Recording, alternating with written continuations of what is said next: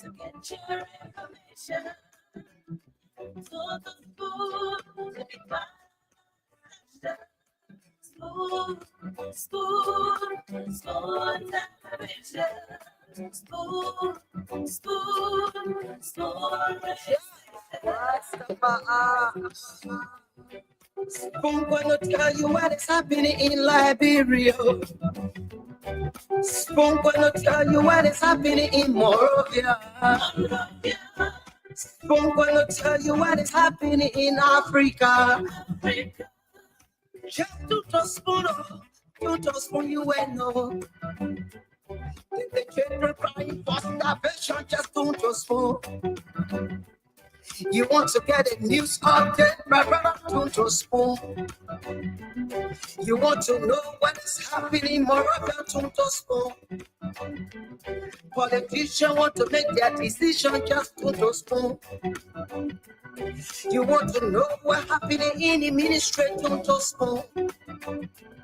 Yeah, to spoon. Yeah, to spoon.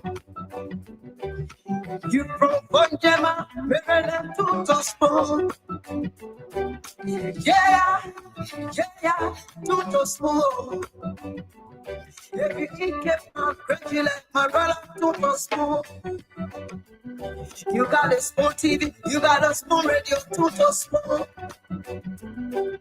Yeah, to spoon. You want to get a news update, to spoon. Yeah, Rastafari. Kilibamba, kilibamba, kilibamba. Kilibamba, kilibamba, kilibamba. What I want? Yes, but you got it. Yes, but you got it. Spoon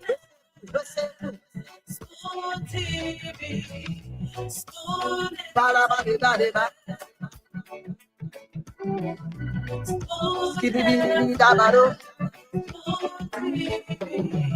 Spoon Entertainment.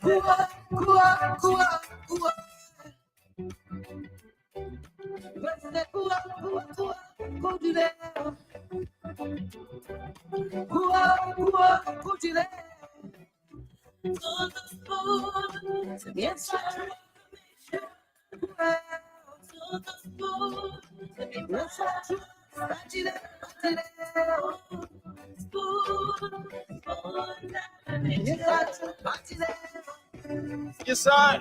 A special one from the CEO, Stan Tunnel with the spoon. And your boy, right in the South, man. Charges on the beat. To get your information. To the spoon to be faster. Spoon, spoon, spoon television. Spoon, spoon, spoon. Spoon gonna tell you what is happening in Liberia. Spoon gonna tell you what is happening in Morovia. Spoon gonna tell you what is happening in Africa. Just to spoon, you will know. The children crying for starvation, just to spoon. You want to get a news update, my brother, to spoon. You want to know what is happening, Moravia, to spoon. Politicians want to make their decision, just to spoon. You want to know what's happening in the ministry, to spoon. Yeah, to spoon. Yeah, to spoon. You from Bonjama, Maryland, to spoon. Yeah, to spoon. If you keep on crazy like my brother, to spoon. You got a spoon TV, you got a spoon radio, to spoon. Yeah, yeah. Tuto spoon. You want to get a news update? Tunto Spoon. Yeah. Rastafari. Kilibamba, kilibamba, kilibamba. Kilibamba, kilibamba, kilibamba. What I want? Yes, body, body. Yes, body, body.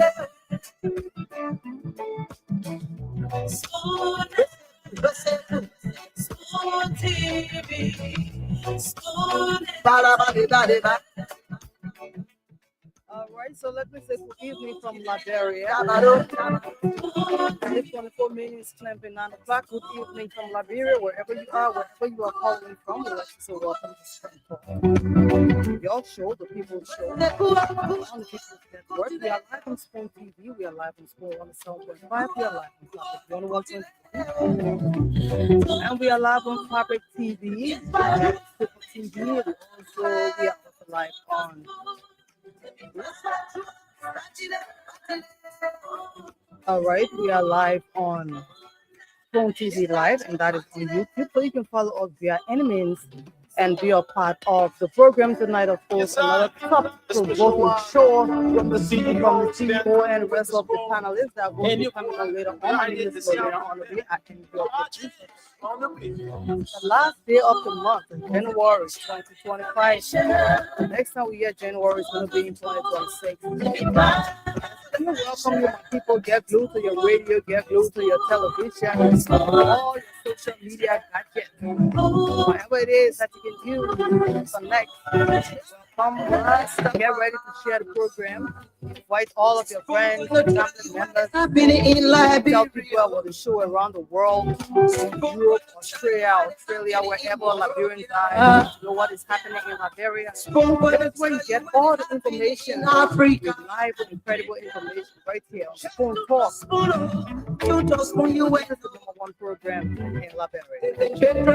I don't know what time it is in your own country, continent, province. You want to get a news here in Liberia, it is 22 minutes, 29. You want to know what is happening? Welcome you. There are different things that have been happening across Liberia. Politicians want to make their I know the boss and most of the panelists are going to talk about it. You gave us a chance to call in and put your own points through. So many thanks to all of you, different media institutions that are sharing the program at the same time relay, making sure that people in your own community, your town, your village, follow Spoon Talk. You from Bonjama, Maryland to Spoon. We appreciate you, all the radio stations, shortwave stations across Liberia and the border points that make sure Spoon Talk is relayed. You are all appreciated. Thank you so much. Some of you relay the program we don't even know. You got a spoon radio. Some of you have come, and asked to relay the program. We thank you. To Spoon. You want to get a news update? Tunto Spoon. Rastafari. Kilibamba, kilibamba, kilibamba. Kilibamba, kilibamba, kilibamba. What I want? Yes, body. Yes, body.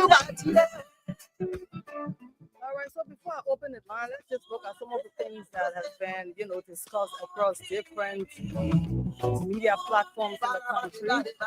And the Temple of Justice in Monrovia State prosecutors will fine $100 for misleading the Monrovia State for falsely presenting a national security agency agent, a Liberian National Police officer in a high-profile arson linked to the burning of the Capitol building. The deception unraveled when prosecutors led by Solicitor General Augustus Faya introduced a mission to unlock the phone of Lieutenant Thomas Edwards. They claimed the phone contained voice recordings providing discussions about the Capitol building fire. However, defense lawyers Councilor Wilkins Wright and Jonathan Massacre immediately objected, demanding that the technician be placed on record and sworn in. That is one of the top stories making headlines today, being discussed across Liberia, where people are discussing it in different corners and they have diverse views where it concerns this situation. This story, we all know about the burning of the Capitol building um, there sometime in October. All right. And of course, we have different human rights stories. So we're not going to bring that. But we woke up this morning to a strange news of a woman who went to bed and she woke up and with strange marks on her stomach, according to the story. This lady said she had a nightmare, in Grand Cape County.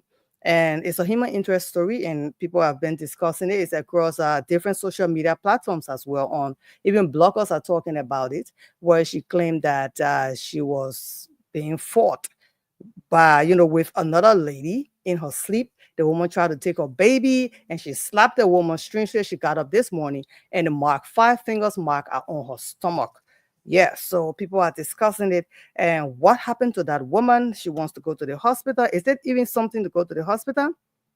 And then the House of Representatives Committee on Rules, Order, and Administration has formally communicated to the plenary regarding its ongoing efforts to facilitate the transition of the Speaker's office. As we know, embattled Speaker Jonathan Fonati Kofa and has been, trying to maintain his status and his office. But now there has been a new speaker, whom is Honorable Richard Cohn of District 11. Now, Mr. Kofa is being asked to turn over the office to the now new inducted speaker, Richard Cohn. And the committee says it has written embattled Speaker Fonati Kofa requesting him to vacate the office and turn it over to the newly elected speaker. But the embattled speaker has reportedly refused to comply. In response to the embattled speaker's reported refusal, the committee sought the intervention of the Minister of Justice. Well, the minister has advised that the committee issues a formal communication to Speaker Kofa, granting him a 5-day ultimatum to vacate the office. Well, should he fails to comply within the given time frame, the committee was advised to take further action, including placing his belongings outside in the presence of the media and civil society organizations. And also making headlines, Minister of Foreign Affairs Cyril Beslo Nyananti has met with His Excellency Captain Ibrahim Traore, head of state of Burkina Faso, on behalf of His Excellency President Joseph Numa Boakai, at the high-level engagement between which is focused on strengthening ongoing, that's regional peace and security. And of course, in a move reflecting the wishes of his constituents, the Liberian Senate has agreed to turn over the seat of the late Senator Prince Yuru Johnson to the people of Nima County. The chair, the seat he used to sit in, will be placed on a museum to be built in his honor as requested by the people of Nimba. The decision was made following a request from Nimbayans who expressed their desire to preserve the late senator's legacy in the region. The museum will serve as a tribute to Senator Johnson's contributions to the county and the nation. All right. And lastly, before I start opening the lines, so you put your calls through, I know you have different things you want to talk about. The National Elections Commission of Liberia has received an official notification from the Liberian Senate announcing a vacant seat in a 55th National Legislature. The Liberian Senate, in its letter addressed to the acting chairperson of NEC, Councillor P. Tepla Reeves, disclosed that the vacancy in the Senate exists due to the death of Senator Prince Johnson of Nima County. The Senate letter signed by its Secretary Nambolo F. Singwe quotes the presiding officer in session as saying, "This letter shall constitute your legal and sufficient authority as provided for an Article 37 in Article 37 of the Liberian Constitution." Those are some of the stories making headlines in Liberia. And of course, this photo of this person that has been moving around. His name on social media is known as Ma Rato Son. Same D. If you have been, people outside of Liberia, they are concerned. Why does this gentleman look so much like the late President Samuel Kanyan Doe? People are saying that, President Doe has been reincarnated and he's back. So, an encounter meet is going on again. It's one of the social issues. Everybody discussing it. Man Gibi was flogged by Lofa County yesterday. And tomorrow, Man Gibi and Maryland are going to be playing. And at the same time, Lofa is going to be facing off with Grangide on Sunday for the seat of, we're talking about county meet, and we're talking about millions of Liberian dollars. That is what the first team, the first winner, second winner, third winner, they have different prices that are going to be taken away. So all across Liberia right now, these are the discussions moving around. But you being there, and this is your show, this is your program, this is your network, you want to be a part of the program, you can call us 077771075 or 05551101075 and be on the show. I see the Flomo coming on. Flomo, we want to welcome you. I don't want to say you are welcome, but we are about to take our call. How are you, sir? I'm okay, boss. How you doing? I'm okay too, Chief. What's going on? Why are you here? Good to see you, but why are you here? I'm just here to see and to witness. Yeah. So you can open the spy. Yeah, I came to see. It's been a long time. I want to be with you. I want to be with you while we await the team to be around. I saw you. I'm like, my boss is alone. I have to go and be with her. Oh, thank you. You are welcome, Chief. I think you have been following some of the issues happening around Liberia, right? Yeah, I follow every day. Mm-hmm. Yeah. So which one are they on your mind? Can't tell me we know you're not carrying a cup. Grandchildren will be you, so we don't have to discuss that one. Why are you laughing like that? You people have so much hope, James. Your faith too strong. Do you really have hope? You're laughing like grandchildren are the people that what are you thinking? They're not going to be playing with their legs? But grandchildren look like a county that been playing football. We from Lofa County, we are the best. It doesn't matter who you are or what you think you have. Anything you think about in Liberia, Lofa is at the top. You talk about education, Lofa has the highest educated people that you can think about. If you want us to start counting the permanent people in terms of education in Liberia, we can go ahead right now. Lofa is going to win. You How talk many about tribes in Lofa? Come again? How many tribes do we have in Lofa? Lofa has about, let me name them.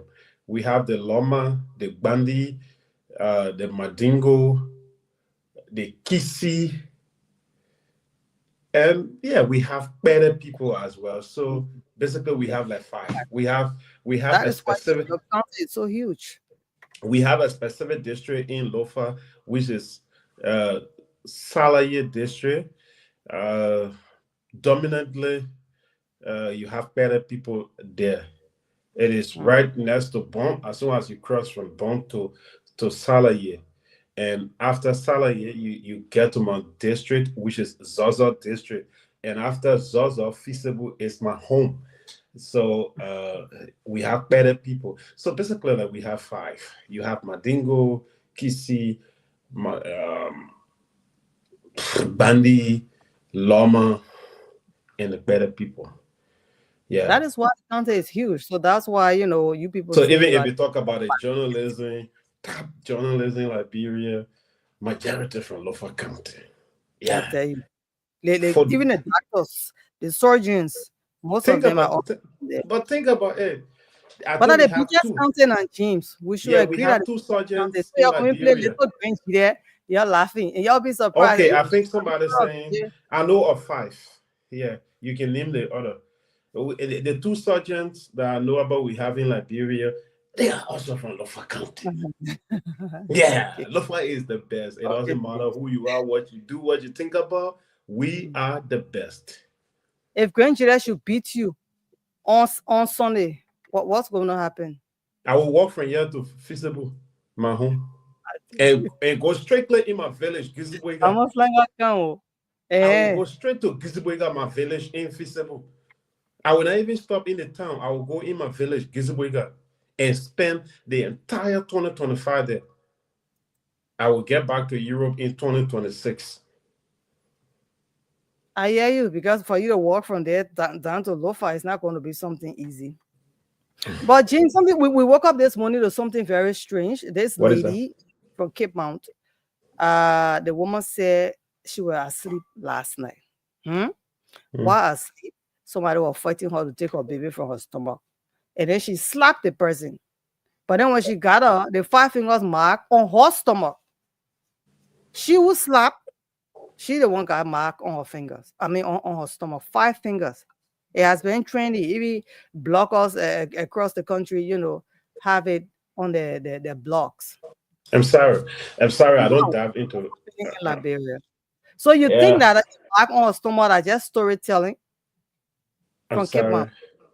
I'm sorry. I don't go into story like Now that. people are saying that this woman shouldn't go to the hospital. She is spiritual.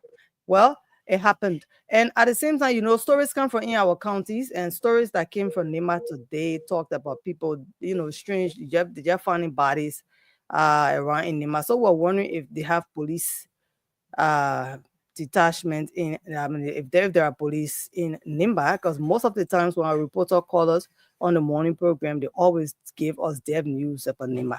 Somebody shot somebody, and the body, no autopsy, and most of those things. So we don't know if maybe most of the counties where there aren't security presence, if they should train some of the citizens of those counties so that they can protect the counties if there aren't more police there. I mean, there are news that in Grand Creek County they have only 14 police there. But we have callers Oh, coming through. I thought you wanted me to No, no, talk. not yet. So let me open the line so that people call and be a part of the show. 0777 So you, 771075 or 0555101075. Call and be live so, on the show right here. This so is you don't. You asked me. You don't want me to respond, or you scared of my response? no respond. Anyways, you are from the southeast. I understand your problem. Really? You think that where I'm from? I I like don't soft care. listeners too much. Eh? I don't care. From You, Bon, like your business. you are frustrated already. Oh, we spell your name wrong. Yeah, you did. That is the reason why I'm so against you. Yeah, somebody said we I'm have uncle. six. We have the Mendy people. Can you tell me which part of I thought Lofa it they was are you, from? I don't Piedmont. know about that. Hmm? I thought they meant they were the five people. I don't know which part of Lofa County those Piedmont. people are from. Yeah. Answer the question, please, so I can take my callers. Oh, yeah. Like when you talk about regarding the woman who said she went to bed and she had a dream, only she and her dream can explain that story. Yeah, only she and her dream. So for that, I can get into that and finding balance in how you call it Nima County. I have not seen that story, and how can we confirm that? That Our can only be reporters, confirmed. we can share some certain images on the Facebook Yeah. page. That's what I So did. and again, I'm sorry. In Nima, even when I was a little boy coming up in Feasible, Nima and Bon County, those two counties, mysterious deaths always taking place. I remember somewhere back in 2007, one of our bigger brothers from Feasible got mysteriously killed in Bon County like that again, who was riding his bike. I can still recall that story, and I'm told he got these two men on his back to take them to another place, and They just buy him. Buy means kill, right? They just did him like that, and mysteriously they kill him. At the end of the day, nothing came out. At that time, we had David Poir. You knew about David Poir? No, You from Bon County, you don't know who they call David Poir? Then no, I'm sorry, you are not from there. I'm sorry, you are Morovia Bon County woman. What? yeah, Who in Liberia don't know about David Poir? From me. the late David Poir from Bon County. Wow. You have to go What back to happened to your him? he he Tell me was what. he was a notorious killer in Liberia that almost everyone Fought the knows war? about. You heard about this UBS? You heard about the UBS before in Liberia? He was a Yeah, that well-known, cult. yeah, he was a well-known member of the UBS in Bon County. If you get to Bon County today and call the name David Poir, people maybe his last name, maybe I'm missing the name a little bit. Most people from Bon County will tell you that that's not a good name to call. He was a well-known, notorious killer in Bon County. Yeah. Don't blame me, James. I'm right So here in those Mon. two counties, I'm sorry, mysterious deaths always taking place there. Sometimes Yeah, men will kill women for love affairs and so forth. And yeah, the most better often, part. Of yeah, if you check reports that comes from Bon and Nimba, most of the deaths are caused by men killing women because of love affair. Okay, commonly we call it Hamen. The Hamen thing in Liberia, the common way we can call it the Hamen thing. David Poir was known as a big Hamen. He was Oh. part of the UBS. Hmm. Yeah, go on. So according to our reporter, we have our correspondent there. He said that another guy body was found and it looks like he was shot from what they saw, but the police cannot prove it.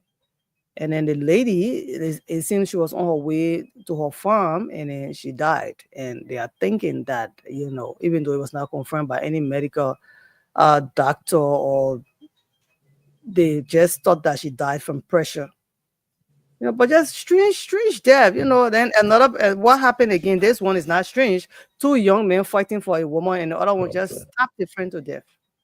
We also have that. That story came in. They were fighting and slapped. The other one slapped who? Stopped, Stabbed. stabbed, Okay, used okay. knife, and killed him. That's why I don't always get in for them. I'm sorry, man. The person is so Especially over a woman. in woman business. What thing? They were fighting For a for woman, woman business? Yeah, God. yeah. Women. Yeah. Uh,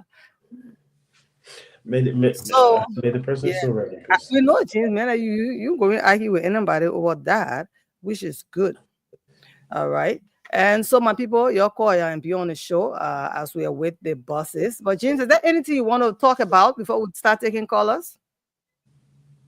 The thing I want to talk about when I open my mouth, you will kick me off. Yeah, we hear you. Please go ahead. I know I don't want to be kicked out. Yeah, but so you just can't have others see your face, James. No, Won't hear I you. think I think the trending news in Liberia is about basically it's about this Capitol Hill fire incident, and I'm told it's one of the major agendas for tonight, where the government presented one of their evidence or one fight against the alleged perpetrators, people who they believe that they are responsible for burning the Capitol Hill. We have listened to a little portion of that audio, but I'm told this platform has the entire audio, which will be played tonight, where allegedly guys are heard on this audio talking about their plans to carry on operation, how to beat police officers and so forth. But it will be lengthily discussed later when the team shall have arrived here. But that's the latest. I think the most interesting news that's coming from Liberia that that is trending also on social media, because of recent we heard people saying the government do not have evidence, but now the government is pushing back to say, hey, This is number one evidence that I have against those who I am accusing. Yeah, and yeah, I'm told the court, our court reporter Melvin Jackson reported that the court accepted and marked the audio today, meaning it has been accepted as one of the facts from the government, and they will look into it. We hope at the end of the day, people get fair justice. If people are responsible for the fire incident on Capitol Hill, they should be prosecuted and they go through whatever punishment. If we don't have facts to prosecute people, those who are in prison, we let them go. And those who are accused, we set them free and then move on to repair whatever happened. So, according to the defense lawyer, this technician that unlocked the phone is identified as an the Liberian National Police. He's That a one, member of the police. yeah, Oh that yeah, the they will argue it. We know. that the Yeah, court now would actually, decide that the court now would decide that, because there are simple ways to authenticate whether the audio is real or not. But it's the court that would do it, because the calls were and, made through and who GSM provide. companies. Yeah. Yeah, but they will argue it. The lawyers will discuss it. But we know the CEO and the team, they are going to get into it. But I know our Liberian people also want to discuss this. So we have somebody on the line already. Let's start taking calls. I know they want to talk to you too, Jim. So please talk to the people. Good evening. Good evening from Liberia. How are you? I'm fine, my sister. Yeah, tell me your name. Where you My calling name from? is Straight to the David point. King. I won't learn tonight. My name is David King. Am I okay now? You are clear. Huh? You are clear, sir. We can hear you. Okay. My name is David King, and I do join you from my resident this evening. So what do you What? want to talk about quickly, sir? Did I? Go ahead, make your point. Yeah. What I've claimed my attention from yesterday is it got to do with the issue of Costa and Mr. Waka reconciliation. I've been told if that the purpose for Costa and Mr. Waka to be reconciled, I think there's no need for such a reconciliation, because we've been told he is coming to battle Stanton Waterspoon because Stanton is saying things about the government. And if we are talking about good government, Stanton not fighting for interest. Stanton's entire interest is about Liberia. I've understood that. So if the government has Stanton brought to power, not proceeding well with the Liberian people, and Stanton is talking about it, and you're bringing Costa to come and buy Murphy, you want you to go to the FBS to be buy Murphy Stanton, I think this is not the right thing that Mr. Walker trying to do to us. Because you cannot say that Liberian people are under bondage, and you bring bondage to us and keep you on our comforted than what we were on. And Stanton is talking about, I don't see no reason why you have to bring somebody who can't come to counter Stanton or what Stanton is saying about the government. I think what Stanton is trying to do, he play the nationalistic role and the patriotism role. He's a patriot, and this is the reason why he don't want to put personal interest first. He's putting Liberia first than personal interest. So it's a black thing that he want to rescue this country. Shouldn't be Stanton. If it is Stanton, you are my advisor. Thank you, my son, for putting me on the red path. But to bring somebody like Costa to fight, and I want to say this to Costa. Sir, thank you. You have made your point. You have made your point. Let somebody else call 0555101075. Let's talk to somebody else. 0555101075. You are saying the same thing. Your message went through. Good evening. Yeah, hello, ma. Welcome to Phone Talk. Yeah, my name is Kadiatu Sari, calling from Western. All right, Kadiatu, make your point I quickly. called the last time they said you were on foot. Yeah. So I called today to tell you people that I'm very ill. I want assistance from you guys. I'm begging you. I don't have anybody that helping me. Since 2017, my children papa, I take food from people to party. For now, I've been sick 2016. The sickness walking and in my head like warring. Sometimes it make me miserable. If I'm not later. Thank you. Thank you for being on the show. You know where the station is: 055101075. Call and be live right here on the show. Make your own point. Good evening. 055510105. Good evening, Dr. Richardson. Hello. That will welcome you. Yeah, or soon, Yes. please. Thank you. Thank Let's you. just yeah. Good evening. Hello. Yes. What's your name? Where you calling from? Okay, this is Uncle Canon. I'm speaking from Fiamma to be specific with you. Okay. So what is Okay, your point? what on my mind is this time the spoon issue is somehow we cannot understand. When you get to spoon and we open radio, so sedition. Great, the former representative who is talking about the rule always. He beat an officer in their yeah.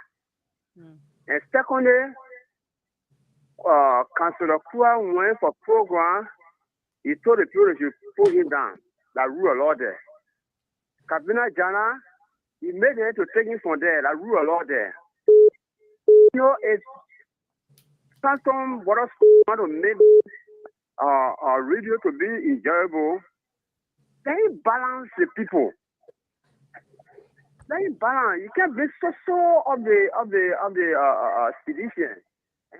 Like that, there is no enjoyable. They talk one thing over and over, and they know that they are not the one that knows what they are saying, and we are aware of it. Thank you, sir. People saying that way I beg you. Someone saying that way to the state. They're talking about Liberia, and what they're talking there is different. What happening here is different. All right. Thank you, sir. It's wrong.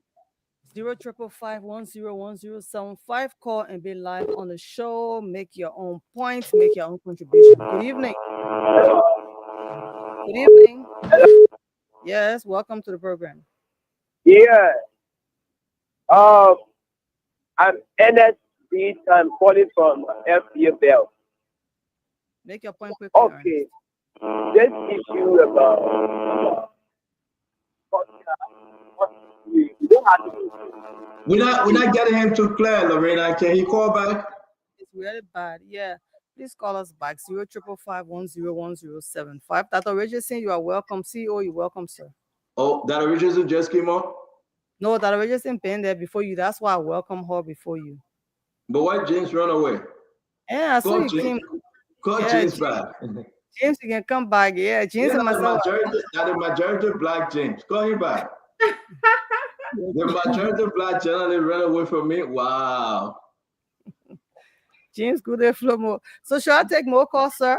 Wait more. I want James to come back. Let me call him. The man run away from me? Oh, that's Richardson. What's wrong with James?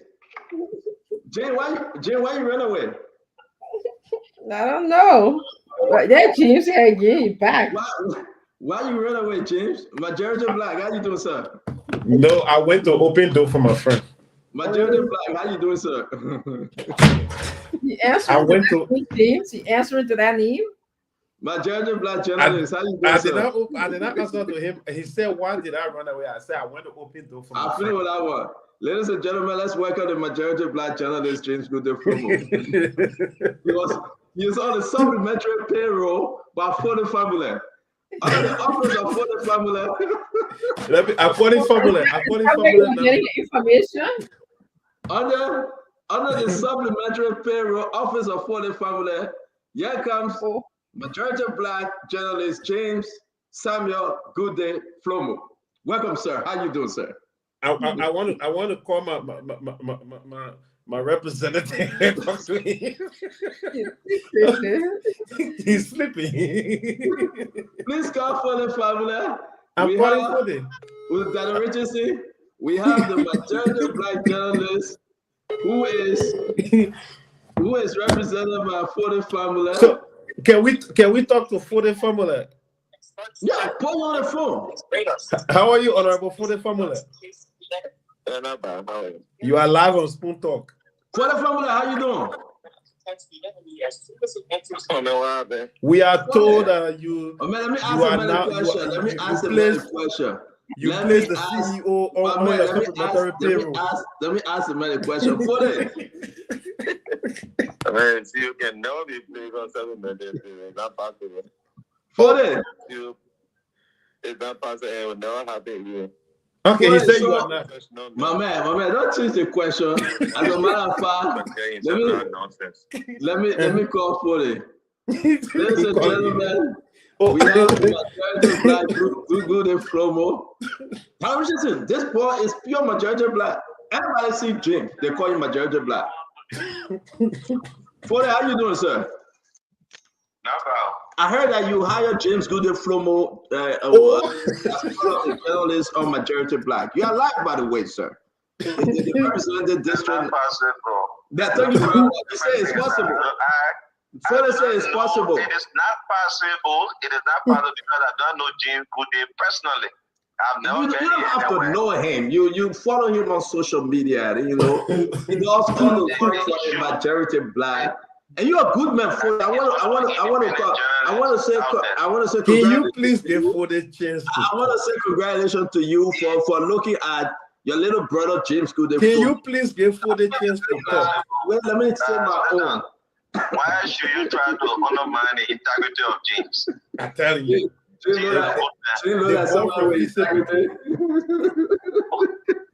The people of Feasible are proud of me. Jim, that's why we're integrity. When everyone bring confusion with Samuel Jackson, you can be there complaining that Jim wants. But further, let me ask you a question. I know you want to come on the show because I send you the link if you can. Let me ask you a question though. On a very serious one. We got to play this recording tonight, and your input is necessary. They're recording from the courtroom. We're going to play. Yeah. I mean, this is a big thing, folks. Let's put a joke aside about James. You know, yes, indeed. For the higher James who understand. No. You hire me. Let me tell my own. So somebody said James is there fake. Don't mind Eric. So my thing is that for it, I'm going to play this recording today. When you come on the show, we got to sit down and understand. This is a big breaking news, but a lot of discrepancy that we got to get into. This is one of the government biggest evidence ever that they have presented. So the Liberian people want to hear the recording. I will play the recording today, and then we're going to dive into it as to whether it's a credible evidence that they have presented. Whether the substance, the communication, as I said, between Eric and Tom, and Dr. Richardson, you listen to it, right? No, I haven't heard it. It's in the chat room, Dr. Richardson. I'm sorry, I've been busy all day. I just Dr. Richardson, when you come on Spoon Talk, don't we got 40 on the call too. Are you majority black journalist too, Dr. Richardson? But anyway, so I'm going to send you the link for it because it's going to be a very interesting conversation on that recording. Thank you very much, sir. You should please share the recording with me. Okay. All right. Let me send it to you. All right. Let me send it to you. So, folks, again, we want to welcome all of you. You know, sometimes we come here laugh and joke, and James work for Spoon Network. And, you know, I just suspected that you were working for 40 Fumbler too. But you can decide who you're working for. You know, I got no secret. I suspected that James double dipping. He's on the supplementary. Double dipping, yeah. He went for the network and he went for the majority black. So at the end of the day, you say your own, I say my own. I'm finished with that. I want to say, you know that the budget is up, James. Yeah. The budget is up. The budget is up. Look at the upturns. Oh my God, it's scary. It's scary. Listen, everybody going crazy. I'm looking on this on the big screen right now. The budget is one of the things that if we start this budget thing, people want to hear from Augustine Payegafan. Seriously speaking, something terrible is happening. I mean, people are looting from the country massively. Yeah, from the budget. Look at the 2024 returns. Everything is up. Somebody's supposed to get 300 ads, a person get 900 ads. For what? And listen, you got people like Martin Corey, Sam Jackson, all of them going to jump in this budget thing. But what a beautiful Friday, ladies and gentlemen. What a beautiful Friday. It's always good coming over here and having you.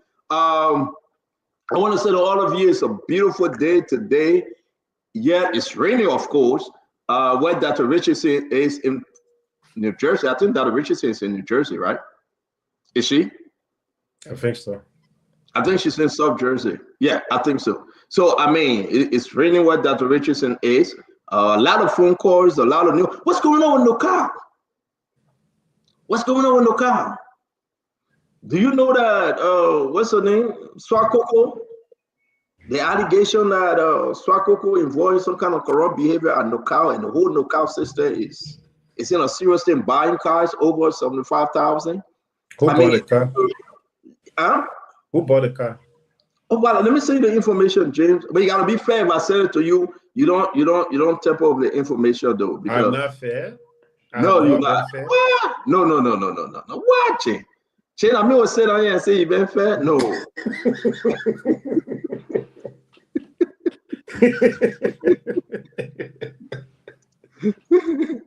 Jane, that means before you trouble, I'm gonna open it, say on the show that James is fair. That's what you want me to say. I'm gonna open it, say that. So are you Lorena, is James fair though, Lorena? Is James fair? I can understand him. Hey, Lorena, thank you. Lorena, you and all. We're trying to understand. I'm trying to understand you, but not completely yet. You're from Lofa. Wow, James, you hear that? James, who's gonna win the game on Sunday? Lofa and Granjida. Lofa. Granjida. Also, open it, James. James, let me do something while we get ready to start the show because everybody is coming. But let me say something to you, James. You said Lofa, right? Yeah, Lofa will win. So 3 months, your salary or double. Still, James just said wait. Walk from Poland. Wait, I beg you, sister, wait. James thinking 3 months or double, James. Everybody listen to you now. I'm not understanding the 3 months. What is 3 months? 3 months in 1 month?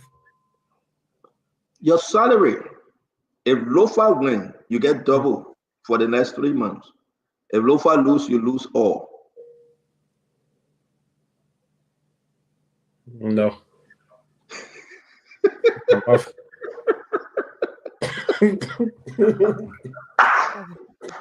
So wait. So you're not sure, James? No. Oh, but I thought you sure of Lofa winning. I'm sure, but my people told me not to bet. They said gambling is not okay. No, but it's not gambling. It's fun. Nah, I don't need it. You don't want to do it? No. Football is like a biscuit. It can break anywhere. Okay. So, ladies and gentlemen, James is not too sure that Lofa going to win. Who telling me go for it? You brave. Who can me go for something? You will give me money. That was a go for it. Ambrose Cooper said go for it. Yeah, he will give me money tomorrow. Yeah, but you know what? Thank God we got James' paycheck.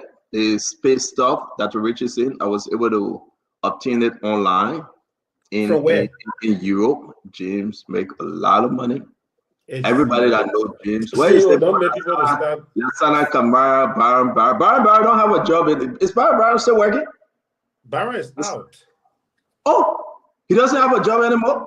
He was part of the supplementary payroll, and the supplementary payroll has been suspended and ongoing investigation. Wait. Baron was hired. How can you say you're part of supplementary payroll? The supplementary payroll is not really an illegal instrument. No, I didn't say that. I'm asking about Baron. Baron was hired of the speaker, right? Baron was hired by the former speaker, but he was speaker. That's my Let me choice. say on that original. The men are majority black. That's the register. That's No, my choice. I'm just asking you. I didn't say it wasn't your choice. I was just asking Yeah. you. Originally, Yeah. the men are majority black men. As You per the leadership in Liberia, the former speaker. Okay. is what I'm telling you. Or preferably, we can say Mbato speaker. Yeah, you hear that? The men are found terms for it. But go ahead, sir. The Mbato speaker. I'm sorry, I'm Barrow was psychologist. I just like to point out when people are speaking so they can watch the words. no Mbato speaker, former speaker. The speaker We is right agree. to explain what he wants to say. We agree. Proceed, Words sir. are very important. Yes, Yeah, sir. that's why I said former speaker, because we have a speaker now that is recognized by the American government, the UK government. They all attended his event that the president addressed. So, Jim, let's come back to earth. Let's come back to earth. Can you help us? Why you say Barrett doesn't have a job? Barrow was placed on a supplementary payroll earning $490, and due to the manipulation that went on where people were double dipping here and there, the current leadership of the House of Representatives. Was he hired? Yeah, he was hired by the Empato speaker. Yes. So then why you remove him then? If you was he not one of the staff entitled to be on salary through the provision given them? Yes, he was one of the staff of the former speaker, but he's out now. So the current leadership only gave them December, that they were going to pay them for December. And what about Money Parker Demont? Is he also? No, I did not see Money Parker Demont on a supplementary period. It's possible he's a personal staff. Okay. Yeah. So Barry wasn't a personal staff. No. He was on a supplementary payroll. Barry was supplementary. Not the personal staff payroll. Wow. Because so right now, said Barry is not taking pay. No, as of December, Byron is not taking pay. But that's your friend. He's my friend. So what? So you happy him with it? For what? That my son.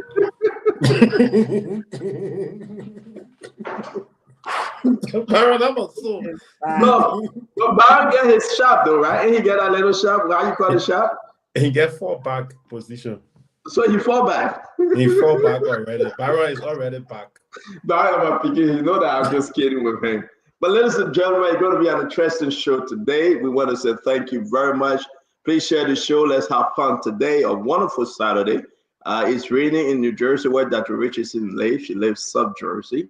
I don't have her address. If I do, I was going to share with you guys, but I read it down. Goodness, I do not have Dr. Richardson address. I wish somebody can send it to me. I want to say to you, Mama Mensa, a birthday greeting to your son. Sorry that I don't know his name, but I saw it on Facebook today. You are celebrating your son's birthday. I want to say Mama Mensa, and I hope that your son is having fun. I want to say to all of our many followers, today's show will be great. Oh yeah, so let me see, what's his name? She said, oh, his name is Morris. I want to say a happy birthday to Morris, the son of Mama Mensa. Again, we got a lot to discuss. We're going to chill in the next 7 minutes and we'll get into the program. We're going to say to you, David Akwala, it's good to see you. You are watching from Norway. Jimmy Gaga, it's good to see you. You are watching from Central Texas. We're going to say Bill Carson, as always, Bill, thank you very much for being a faithful follower of the Spoon Network. Bandu Dono, CEO, today is Friday. Yes, today is Friday. Yes, indeed. We say thank you very much for joining us. I am Bangladesh. What's that? What you mean I am Bangladesh? What's that? Well, maybe you watch it from Bangladesh. Somebody is asking for VP whether he walk butt naked. Well, we're going to wait for VP to ask him. Joki say hi. Hi, Joki. Where you joining us from? Jenkins. No apologies, Jackson. It's good to see you, my dear friend. Somebody's watching from New York by the name Davis Josephus. Pierre Campbell, as always, you're watching from Monroe. Pierre Campbell watching from Atlanta, Georgia. Timothy Sonnyboss Smith. Hey, CEO. Hey, how you doing, Timothy? Brian Cody, I'm watching from Minnesota. Brian, it's good to see you. Gigi's watching from where? Gigi's, we're watching from the UK, the United Kingdom. We're going to bring in John Taman, as always, Asumanta Ability. What's up, CEO? What's up to you, Asumanta? You watching from South Australia. We want to say Hamilton Green is watching from North Carolina. Vermont Richardson, are you related to Dr. Richardson? I want to say thank you for joining us. Vermont Bill Lord is from Buchanan City, Grand Bassa. Amara Cody, I heard that the Buchanan female team got qualified. Let's see how far they will go. I want to say Amos Toba. Hey, CEO, how you doing, Amos? It's good to see you. Max and Claire, as always. Vanny Kraman, we're going to call your name, Vanny. You are watching from my home. Where's your home, Vanny? Leroy Johnson, somewhere. Leroy do not want us to know where he's watching from. He said he's watching from somewhere. Samin Tabolo. Samin Tabolo is from Lofa. What the place name? They call the place Sasi Lofa. I'm sorry, I'm not pronouncing that town correctly. But thank you for watching. Thank you for joining us. Somebody said they're watching from Gaza. Maurice Jacka Jr. Is that true? You're watching from Gaza? Okay, we'll take that though. Whatever you're joining us from, we want to appreciate you. Diesel Alex Dizo. Diesel Alex Dizo. This thing is going like crazy. You got to share the show, folks. You got to invite somebody.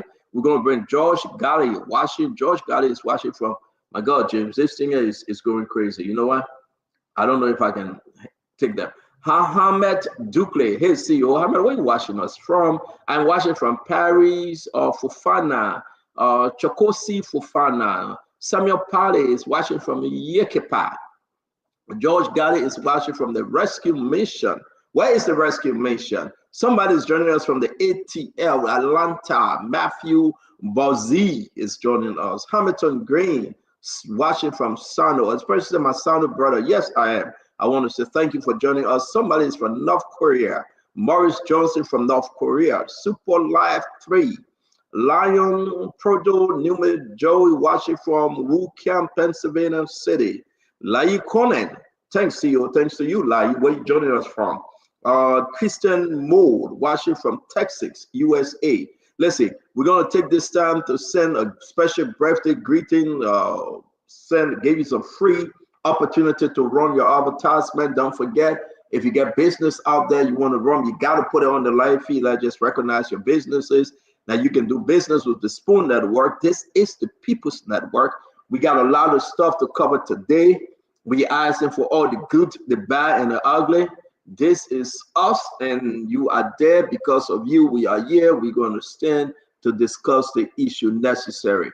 I'm seeing on page newspaper, controversy erupt as court evidence failed to connect. Wow, this is the front page newspaper. Failed to connect defendant to Capitol fire attack. Now, this is the big news about this recording. Listen, do me a favor, James. What we have in our possession, can you upload it, James? Can you upload the recording, please? I believe you have it because you're the majority black.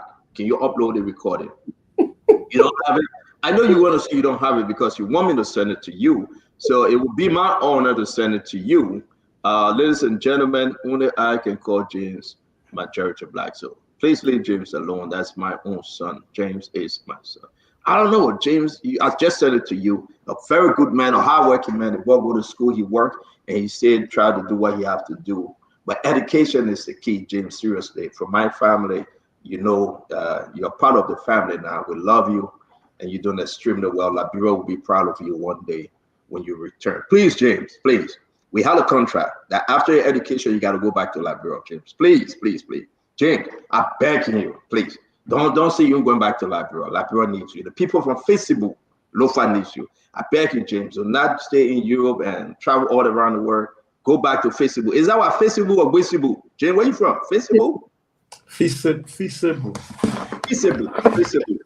Feasible, James. If anybody gets on Dawagi oil or beans or anything, send it to James in Europe. James was looking for Dawagi oil the other day and soda. What kind of soda you want? The water soda, James, or the soda in the pack? Which one you're talking about?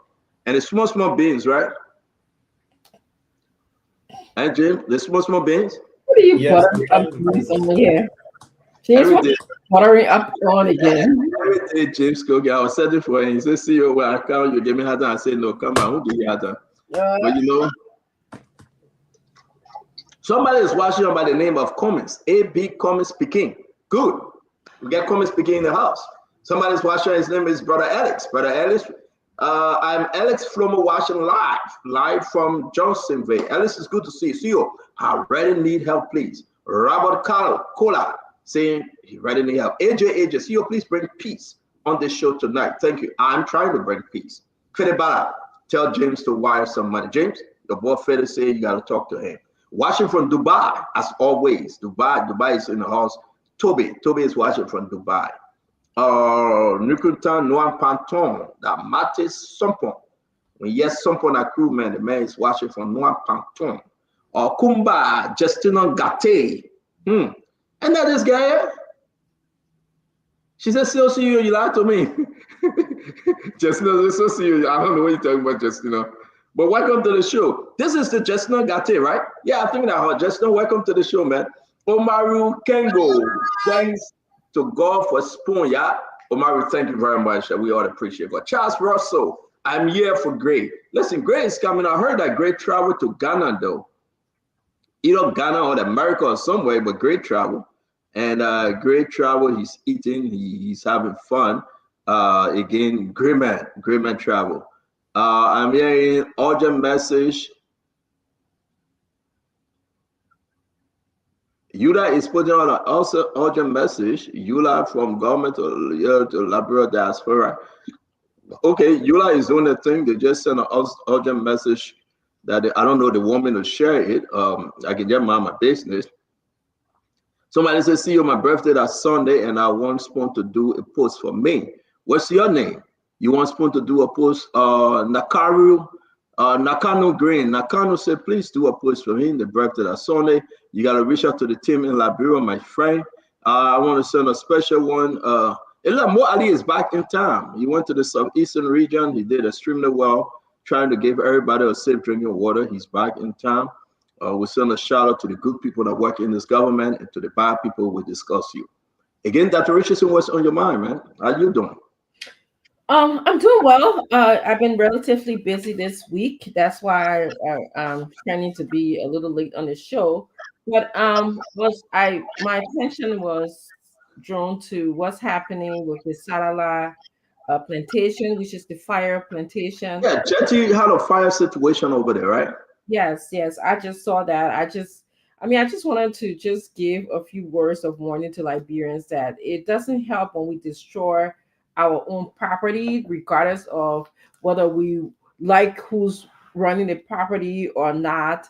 When you destroy and put fire onto rubber trees or a building, we basically demolishing the development of our own country. We are ruining our own country. So putting fire and burning things, burning a Capitol building, burning rubber trees, burning a building, you are destroying Liberia, and you also are destroying Liberians too, because anybody can pack up and say, listen, I don't want to do a business with Liberia anymore. The image of our country is not being spread well out there. So please, talking, writing, protesting non-violently will definitely help our country. That's kind of what briefly my intention is drawn to, Stanton. So thank you for giving me the opportunity to share that. I want to welcome everybody to the show. Lorena, it's good seeing you. I'm sorry that I couldn't be on this morning for a Spoon Talk business because I was busy, but I look forward to having a wonderful show. So you basically didn't even call to tell your guys that you will not be on that Richardson? No, I don't operate like that. They know very well what was happening today to me. Oh, but then why are you saying sorry? I said to say she didn't know. No, because I love to be on the Spoon Talk business. I apologize to the audience that I wasn't available. Lord, that Richardson is apologizing to you that she couldn't do the Spoon Talk business. A lot of you were you guys were thinking and you were anticipating to see Dr. Richardson, our own dear doctor. Want to say again, it's good to have you as always. Lorena, how you doing today? How's business? How Liberia? Liberia is okay, sir. I mean, it's peaceful. You can get up and come outside and no stress. You get a smooth operation going to your hustle. Security system in Montserrat is stable. We are grateful. Electricity is on and off. Place is hot. Weather is hot. And then there's no electricity, but we're managing. We are getting used to it. Thank you very much, Lorena. Wow. So Liberia is very peaceful. Yeah, Liberia is peaceful for Lorena point of view. At least, at least, thank No, God. You say Liberia. We'll Thank take God that one that you our say. We'll country is move. more peaceful. Because from the counties, we're hearing a lot of different things happening. All right, Lorena, leave that one now. You finish saying Liberia. We'll take you by that. Thank you very much. Yeah, the audio, the audio is already there. Thank you very much for producing for us today, Lorena. We appreciate whenever you produce on the show. I want to say, may God bless you, as we have a female producer on this network. Again, I want to say to all of you, man, it's just good to have you. It's just good to have you. So it's only important. You're not asking me what on my mind? No, we already know what's on your mind, Jay. Oh, but wait. You want to ask Jay what's on his mind? Seriously? That reaches it? You think it's fair to do that? No, but at least I am here. Allow me to speak. Everyone spoke. No, wait, I got to understand what Dr. Richardson said. Dr. Richardson, what you said? I said that's a democratic process. Some people accuse me of being anti-democratic already. So let's let James speak. Dr. Richard, I'm sorry. I don't think it's fair for James to interrupt the show and say he want to speak, though. Oh, okay. You sure you want James to speak, Dr. Richardson? Yeah, you say your own, I say my own. And the Librarian will decide. Yeah, but I get to James yet, though. Oh, I'm sorry. Yeah, whenever we get to him. Yeah, because I get to James, yeah. We'll get to James after the show. After the show? What, because you support majority black? Jay is a majority black supporter, so I don't know what people want to hear from James. I mean, they got to tell us what they really want to hear from James. Into family business that much, except you come to pay me for therapy, but so I'm staying out of it. Your family business. So the last time we asked James to speak, right? And this is what he said. Listen. No comment. My family say I shouldn't say anything. No comment. Yeah, it's right in the chapter. That's why you sent us when we asked James to speak. He said, "No, my family said I should not speak." That's true. I love that. I love purple. Let's play again. Let's hear what James said. No comment. My family say I shouldn't say anything. No comment. I love it. Interesting. So James, we know. Thank you very much. We respect that, though. No comment from you. Let's just go back to the phone line because people want to give their prediction on the game. And when we do that, we also want to hear you again. Generally, what's on your mind? We'll take a few more calls. Then we'll run into the conversation for today. Because today we're going to play the clip. You know what? Let's play a little bit of this clip. I think it's allowed, right? Right? Yeah, well, let's play it. Well, who cares? Anyway, this is Phone Talk. Let's play the clip. Hello? Hello, hello? Yeah, you saw the police car. They went on the main road, they cross central, they went in town way. So we have to Jonathan, they all go roadblock. What are you saying? Baby, I don't know what's up. I would look at now about that thing, go to the look at. Don't record it. And when I put it on it, you want to go to the car road, up to Jonathan, we'll let that. Oh, we'll let that. A minute. So, this clip, Dr. Richardson, you got to pay attention and you got to listen. Yes. I know we'll be discussing it, but the clip went into deep. A lot of people questioning, right? They are questioning the government position, whether they release this clip, how can they count on this clip to convict anyone? And on the other side, the government said this is one of the strongest arguments in the court. I hope it's not. But if you listen to the clip, and we'll play the entire thing, did the clip make mention of anything about the fire, about burning the Capitol building? Not that I heard. So the defense saying, listen, you can throw all your tabata, but what we are hearing, we're not hearing anything new. You beat people for protest, you charge them for protest, but we are yet hearing that there's nothing in the clip about burning the Capitol building. So we're gonna really dive into this clip today.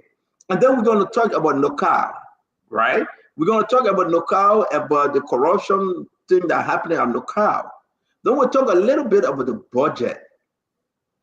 It's bad. I mean, Paul Kennedy government to get mad because people just use money like crazy. So, guys, get yourself ready. If you have listened to the clip before, what's on your mind? We're going to give you another 2 minutes to just take calls. We want to say, share the show.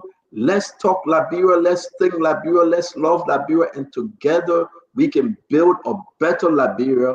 But something is happening. And I think everybody got to get involved because, again, comparing what we're hearing. And I also want to say, if you missed the show, I want to play the other clip from Jeremiah Kuhn. Listen to this. Cultivate a new mindset and approach that the welfare of our people should be the center of our policy debate and decisions.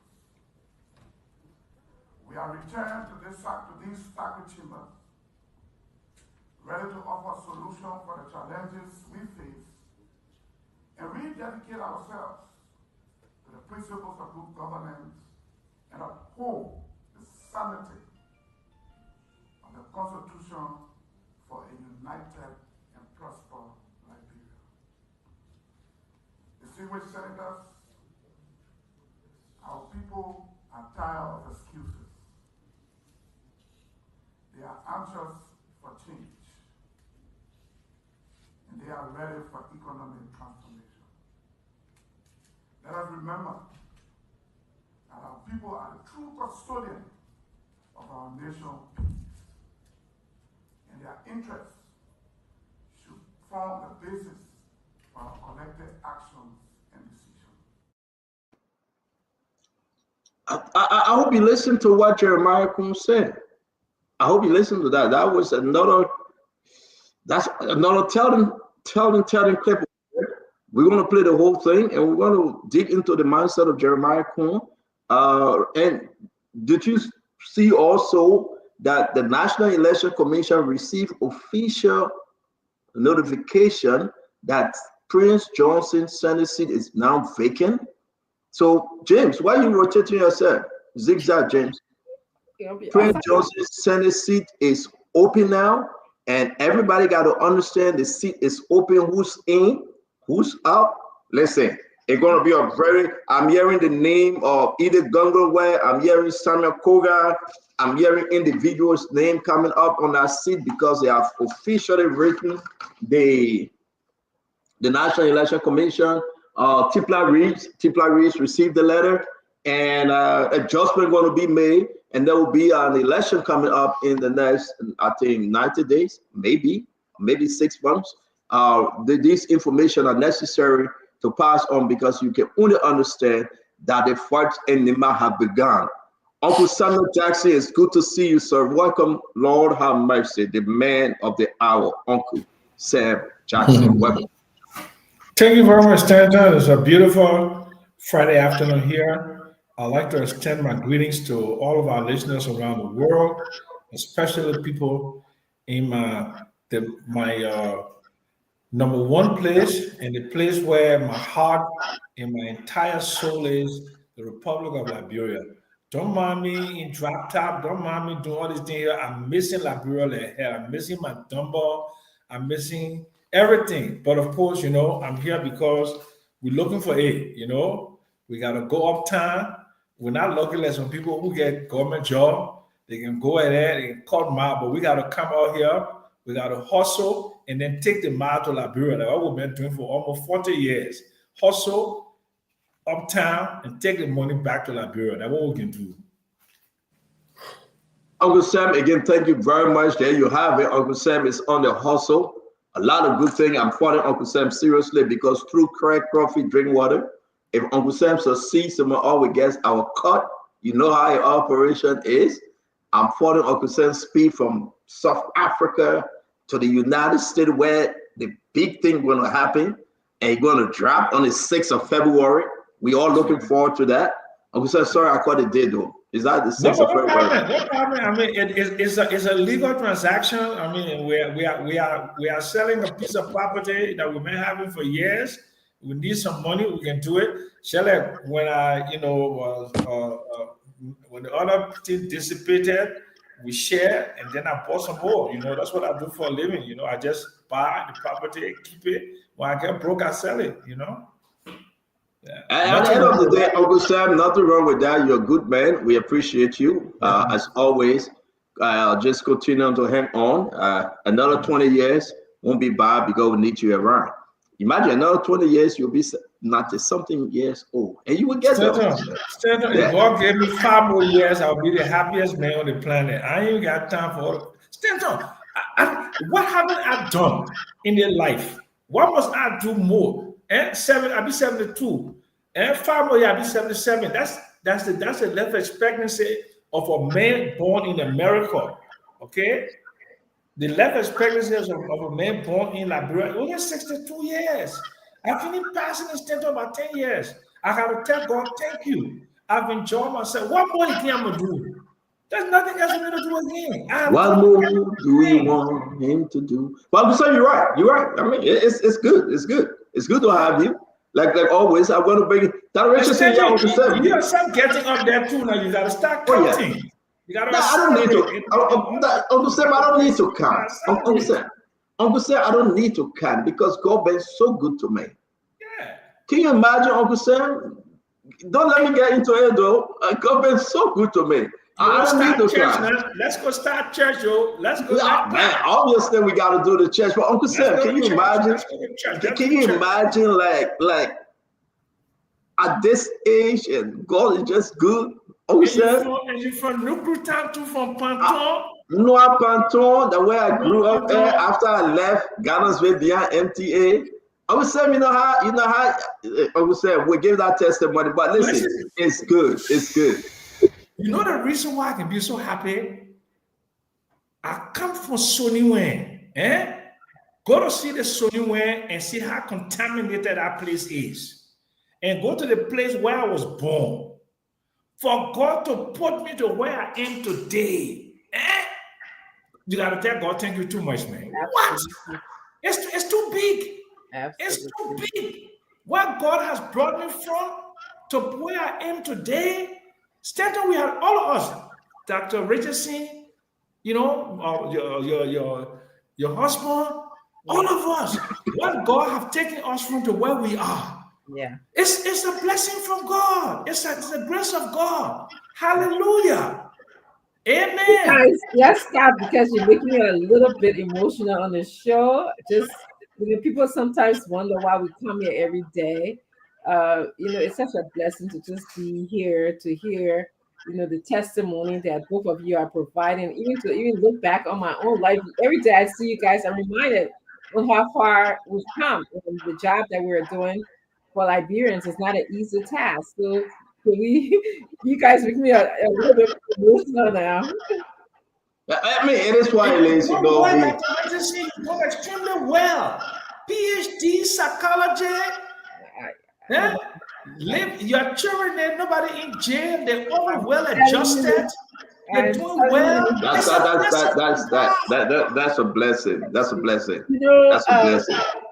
Uncle Sam, today we're interviewing for side D admissions, and I'm interviewing these students, and I'm getting imposter syndrome and pinching myself and saying, can you imagine I'm here in charge of saying yes or no to allowing someone to get their doctorate degree? I'm observing, I'm asking questions.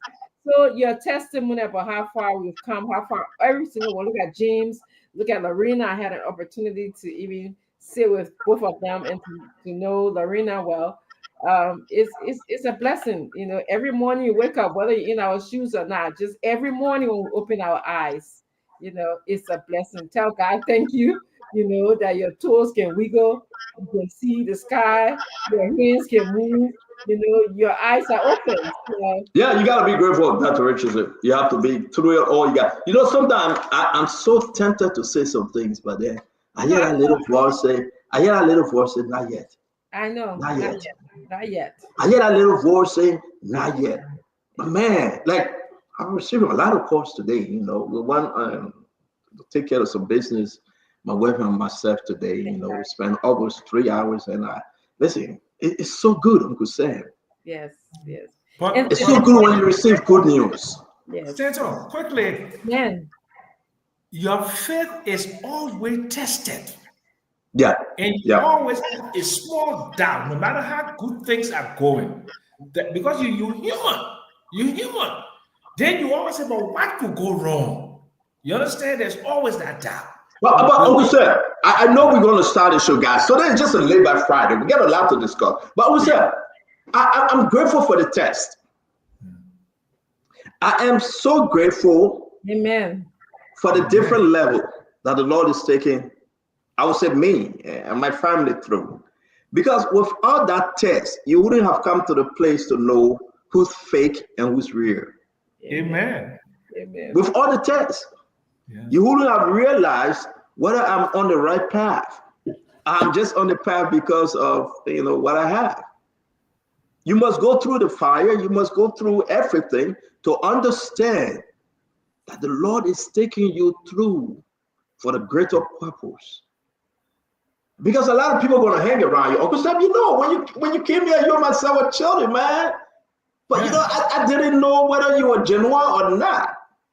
I just saw Uncle Sam. I said, yeah, we would laugh, we would joke. And you know what? Through this business, I'll tell you the truth. You must have that just few group of people that you can say, yes, this is family. This is family. This is nothing fake about them. This is real truth. This is real family. So people wonder why Job went through such a terrible test. Yeah. Imagine they killed his children, died. Everything was taken away from him. Job remained faithful. Amen. And through it all, the end was better than the beginning. People say, but when you prefer James Goodday, it's something about James that connected me to him, man. It's something about James that, when James, when he make me mad, he called my wife on his side. He called Madame Titi. And many days I will not talk to James. I would say, but why? But he's a good guy. Look at Lorena, look at Titi, look at the network. When the going get tough and the tough goes shopping, and sometimes you come and you say, you know what, it is why it is. But it's getting better. Yeah. It's getting better. And because of you, Uncle Sam, we are here. Because of Dr. Richardson, because of everybody that come to speak truth to the Liberian people. The good, the bad, the ugly, we all come here every day. 1 cent. Nobody gets here anything, but we're just here to say truth. People have tried. Amen. They may not like us, but we speak truth. Amen.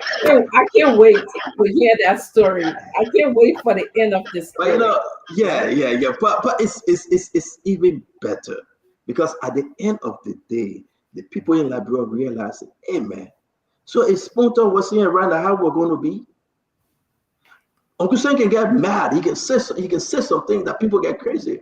But if Uncle Sam was saying around how we're going to be, if Dr. Richardson was saying, that's how our life we're going to be, the truth will be hidden from us. Yeah. And then the fact remains is that we got to tell the people the truth. Amen. Whether your friend like you or not, you got to tell the people the truth. Whether your enemy like you or not, you got to tell them the truth. But one thing the Bible says, I will end with this and we'll start this show. He will prepare a table before in the presence of my enemies. Yes. He will prepare that table. They will see it. Because God cannot prepare the table in the absent. They will not believe that it is God. He must prepare it in the presence of your enemy. There is a year though I walk through what? Valley of shadow of death. Shadow of death. I fear no evil. No lawmaker. I fear no minister. I fear no evil. Because somebody is with me. And that person is carrying me through. Amen. So I want to say thank you guys. We're going to get into the show. Uncle Sam want me to preach. I will not preach. Join us on Tuesday, Bible study, Jubilee Christian Worship Center, here in Beverly, New Jersey. We will be giving a Bible study sermon. Join us on Sunday. We will be preaching. It's electrifying. The pastor, Jimmy James, will be there doing his thing. Honor the anointing. We want to say if you got no church, you're somewhere in Trenton, join Pastor Raymond at the Redeemed Lutheran Church in Trenton, South Jersey. We want to say it's a good place to worship. If you're here in Beverly, New Jersey, Burlington area, join the Jubilee Worship Christian Center. That will be right here in Beverly, New Jersey, where I do fellowship. The pastor, Jimmy James, want to say it's a good thing that you come in the house of the Lord. We got to go into the show. Uncle Sam, what's on your mind? Let's forget about everything now. Let's get into the programs when necessary. Okay, so Stanton, um, I went today on my page and I gave my picking Henry Costa. I gave him help. And a lot of people call me and they say to me, but don't you want him to reconcile? I'm not against reconciliation. I want him to reconcile. But what I don't want people to do is to use reconciliation as a platform for political gain. If Joseph Parker and myself supposed to get together, I will go to him quietly.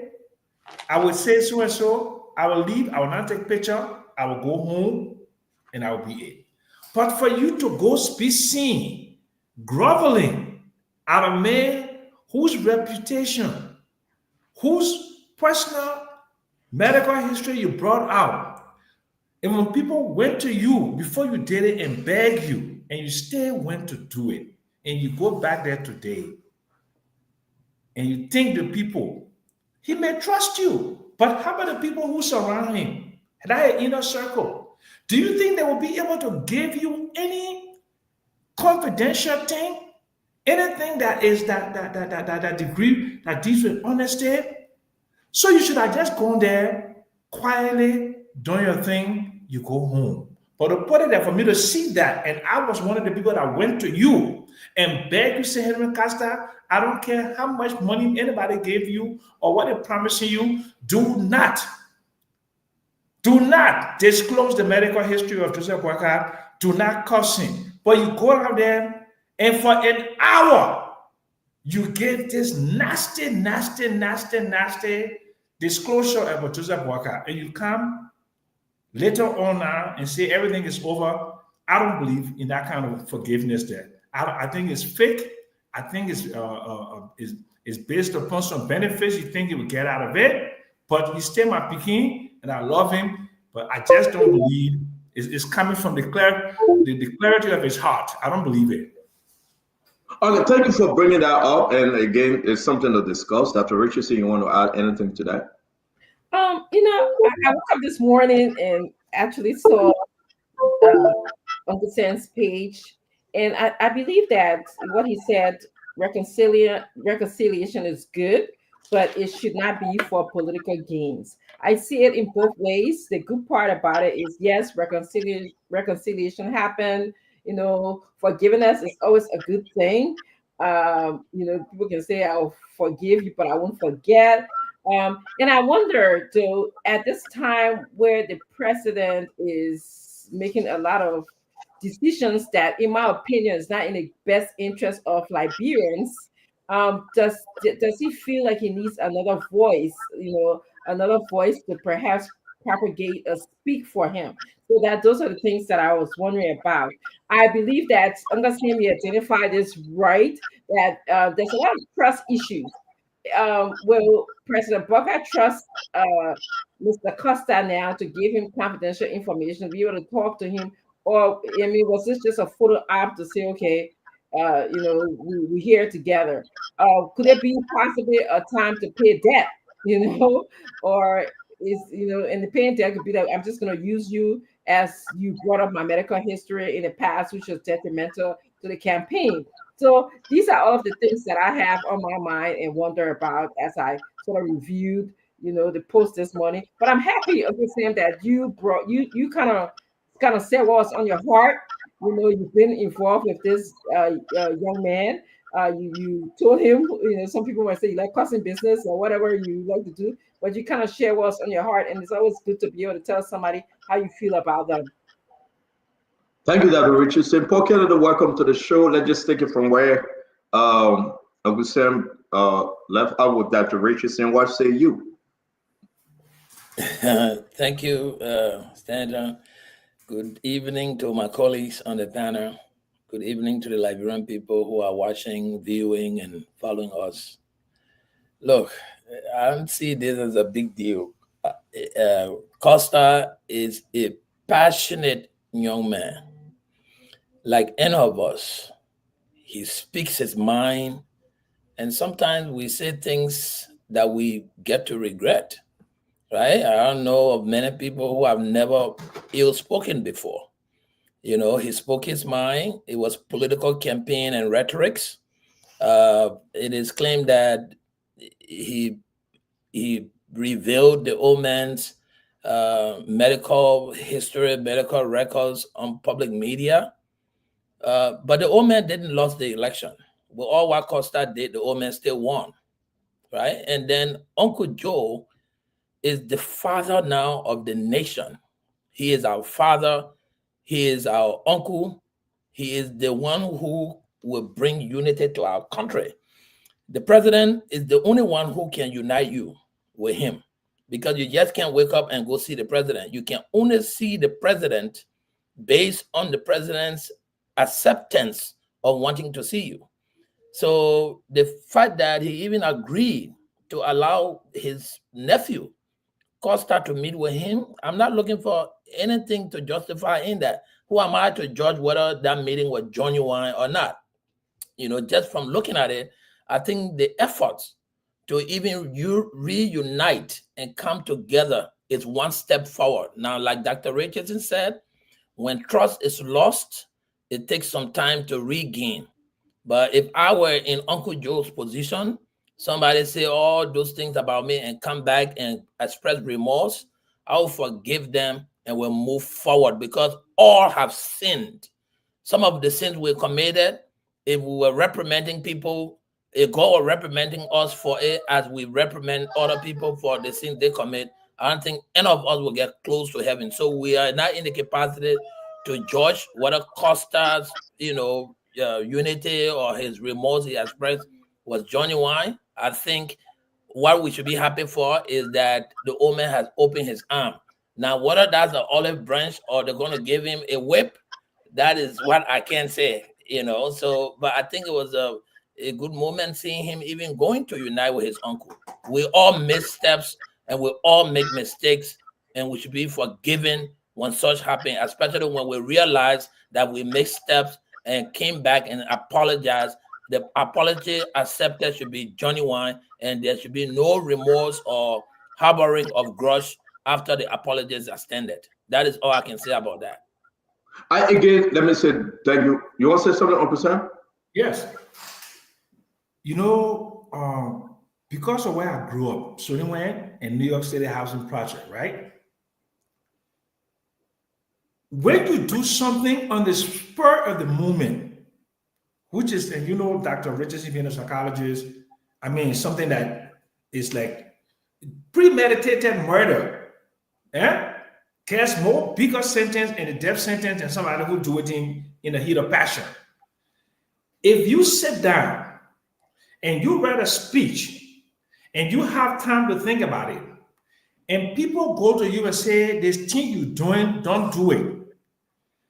That is malicious. You thought about it. You knew the damage it was going to cause, and you went ahead, you did it anyway. You should pay some serious consequences. You can forgive. I'm not God. To forgive you, God can forgive you. But there should be some consequences for those actions that you took that are deliberate, that are malicious, and meant to give the gravest. What if Joe Parker had lost the election because of what Costa said? Think about it. Think about it. That was malicious. That was done deliberately. It was done with malice, and it was done to cause the greatest injury to President Boyka. And Boyka can say, okay, I forgive it, but he should never forget that that individual to come back close to you is not, okay, that's just the street in me saying you can't trust that individual because you don't know what he will do again. Okay. 30 seconds, Stanton, 30 seconds. And I really didn't want this to be a debate between me and my Uncle Sam. But what could be malicious than people taking gun and murdering people in Liberia, slaughtering them, and opening pregnant women's stomach? Some of those people we forgave. We didn't forget. Don't get me wrong. Nobody should forget any of such incidents occurring in their lives. But to say that you will not forgive the person, then you are giving yourself the power of forgiveness that is only belonging to God. I mean, you sin every night, every day through your thoughts, your words, and your deeds. But God still is merciful on up unto you. So for us to be insinuating here that this guy is saying was malicious, it could have caused the Omen the election. It did not cause the Omen the elections. So let me So the Omen should not be taking it to the extreme. And Uncle Joe will forgive his nephew because regardless of what Costa said, Uncle Joe know how far back he and Costa come from. So let me say my own. Well, Kennedy, let me say this. It's only important because Uncle Sam, hey, I would say this to you. Why you being so hard? Why you being so hard if Costa apologized to the president and the president said, I forgave you? I mean, let's just be very simple. I appreciate the fact that Costa went and said, I apologize. But most of all, I appreciate the president to say, I forgave. I would say we're talking about the Bible here. You want the president to hold grudge and say, I will not forgive you, my son Costa or my nephew, and I will take this to the grave. No, let me finish. Let me finish, sir. And I do believe, maybe you have some argument here, but I think it's only unique that both Costa and Uncle Joe sit down together and fix the thing. Now, what may happen thereafter? You can have a beautiful argument because that will be politics. Let's take politics out of this. Whatever Costa did to Uncle Joe, good, bad, or ugly, it's between Uncle Joe and Costa. Sometimes we forget the 99 good we have done for someone or we have done to someone. And we think but only that one bad thing to separate us from that person. If somebody did you 99 good, but then they fall short of one, Paul Kennedy, whether you want to work with them for the rest of your life, it's up to you. But when I saw Uncle Sam post today, then I asked myself, why? Why are you going back and say, but I told you, Costa, you didn't listen to me. There you go. Listen. Liberia is a place of culture. Liberia is a place of tradition. We have to come and respect our elders. What Costa did, I even spoke to some, before I spoke to some Unity partisans, I say, bring Costa, bring you, bring all of them, let them make peace. Liberia is all what we have. Take the politics of it. If Costa get back in politics, because he says he's not going to be in politics, he will do his business here and there, and he take opposition to defend any political leader or party, then you can have the political argument with Costa. But for him, while Uncle Joe is alive, for him to go and say, Uncle Joe, I'm sorry for things I said, and then Uncle Joe said, okay, I forgave you, that's unique. As a Christian, that's unique. We will talk politics later on. We'll talk whether Costa will take a position later on. We'll say whether he will support Unity Party or opposition. We can have that conversation. But when I saw the picture today, I was so happy that at least Costa spoke to this Uncle Joe, and this Uncle Joe forgave Costa. Costa was hurt. He said something. Uncle Joe was hurt. But it should be time in our life that we look back on that one good and realize it's only important that before we leave this earth, we should mend fences and say, my brother, I forgave you. Now, forgiving it doesn't mean that you're going to trust them. It doesn't mean that they can come in your house and eat and cook. No. I forgive you. I hold nothing against you. May God forgive us all. So that's my position on the Costa issue. And I think I'm happy. Now we can discuss the politics later on when time goes on. But while we're done, I'm happy for Costa. I'm happy for Uncle Joe for forgiving Costa. I think it was great. And I hope all Liberians, at some point in your life, you should come to the place that we all can meet as Liberian and say politics is politics. We don't have to be personal. But if we find ourselves being personal, we should come there after and forgive each other. And that's my position. I'm grateful to God for what he did. I'm grateful to God for what the president did. And I think it was done in good faith. That Richardson?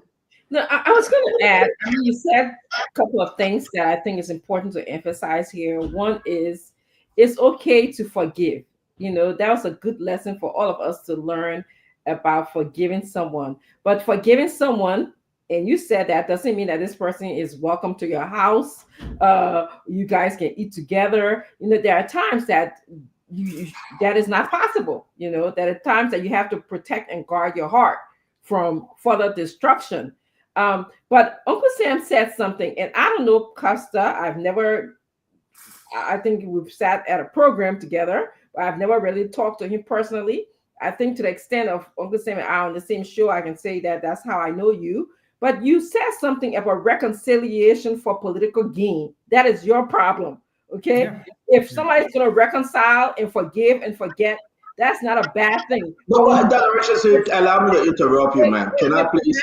Can I finish before I lose my train of thought? It seems like, considering that you know these two gentlemen, you were concerned about the possibility that Costa does. He has all the gifts and skills to work on his career, to work on making money. But you said in your post that he's not doing that, and you feel like he's lazy. Actually, that was the word that you used. So I don't want us to go into deep, Dr. Richard said. We everybody read what Uncle Sam posted. I beg you, but my thing is that because this is just a subject of our conversation today. I don't mean to cut you off, Dr. Richard said, but I don't want us to go into deep as to what Uncle Sam said. I think that everybody has a position here. Let's look at Costa saying, Uncle Joe, I'm sorry. And Uncle Joe saying, Costa, I forgive you. We'll talk about the politics later on. You think, take the politics out of it, Dr. Richardson. He going to Uncle Joe and say, I'm sorry. You think it was a good thing? From you, not what Uncle Sam said. Not anything that Uncle Sam said, just from you. So forgiveness is a good thing. It helps us grow. It makes you a freer person, a person free to express yourself, as opposed to harboring, badness or evilness, I would say, about a person. So it is a good thing to forgive someone. And if that's the question that you asked me, so forgiving that and what we saw today was a good lesson. I think I said that today was a good lesson. But I will stop with my underlying concern about what Uncle Sam expressed in his post. Let me just say my thing. The last one, Stanton. I don't forgive anybody who does something to me that is deliberate, that is sustained, that goes on for days and weeks, and they keep going after me and going after me and going after me and going after me. I'll give you an example. There was a young man, I'm not going to call his name. In 2016, he went after me. He was checking this, checking that. He was just made my life a living hell. He died. And they expected me to say rest in peace. I'm not going to say rest in peace to a guy who made my life. He didn't let me rest in peace. I'm not going to say rest in peace. I would have been lying. Because it would not have to come out of my heart to say rest in peace to him. And let me tell you something. My very good friend Paul Kennedy said, we've forgiven the killers in our midst. No, we haven't. The international community joined with the politicians and decided to kick the can down the road. That's why you never had a World Economic Crime Court. Left with the Liberian people. Well, let them move on, good sir. Let me finish. Nobody has forgiven any killer in Liberia, Paul Kennedy. I have not forgiven no killer. Well, Uncle Sam, But I don't have the Uncle Sam, power. let me hold you there. I have Uncle the Sam, power I to think, affect the Uncle court. Sam, I think you are wrong for you to say nobody. We have a population of I said 5.5. I cannot. I said Yeah, but nobody. You said nobody. No. You You said said nobody has nobody. forgiven. I said we have not forgiven them. No, you We said have you not nobody can't say has we. forgiven. we have kicked the can down the So, road. But yeah, that's but not Uncle true. Sam, we can discuss the politics, right? Let's separate the politics from the good thing. When you say I forgave my friend Clinton, listen, Uncle Sam, people that have done something to me, right? I go above and beyond to forgive them. He's super forgiving. You know, because you know what, Uncle Sam? I don't want to take this to my grave. In politics, everybody wants their side to win. And that's how we should learn and be mature and get all of this thing that I will be personal and sport friendship and relationship because I want my side to win. But at the end, when this thing happen, let's forgive one another. And let's just remind one another that we should be decent politicians and speak on this thing in a decent manner. That we shouldn't come back and say, I forgave you. But if we are there, let's forgive each other. Uncle Sam, to each his own. It's you, Uncle Sam. It's you. You think because I forget some of my friend and me that they coming back to my house? No. We will talk on the phone. You think I ought to meet some of my friend into Wawa for us to drink coffee again? No. But we can talk on the phone. We can laugh. We can talk politics. I forgave them. I will not hold that against them. You think I can take my money that God will give me and give it to some of them again? No. These are the different things we put together, but we will forgive. Now, Now you're right. I got to bring in Clinton here because we got to go, guys. We got a big show today. I want to say to all of you, and again, folks, and look, like after Clinton and Paul Kennedy, we will go to the phone line to hear you. I don't want us to dwell on this too much. The Liberian people will decide because a lot of questions coming up. Politically, I read Costa and my friend. Listen, 3 days ago, I talked to Costa. I usually text him. He texts me back, we talk. It's politics. We finish with it. We should educate our fellow Liberians, and we should learn that as bad as it is, we can still forgive. And I will hold to that. Oh, Governor Clinton, my brother, the lawyer, the ESQ, the lawyer, the everyman, Governor, River says, Lord Clinton. Stanton, how are you, my friend? Where you going? You going in the back? Yeah, he's going in the back. Conor Gray. He was asking you to give your view about the reunion between Costa and the president today. Well, I mean, I think it's for them to decide what they want to do with it. You know, whatever hard feelings is between him and the president, and if they decide that they want to rekindle the relationship, it's up to them. You know, that's what they want to do. Is up to them. I mean, he said now to go into the politics, but you know, I see a lot of UP folks using this. You know, as Costa is back and they got a big gun. I don't think he's going to be effective anymore. Just because of the damage that he's done to the Unity Party, he can't really be a voice for them anymore. Because I think there's a lot of credibility that has been lost. I mean, if Costa start to talk for the GMB administration, he's not going to interest somebody like me, because what can you really say after what you've said? So.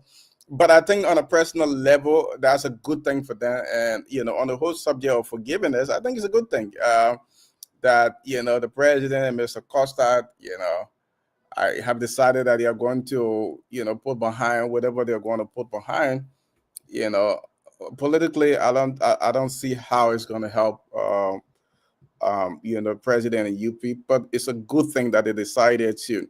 And it's a lesson too. And I think Station touched on that. It's a lesson. And Station knows that in the short time that he's known me, it's one thing you're not going to catch me to do. we can argue all the policies that we will argue, but you're never going to get me to personally attack people. It's just not what I do. And I get turned off when people do that. I just don't do that. Liberia is a pretty small society. Right, so you bring me on the platform and I will criticize all of Uncle Joe's policy, but I'm not going to attack him personally. I'm not going to attack his age, his illness, and whatever personally, because it's small. You'll be surprised to know that I know Uncle Joe since 1999. If Tantan sees me, he doesn't even call me. He calls me by name that nobody on the who doesn't know me when I back when I was a teenager don't even know that name, even the people from that era. So there's a lot to talk about, and for me, when people leave all of that and it become very personal, it just don't make sense to me, So it's a lot of lessons for a lot of the young people who are quote unquote militants and who people are using to insult people, attack people. It's a big lessons here. There's a lot that can be talked about. There's a lot of issues, a lot of policy we can discuss. Let's leave people alone. Let's leave people alone. Thank you very much again, guys. We're going to get into this thing, but we got to get our brother Conor Ed Remy Gray. Conor Gray, it's good to see you, sir. Welcome to the show. Conor Gray, what's going on? We'll get back to you, Conor Gray, if you're busy. I want to play this clip. For us. Conor Gray is a little bit busy. We'll get back to him. I want to say, guys, let's start the conversation now and go into what took place today from the court. We got a lot to talk about. The FIA, NOCAL, and other issues that are coming up. I'm going to drop it into the chat room. But I want us to play this clip. You guys have heard it. Let's play it. The investigation is ongoing. Everybody defending the position. They're defending their side. I don't know, you, the Liberian people, which side you're going to be on. Is this clip real? Is this the strongest argument Uncle Sam, that Richard said the court going to present, that they can bring somebody down? Do you think this is going to help? Do you think the prosecutor have a chance here? Or do you think Tom and the other guys actually, let me play this thing. I got to play the clip. Listen, guys, let's play the entire clip. Hello? Hello? Yeah, the police got get up with him so that I didn't left for the went on the main road they call central they went in town way. So we have to the whole road blind. What you saying? I think I saw now so I would look at now about that thing to the look at. Don't we put it? And we put it on it. You want to the car road up to that and let me. Oh. We'll let the a minute was shooting loud for that thing will okay, it can happen. Not to run with my wisdom in our house and then we're around. We put through they will get the change with the thing those on 3 years. They said that was living in what won't go for tonight. The people won't go. Put the thing based on politician. I mean international community here to get this message for all so that I want the whole thing. Okay. Yeah. I want to know. Yeah, they from EPM and got it. You get me? I get you. Yeah, they from EPM and got it. So your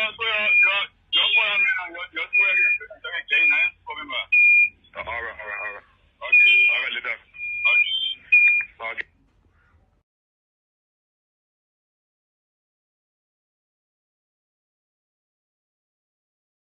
So we got two different versions of this clip.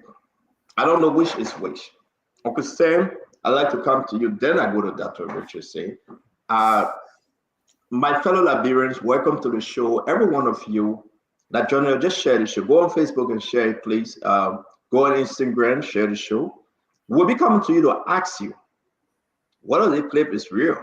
Uncle Sam, what do you make of this clip?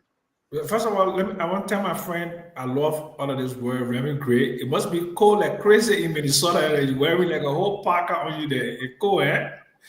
Very cool, man. I can tell. Okay. I hope you still warm. Look, seriously. I'm up north. Where I'm at is very cool here. Okay. It's snowing. So, okay. My fellow Liberians, I cannot support people who break laws. People who do things to hurt other people or people who want to hurt the country by breaking the laws. Right?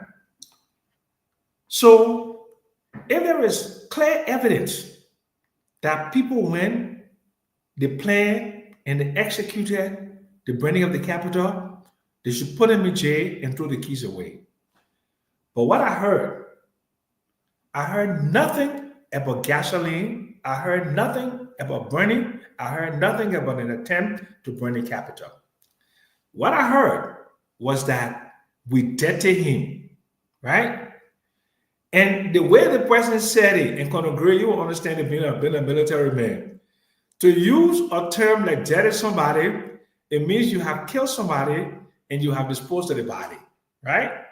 So that looks like fantasy because nobody in their clear mind will say to somebody, we finish deading him, right? Number two, where is the body? Is there a missing police officer whose family cannot find him? Has the police announced that somebody died?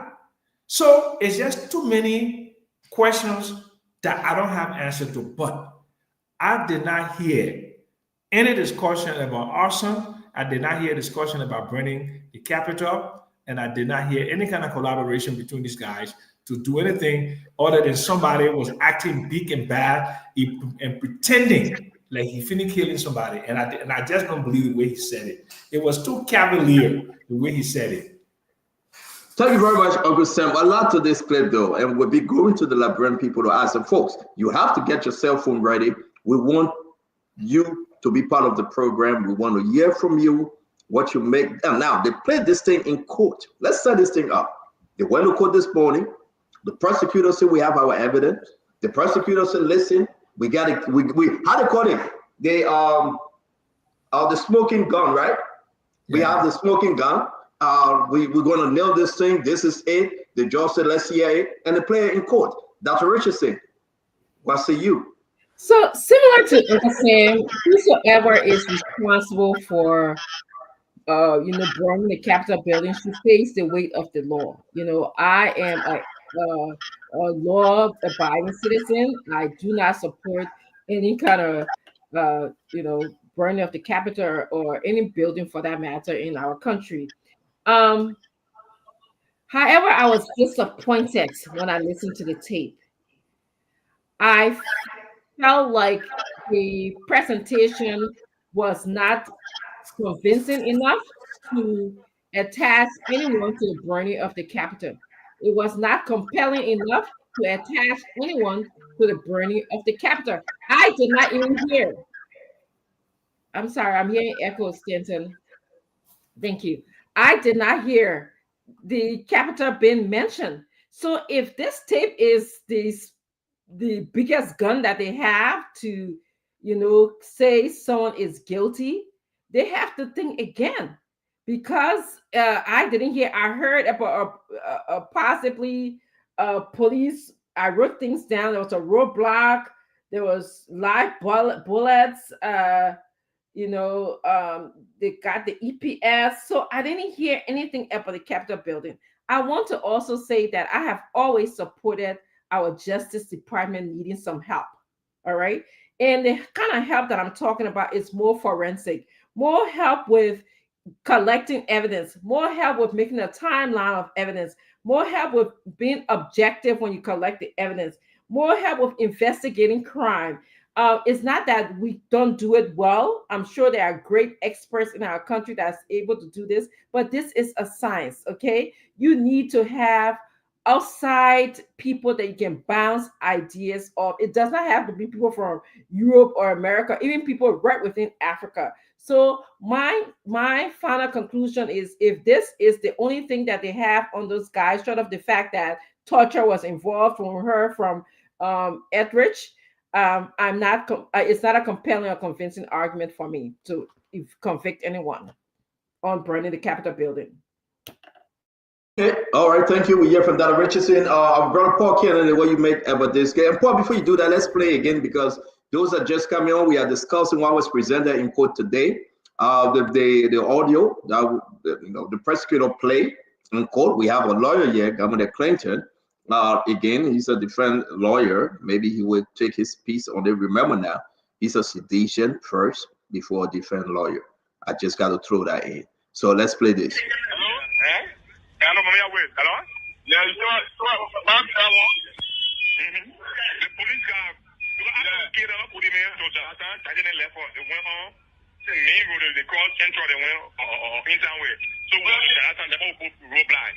What you saying? I think I saw that one, so I would look at. Now I'm about that thing, to the look at. Don't we put it?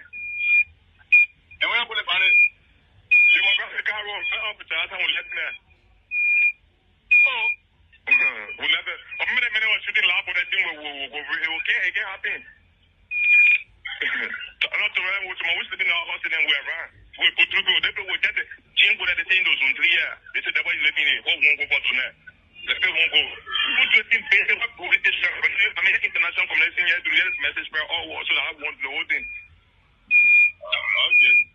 Yeah. I want to know. Yeah, they from EPM and got it. You get me? I get you. Yeah, the former EPM and got it. So your point your swear is coming back. All right. Okay. All right, later. Okay. So there you have it. And then let's hear you, Paul Kennedy. Let's hear you on this one. The police guy will dump his body in Jalatan. We put roadblocks in Jalatan. The guys were shooting live bullet, so not much we could do. We got the arms, but the EPS people have it. Is there a demonstration going on somewhere that these guys were part of? Were they planning riots or trying to target people who disperse a riot they were planning? They sound more like some group of people who participated in a riot front and met resistance from the police or resisted the police at a certain point in time, and in the process somebody got killed. This thing sounds staged to me? Because first of all, a policeman gets killed in any process in Monrovia, everybody will know. How many police people you got? You got less than 5,000 police people and somebody killed one, everybody will know that there's a policeman killed in the process. That's one. Two, they got talking about putting roadblocks. Did they put a roadblock prior to the day they burn the Capitol, or did they have to put a roadblock before burning the Capitol from Jalatan? The whole thing sounds really conspicuous to me, and I'm still trying to find whether there's additional evidence that they can lay to this to give us the clear understanding of what happened, because it does not have reasonable doubts.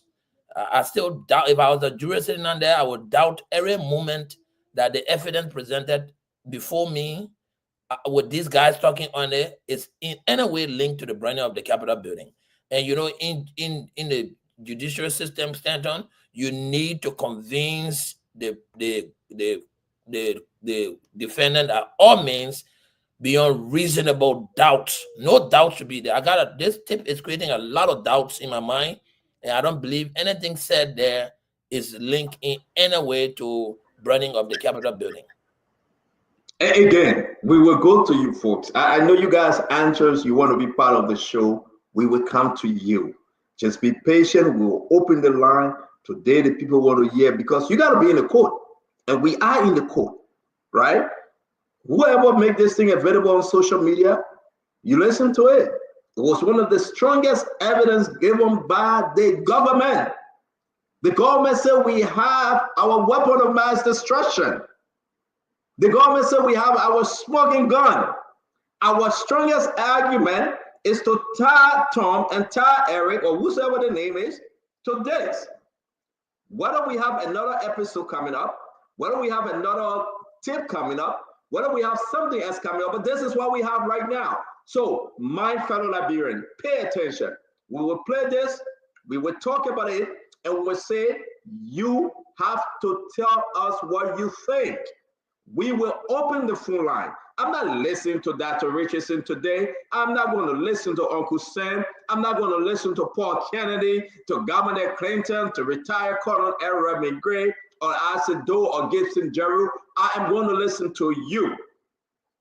You will tell the people what you think. You are the jury. You are the ones going to make this decision. Do you believe in this claim? We're going to take almost 100 calls tonight. We want to hear from you. So let me bring in Governor Sister Law Clinton. Governor, welcome to the show, sir. Look, Stanton, I listened to the tape, and it's interesting, and I think Paul raised a lot of points with the with the entire tape. This has nothing to do with the branding of the Capitol. If you listen to the tape, there is no link. They are talking about something entirely different. Again, I don't know if there were, attempted murder charges brought, if someone was killed, where's the body, if that person actually died. I don't know. Maybe the police officer doesn't have a family. Nobody, have said that the police officer to come forward. Maybe you go to work, you die, and nobody can, your family don't care. They don't, you have to work forever. Maybe the government doesn't care to announce, so it is a real confusing situation. The tip again, and then you have to look at how was the tip obtained. I'm here shaking my head about the evidence. I'm even surprised that tip was even allowed into evidence, given what the defendants have said so far. Right? They were being tortured, they were intimidated, they were coerced. So how is this judge allowing the evidence into court? These people were kept without their lawyers. These interrogation. Then you also have to ask yourself, how did they, unlock this phone and access this audio? Was there a search warrant? Did they have, any legal authority to search this person's phone to get that audio? So there's a lot of different things, legal things playing in my mind. I heard from someone today who was in the court that the prosecutors were asked whether they have the phone, from where the audio came from, and they couldn't answer. So it's a lot of different things. Look, I think there has to be a lot of reform. I don't know how it's done in Liberia, but it's prosecutors have to be involved from the very start of the case. Once there's a crime, the prosecutor. I don't know if these people actually, the police officer actually uh, give the evidence to the prosecutor, and the prosecutors are actually the one who is supervising, are actually the ones who decide what charges to bring. Even if you look, I think a very fine law enforcement officer here, Alfred Doe, did a very good critique of the even the complaint, and he tore it apart, like the way they brought the charges they brought and how they compiled the complaints into one. So I don't know how the system works. These police officers on their own just decide they will bring charges, or they're supervised by prosecutor. But it's a disaster. If I were the Minister of Justice, the county attorney, everybody would be gone by now. This is embarrassing, right? It is very embarrassing for the government. You present that in court, and that is supposed to be the smoking gun to link. There's nothing in our audio, unless there's more, at least from the audio we've heard. There is nothing that has to do anything with the Capitol branding. We are hearing things about the riot. We are hearing an attempted assault on the police officer. Those are the kind of things. But even with those information you have, then you have to talk about the legal component of it. How did they obtain this? Because we know that these people were kept for a long time without access to a lawyer. How were they interrogated? How did the police, the NSA, and look, another thing I found interesting reading a front page of Africa story today.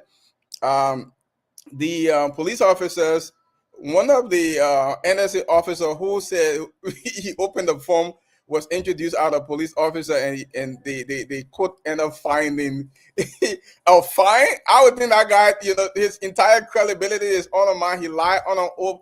I would think they'd be holding in contempt. But again, this is Liberia. I mean, this is a disaster. If I were the Minister of Justice, all of you guys, they're gone. The prosecutor and everybody, they're gone. This is just a disaster. Thank you very much. We're going to bring in Robert Gray. Colonel Gray, your thought on this one. So Santa, I'm clear, right? You are good, Colonel Gray. Okay. All right. Paul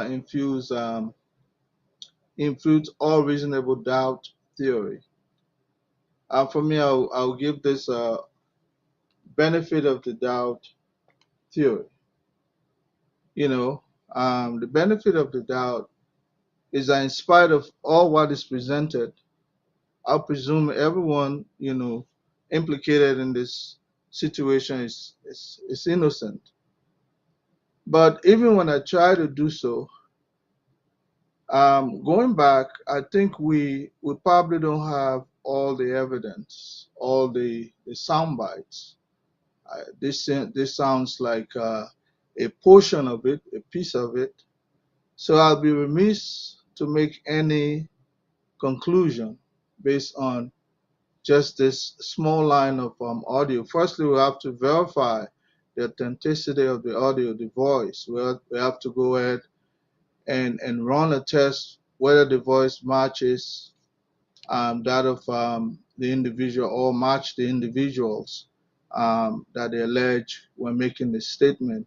And then secondly, also, we have a country where you have to really prove beyond all reasonable doubt to concur with Mr. Paul Kennedy. Otherwise, they'll dismiss this as a makeup. That has been, if this is all they have, then I can tell you they don't have a case. Hope they have something more sinister than this, something more smoking than this other gun they have. But even myself, I'm trying to rub my head to see whether this can make it in a court. But I understand it was yanked out of someone's cell phone, right? At one point, and then you go back to the legal rambling. Did you obtain a warrant to even extract that voice from this? So a lot of things working against those who are prosecuting this case. But maybe there is something more, Stanton. So I'm perplexed at this point not to make any further statement until I can see something more evidential. So it means that you're going to leave the show because we're going to talk about this for the next 1 No, hour no, show. So if you prepare not to make any further statement, then just go in the back. When we finish, no, we'll no. call you back. Yeah, but man, we got to give our opinion. We come on the show, you have hundreds of thousands of listeners. You say, I don't want to talk, but I'm going to wait for more details. No, but Stanton, I said, this is just not solid. It's not substance. It's not I mean, substantive. those are your position. That's what you should take. But you say if you don't want to talk, then you know how it is. But again, thank you very much, Conor Gray. Let me bring in Isaac, though. Isaac, welcome to the show. Well, thank you. When I listen to the little ball sweeping the backyard recording, the first thing my mind ran on was President Baka in Tanzania. Where they asking President Baka how you will expand electricity, the paper talking about Wesonga. They talking about who burn fire, they bring recording where they put talking about eating Gary. How is Gary and fire got to do anything? And this is the one that was shocking. You mean an entire government will live on lies? The U.S. citizen Jaji, I think that's how you call him, he had to present himself like a police officer when he is an NSA man. Look, this is serious. This is a national government. The government lied to come to power. They lied to obtain a warrant. They lied to arrest people. They lied to put people in jail. They lie on the guys from CBL. They are even lying in court. You are an NSA man. Why will you go in court to lie that you are a police officer? What kind of government is this? We are talking serious issue. Who burned the Capitol building? The little dudes are bringing Gary recording. Who ate Gary on Tuesday? What kind of government is this? And these are the people running our country. I just couldn't laugh at remembering when the president was talking about Wesonga in Tanzania when they were asking about electricity. What kind of embarrassment is this? And this is the thing that will win somebody in court, though, until the government had to be fined for lying. And they are not ashamed. They are not ashamed. They keep making their partisans to believe in what does not exist. Thank you. Thank you. We're going to do another round on this. We'll welcome the former District Number 8 Representative, Honorable Carlos Mosey Gray. Welcome to the show, Honorable Gray. How are you doing today? You got to unmute, sir. So thank you and good evening to all. I'm sorry that I came on late because I had to travel today. No, again, thank God for safe travel for your end. Let's hear you. You've been probably, you heard the clip. If not, I can play again. We want to say to all of you joining us now, folks, you can only do this. Go on your Facebook page and share the show. It's going to be a very hard one. We got something coming up from the car. Another car issue, misappropriation, money problem, corruption. We get another thing again coming up from the FIA. The fight between FIA, EcoBank, and Mtech. You want to hear that? We're going to play this clip again for all of you. I would really want to hear from you, seriously, your take on this clip. People are saying the government, is this the strongest position? But let's hear from Akaris first. Akaris, what do you make about this audio that is flying around on social media in this case? All right, basically, I've not had the opportunity to listen to the entire audio, but today I spoke to some people from the court. Karis, hold on 1 minute. Let me play because I don't want you to say you do not have the time to listen. I know you are traveling, so it's just 1 minute and 30 something seconds. Let's play. Hello? Hello? Yeah, you saw back that one. The police car, get up, put him in, so that I didn't left for the went on. The main road, they call central, they went in town way. So we have to that and the whole road blind. What you saying? I think I saw that one, so I would look at. Now I'm about that thing, go to look at. Don't we put it? And when I put it on it, you want to grab the car road, up to that and we'll let it. Oh. We'll let it. A minute, was shooting loud for that thing, okay, it can't happen. Not to run with my sleeping in our house and then we're around. We put through, they will get the change for the thing those on 3 years. They said that was living in what won't go for tonight. The people won't go. Put your thing, pay them up, go with this. I mean, international community here to get this message for all so that I want the whole thing. Okay. Yeah. I want to know. Yeah, the former EPM and got it. You getting me? I get you. Yeah, the former EPM and got it. So your point your swear is coming back. All right. Okay. All right, later.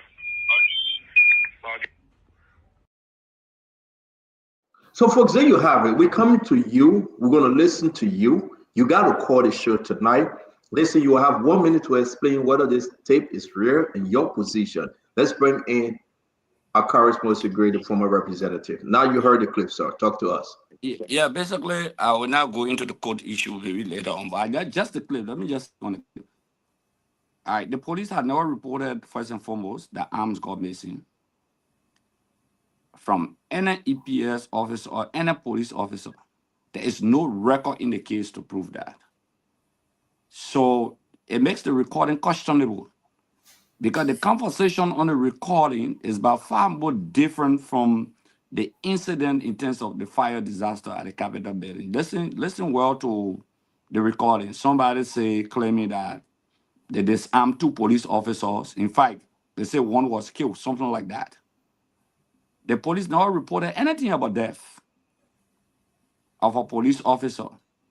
So you can see that conversation, either 2 things in my mind. Either it was manufactured, or either someone was compared to make such a statement with the hope that you serve as state witness, which does not correlate. That's my opinion about the statement. But I think that statement is manufactured to a greater extent.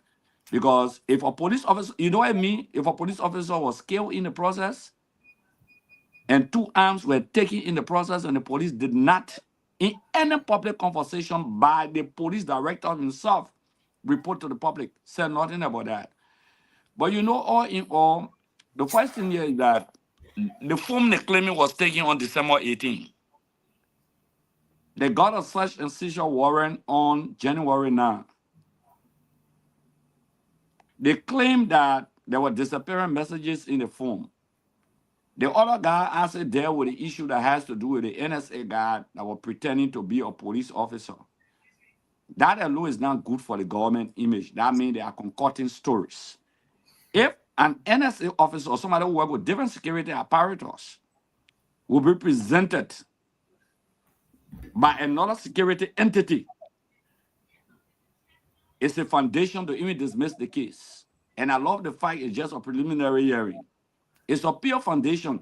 You know, I think when the president made the statement, and then Gregory butchers the statement of the president can make a statement. The president could go public and say the hooligans, the people, I think the point is what the president is saying.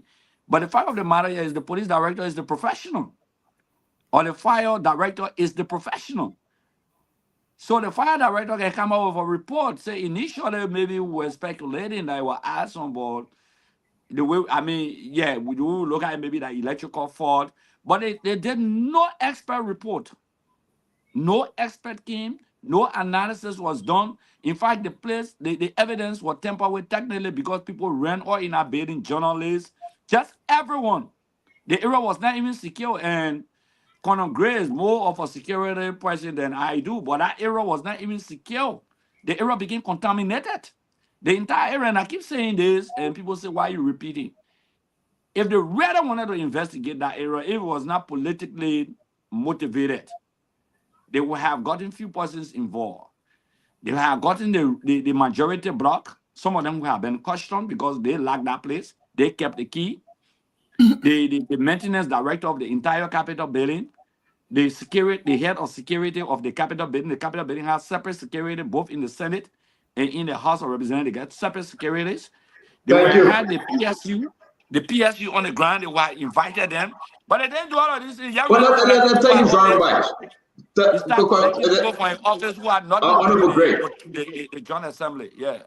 Honorable Great, thank you very much. I want to ask this question before we go to the phone line. I'm coming to you again, Uncle Sam. Yeah, we are. Do you think this is just the beginning of what the prosecution, the team provided today? Maybe they got another clip. Maybe they got another video. Maybe they have another audio. Do you think so, Uncle Sam? So I'm not a lawyer. I'm not going to pretend to be a lawyer, right? But I want us to apply common sense. Why would the state not give their strongest evidence at the beginning of the case? Will be like a slam dunk instead of bringing something that clearly is me. They must know that no police officer reported missing or dead, no weapon report. They know all of that.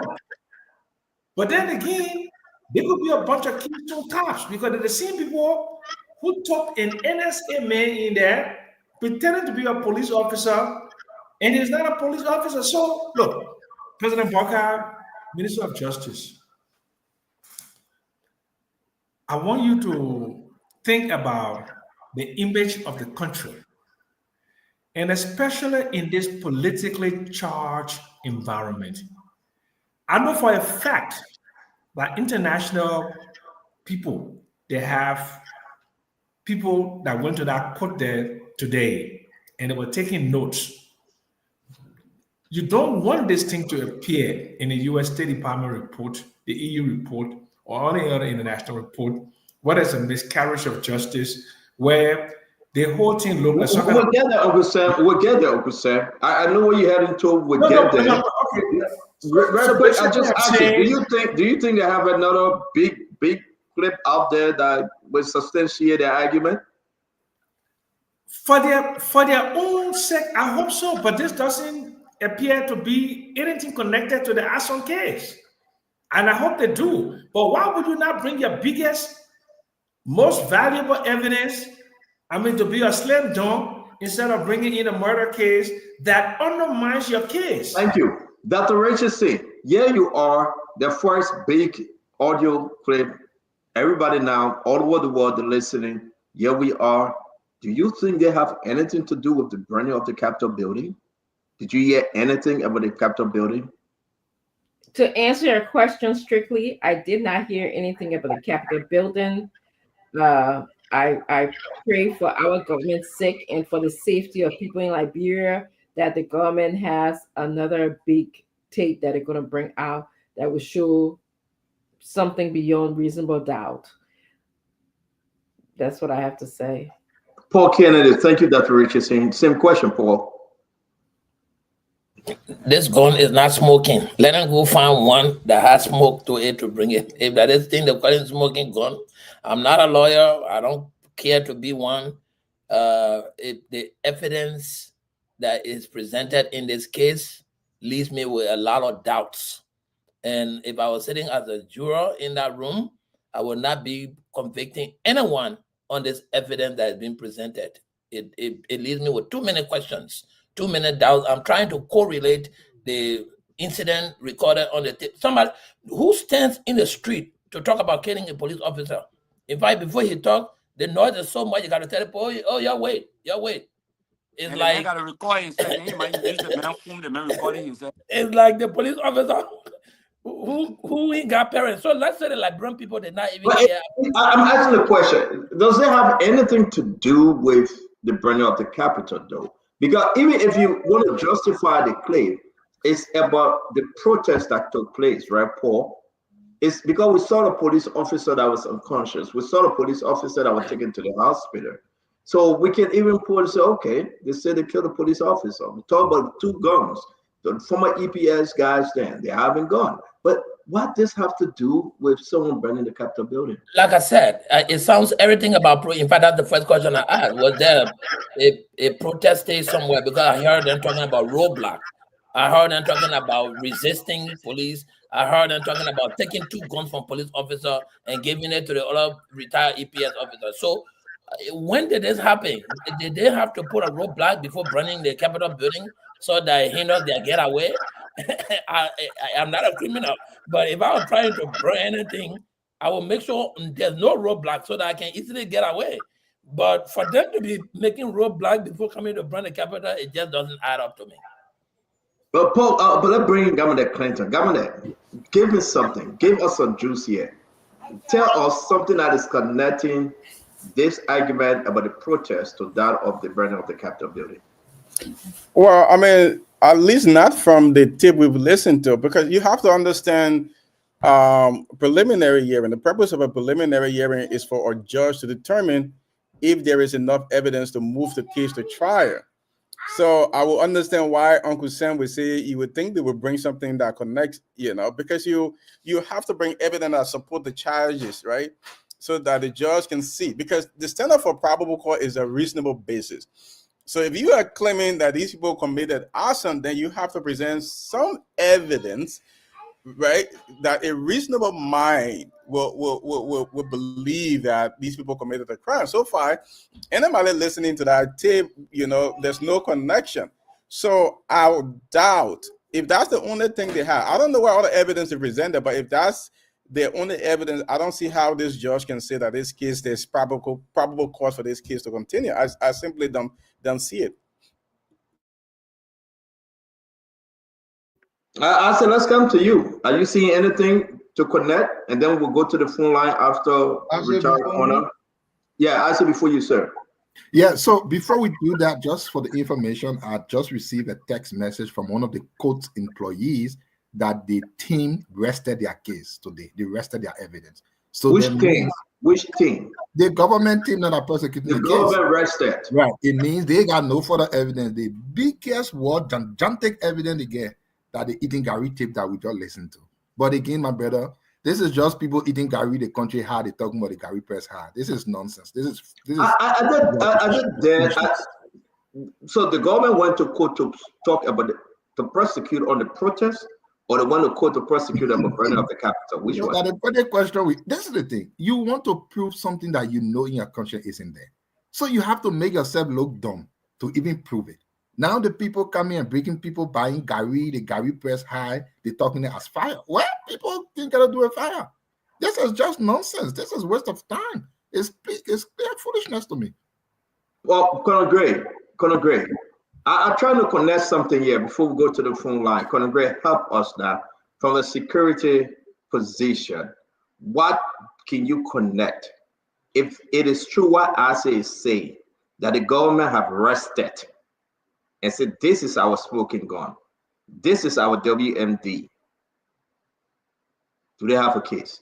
Well, the fact that they charge those people and they give them access to legal representation, there should be a process called discovery. Governor is the attorney here. So, and if I were a judge, maybe I would issue a gag order on this so that these kinds of leaks don't come out. So they're piecing their evidence bit by bit. This is just the preliminary portion. And clearly they're laying a theory that based on that demonstration that preceded the burning of the Capitol, this was just the beginning. And it's a gradual process until the issue about how the plot was even fomented or earnest, will come gradually. It's a process that we want to surcharge. You don't expect the other Well, side. can I hold you right there, though, Colonel Greg? Please Yeah. help us and thank God the lawyer. Seriously, we happen to have Governor Clinton. This is what he does in court. Colonel Greg, in discovery, you share all your information with the other side. Am I right? But then the other side will not come. Colonel Greg, let me ask my question. I beg you, so you stay on the floor. Please allow me. Go ahead. You share all your information with the other side. You cannot share some and hold some. That's discovery. Am I correct, Clinton? No, you. Yes. That's the purpose of discourage. Nobody can go into a trial blindsided. You have to share that information. Exactly. So if you are telling us that maybe they get some and hold some back, don't you think it's a problem? Can you be more clear? I'm not saying they give some and hold some back. It has been shared. You don't know what succeed this particular tape, what other audio will come, but the other side will not release it because it's against the legal precedent. How we got this one? You got this one because this has been released. No, it wasn't. It was played by the prosecutor. By the prosecutor, they released this. So in court, they adduce it as evidence. Number one. They are keeping the other one. The other one will come later. Yeah, they're keeping it. But Common Girl, let me just make a point with this Senator Karen. The purpose of a pre-trial of a preliminary hearing in this case is to establish probable cause that a crime was committed.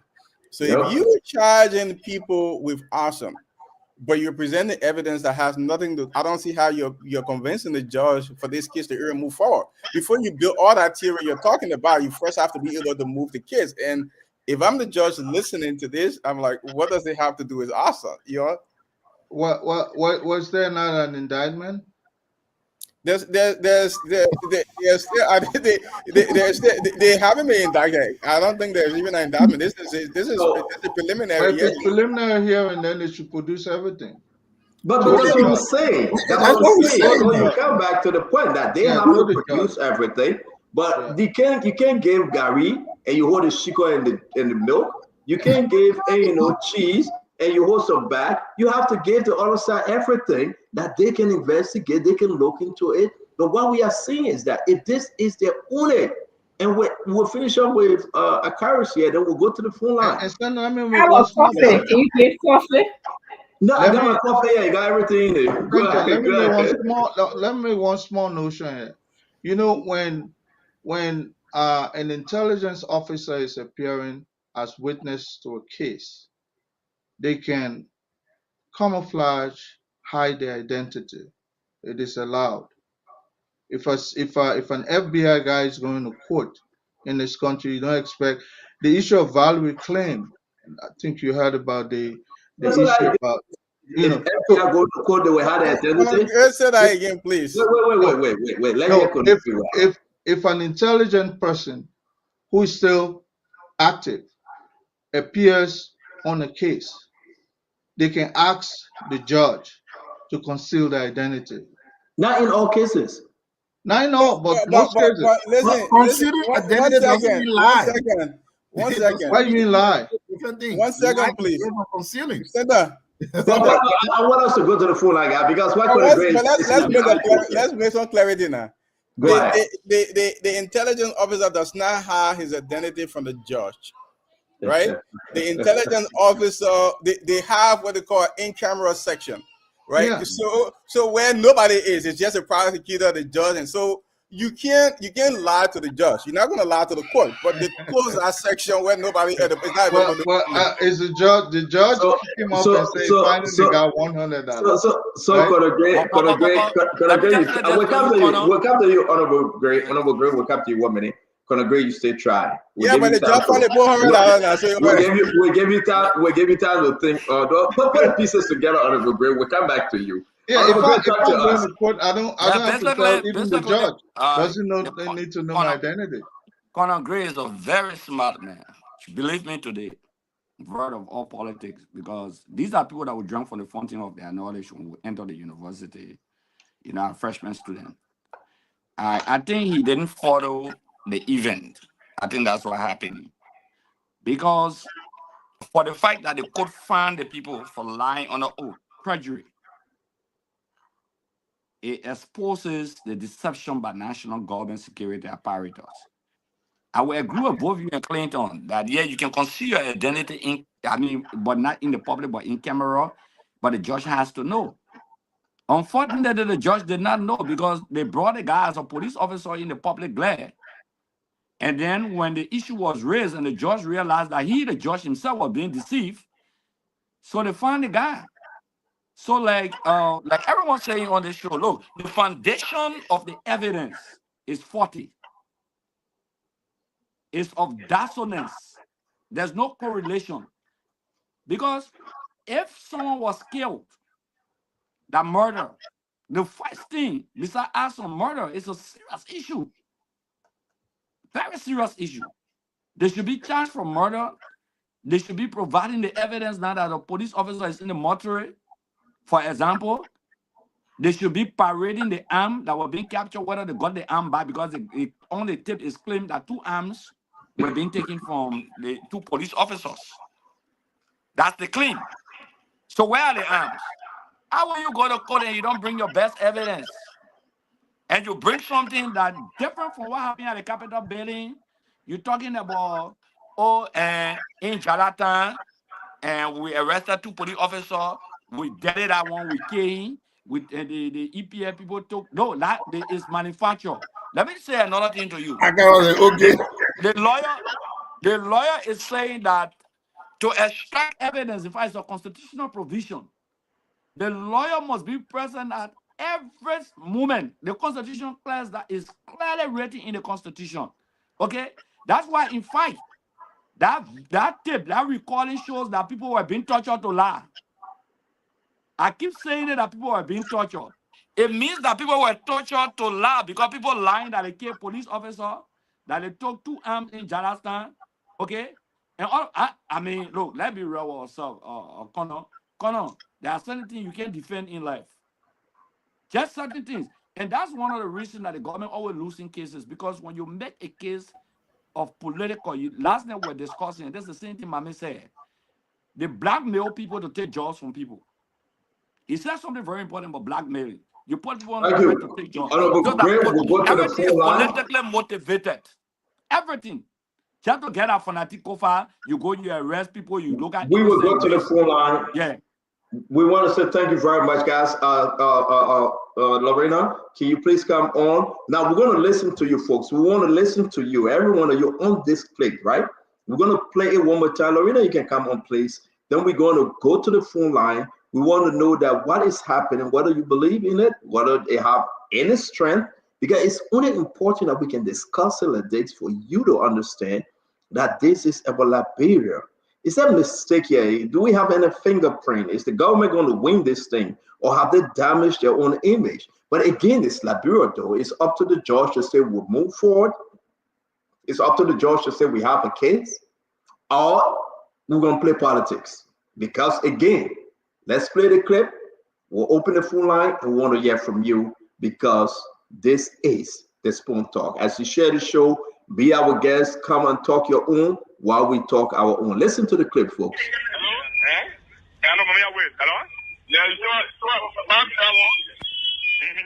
The police got kid up with him to Jonathan, I didn't left for the went on. The main road, they call central, they went in town way. So we have to Jonathan, they all go to road blind. What you saying? I'll take out on our own stuff. I would look at. Now I'm about that thing, go to look at.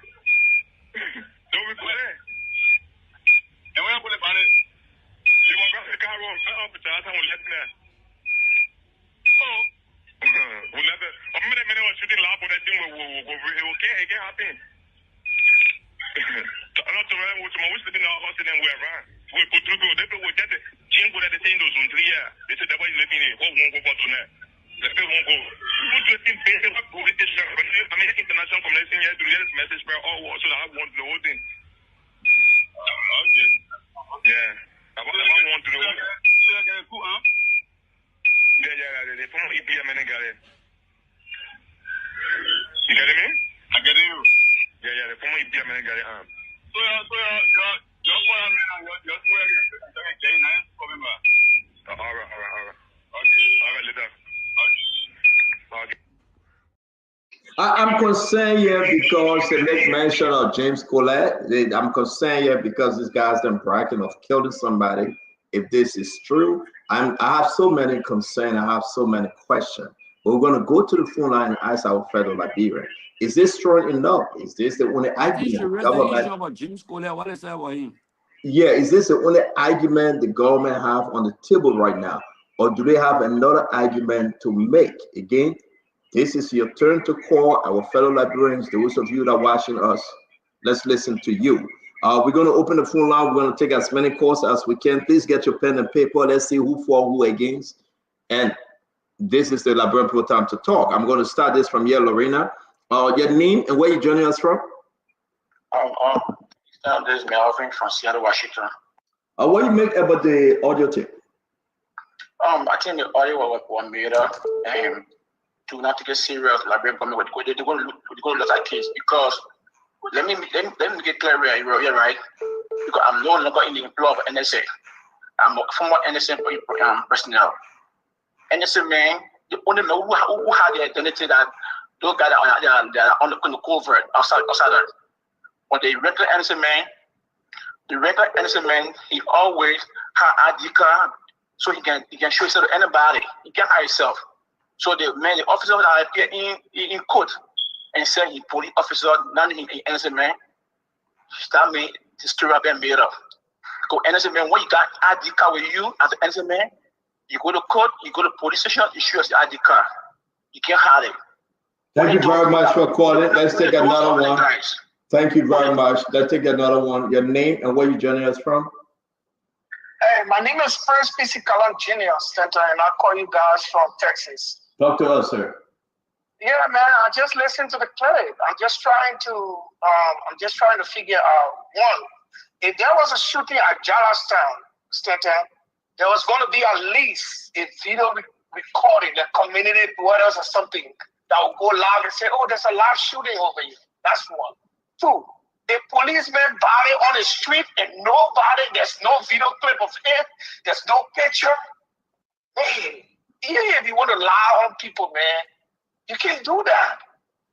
Policeman died, Charleston, no video clip of it, no pictures, nobody put live video, and shooting at Charleston, nobody said nothing about it. Man, the government, I swear. Thank you very much. Let's take another one. Your name and where you joining us from? My name is Jerry Dobley calling from Springfield, Mass. Jerry, talk to us, please.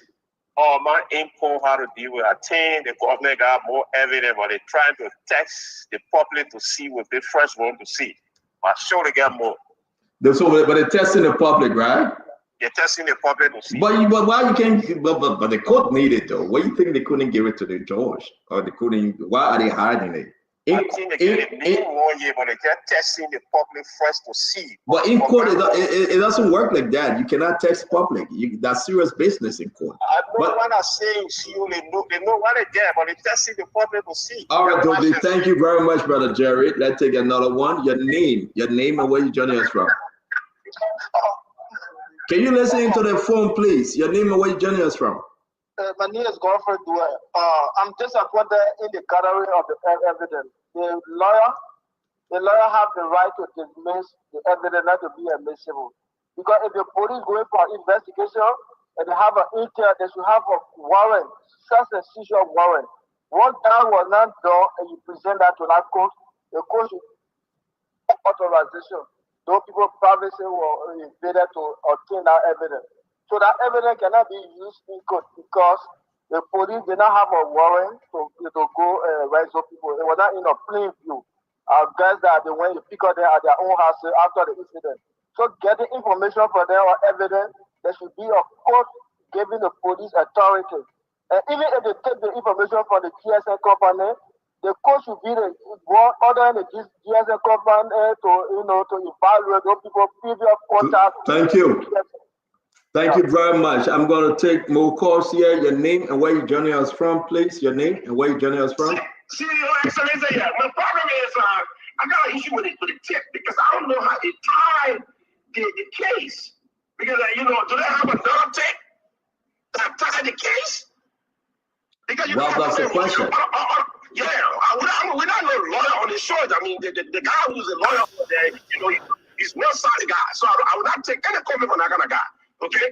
And so we will go towards the government. Thank you. Thank you very much. Thank you. Let me take this one. Your name and where you're joining us from, please. This is Pedro Power. Talk to us.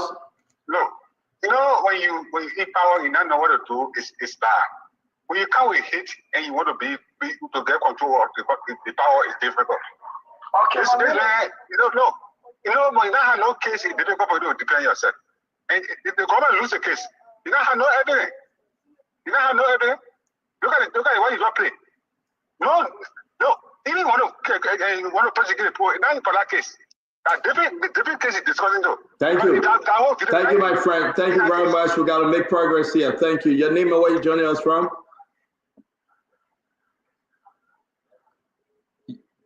All right, your name and where you joining us from? All right, let me take this one. Your name and where are you joining us from? Guys, if you call, don't hold on the line, please. Your name and where you joining us from? Hello? Yep, your name. Yeah, I'm Edwin Chubuzian.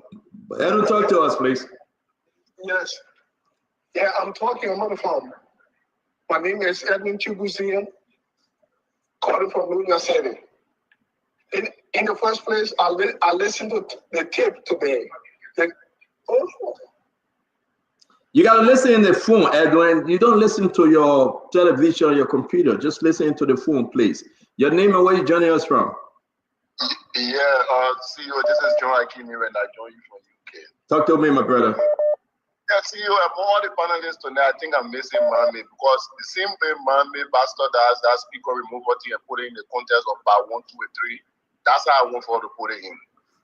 The government went in at part 1, they brought photocopy. They said our WhatsApp, conversation. People asked them, where is the phone you got the photocopy from? They didn't produce that one. Part 1 end. The hero stay alive. They went to part 2. You went there. You bring recording like article or Paul said. The noise. Who will be discussing something that's very sensitive? The noise is all at the back. In part 3, you bring the article NSA person. You say that policemen they go do the thing that they made at NSA many any of finding up. I think the government is struggling with it.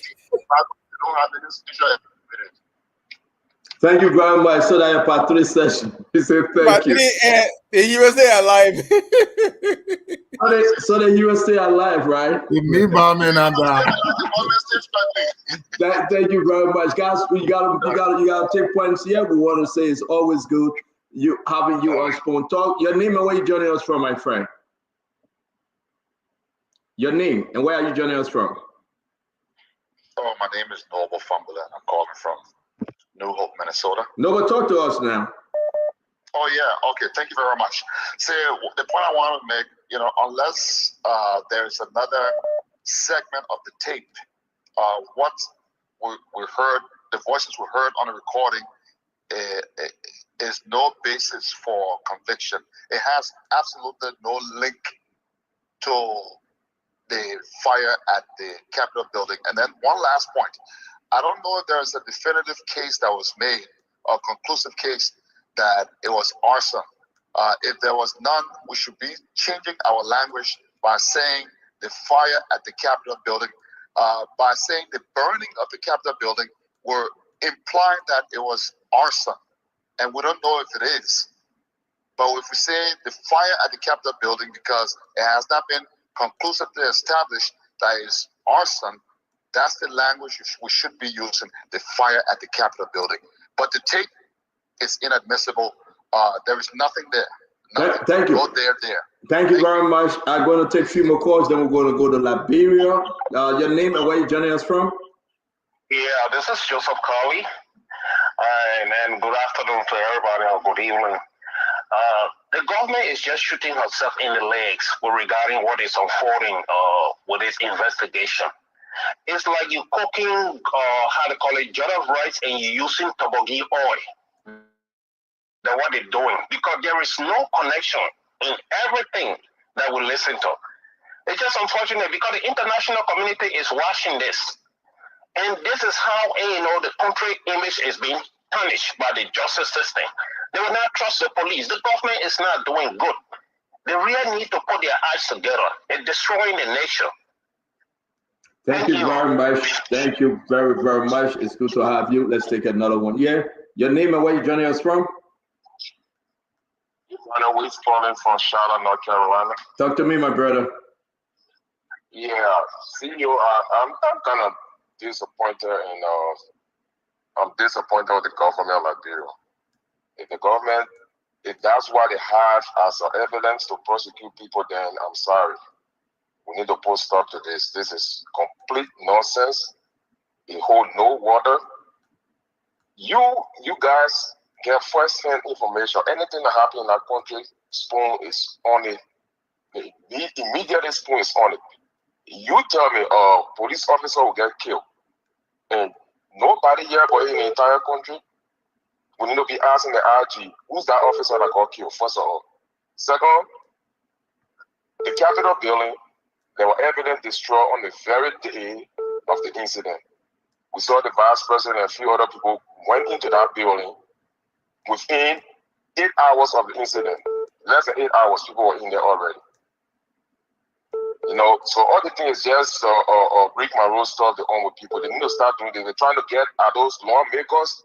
Our mission is not the right way to go about doing it. This is totally wrong. I'm sorry. They can't hold water.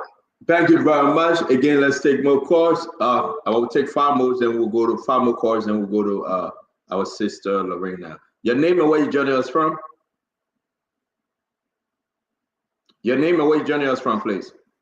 Yes, this is Mario calling. Now calling you from Waterloo, Iowa. Yeah, talk to us. Yeah, CEO, thank you for the show, and thank everybody, all the panelists. But CEO, Liberia is not where we expect to be under President Boakai. We left in the state here and tell our people to vote for the old man because we believe in him, we saw our future in him as a young people. But what we are seeing in the administration, Liberia will be worse under President Boakai. We never elected him for capital building to be burning. In fact, let me give a scenario. No investigation in Liberia has been concluded. LEC is responsible for burning these horses. Father Minister, Sadi Posho got point. Let punish LEC. LEC should be accountable for these things. It can't be damaging property. And we say that we look at it, we say we let the government let go investigation without conclusion. Thank Liberia you. is heading to a rebel zone. Thank you very much, my dear friend. In our country. Again, we say thank you very much for calling in. Your name, my friend, on the other line, and where you joining us from? My name is Edwin Chukuzia.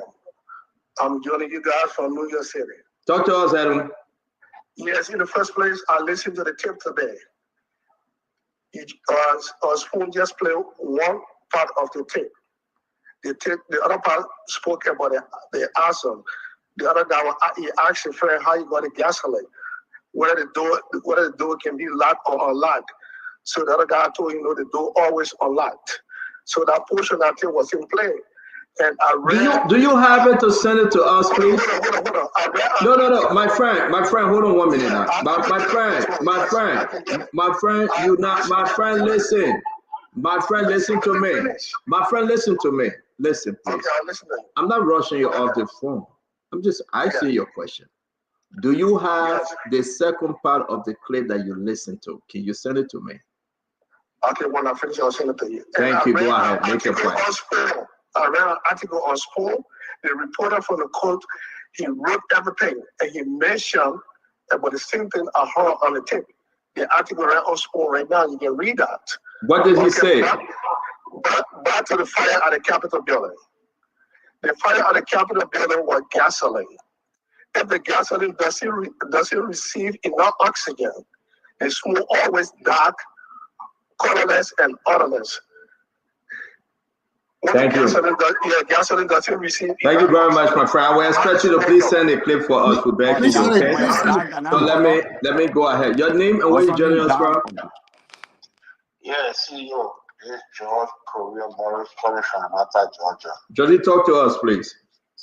Yeah, CEO. I got much to say about the whole thing because you got 1 minute, sir. It was staged, okay? But I want to make two things here clear. To Uncle Sam, all right? Every time Uncle Sam comes and he brags about Southern Wind, I live Southern Wind. Let's talk about the clip, my friend. But we ain't got no time for this, but I'm begging you. Can we go back to the clip? As I said, CEO, as I said about the tape, I will take as a word today. They lied to come in power, but they will not lie to go on. So I got nothing to say about the tape. Thank you very much. We'll get back to you. Let's talk about this clip. Your name and where you joining us from? Yes, ma'am. Your name and where you joining us from, please. Your name and where you joining us from, please. Yes, we can hear you. What's your name? Hello? All right, we'll come back to you. Your name and where you joining us from? This is Preston Paul from Seattle, Washington. Preston, talk to us, sir. Hey, I'm listening to the story. I've been following your show, and thank you for that. But this is not about this situation. From my perspective as a cybersecurity professional, I think it's time for the country to be able to just grow up to a digital, using digital information to create forensic information to gather and evidence for cases like this. Because people say one thing on a recording, going to court and recording, those things are way behind time with that thing. And I think encouraging technology to kind of be able to do investigation in our country now will really, really help us to alleviate a lot of these things where we will kind of bring it into politics. Thank you. So, bring a lot of stuff. Thank you very much, my friend. This will be my last call from my end, and we'll go to Liberia. Your name and where you joining us from? Hey, Stanton, how you doing? Thank God, all is well. My name is Ase calling from Iowa. Talk to us as you go. Yeah, so I want to know on our legal jurisprudence, is it legal? I'm not a lawyer, but is it legal to recall somebody unknowingly to them under the law? Can the court accept that? Oh, beautiful question. Beautiful question. And I think governor will help us with that answer. Thank you for calling. Yep. I mean, that's a fair question. We want to say we'll come back. Let me go to Liberia. We'll bring in our sister Lorena, please. Let's take calls from Liberia. Yes, we already have our first caller. Good evening. Good evening. Welcome to Sponsor. Yes, your name, where are you calling from? Quickly to the point, please. Yeah, my name is Sophie Kamara calling from Tiporu. Go ahead, sir. Brother, let me tell you something. The child that will benefit the parents, you will tell from their current stage and their working stage. And that's what's happening now, especially when it comes to those people that were accused of the burning of the Capitol building. The government needs to put their act in order to make sure every evidence that's gathered to convict these people Let it get the right evidence so that you know the government can be swimming in a pool of error. Having Thank you, said sir. that, I want to say good evening and hello to Mr. Samuel Singh and Mr. Waterspoon. I'm appealing to you, whatever you can do or you can do on our side, by the grace of God, because you brought the government into power. Whatever you can do, on the nine to be here, Clinton, I'm asking you. Afropi Kamara, I'm appealing to you. Clinton, come to Liberia so we can see what to do. We need you. We need you greatly. Thank you, sir. 055510107 call and be a part of the discussion. Good evening. Good evening. Yes, your name, sir. Quickly to the point. This is Adam Bafali. I call you from my Papa Call resident. It is sad and frustrating to have seen a sitting government behaving like a social club. They are running government, those that people are running a yearly club. You can't run government on propaganda. You came to government, you rule this, you came as a government to rule and you won't rule propaganda. Is that possible? Look at it, look at what we are here. You think that evidence is like, bro, I'm gonna see what's hungry. You try and send it through a window. That is sad. Thank you, Because 055510105 call quickly to the point. Good evening. Good evening. Yes, your name. Yeah, my name is Bari Java. I'm joining you from Central Johnsonville. Go ahead. Yeah, I want to say that the whole investigation I've seen like government going wrong. There's no evidence they will bring that we believe because of the full step they're taking in the investigation. That recording and listening to it had nothing to do with the capital building burning. If they want to prosecute guys, then they prosecute them for another crime like murder and other stuff. They shouldn't say that evidence they get to show that the people burn the capital building. Thank you so much. Thank you. 055510107 call and be live on the program. Put your points through. Good evening. good evening. My name is Phil Kawola. Just like to contribute to the show. So from my take, the recording that was in play, their lawyers are not saying that recording is an evidence that these guys burned their capital building, but they are trying to explain character and personality of these individuals. They want the juror to understand that these people, if they are capable of being in a riot to kill police people and take away their guns, these people have the mindset, the character and personality to burn the Capitol building. So all of the panelists are only looking at the tape from one perspective. Yeah. So, brother, let me ask you. I say, don't do that. Let him tell your own answer. I beg you. No, I wanted to ask him if one of his family were police. Let us just take example of the case of Sen Daddy King. Now, they went as far back as getting a recording when he's beat on his wife. Is that what he is being charged for? No. He's being Thank you. something different, but they're using that recording that happened so many years to determine his personality. If he's able to beat on his wife and do anything, then he is able to hire people to have sex with these things. So thank you. 055510107 call and be on the show. Let's talk to you. Good evening. Yeah. Yes, your name. Quickly to the point, please. My name is Sam Cody. I'm calling from Puebla. Yeah, well, I listened to the recording, and what I said there was not linked to the case. So don't look at the recording. I listened to my brother who just left the lab. So he's talking about different case.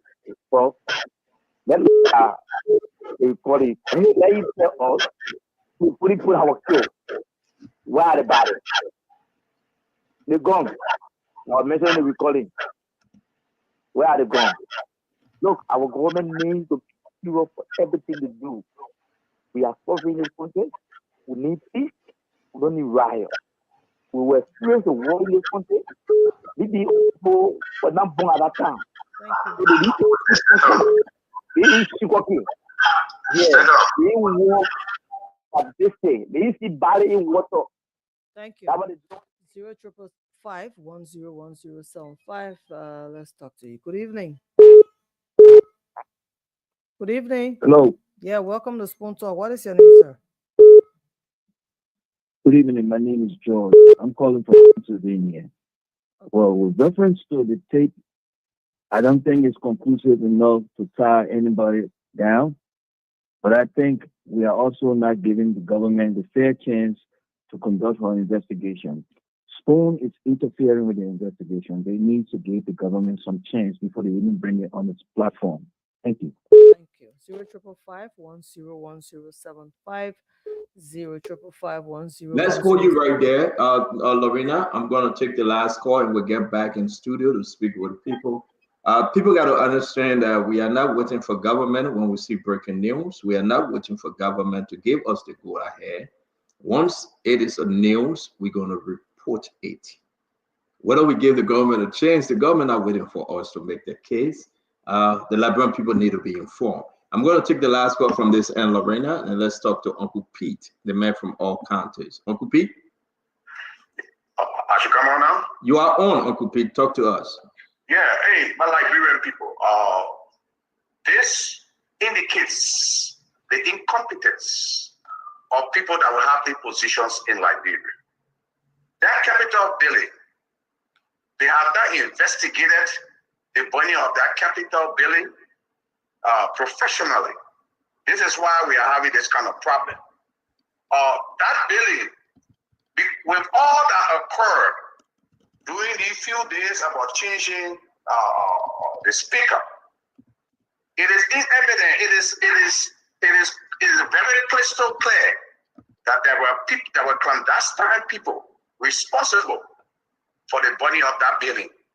Apparently, their participation was through other participants. They requested the other people to do what they did to that building, but apparently the government will fail because of the incompetence of the security forces to do a thorough investigation about the burning of that building. And another thing is happening in Liberia that it got me very, very disturbed.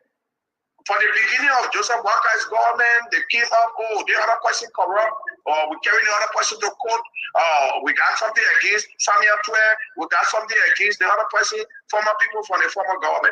You hear nothing about those investigations. As a matter of fact, they are compromising to these people that they anticipated to take to court.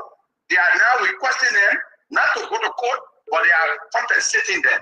This is very degrading to our country. I'm disgusted about Liberia, about the whole administration, about all what is happening in the country. All Liberians should be concerned. Thank you very much. Thank you, Uncle Pete. To us. Uncle Pete. Pete. This is Uncle Pete, the man from all the the counties. Thank you very much. We want to say thanks to all of you that joined the call to call in. We're going to go back in studio. We have other news. It's only good that we listen to you, and we're so happy that you can participate tonight. Dr. Richardson, what do you make about the call? Well, I'm happy to state that many Liberians are concerned about justice in our country.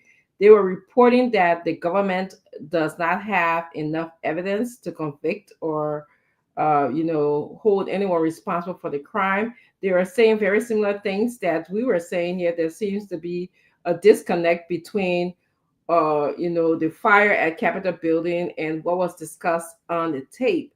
So I'm happy to hear that. I think you rightfully said, Stan, and I'm just going to say this as on the side, that we're not going to wait for the government to discuss cases. The government does not make decisions about the cases based on what is happening in the news.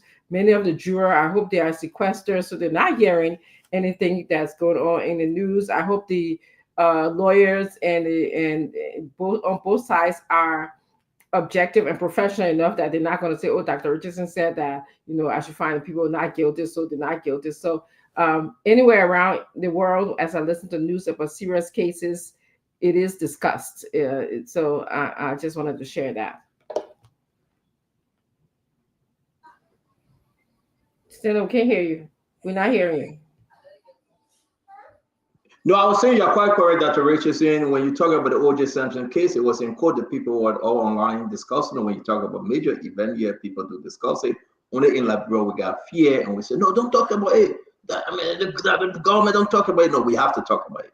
We have to discuss it. This will help us to move forward. Let me bring you on, Governor Clinton. What you make of the cause? The call was maybe 98%.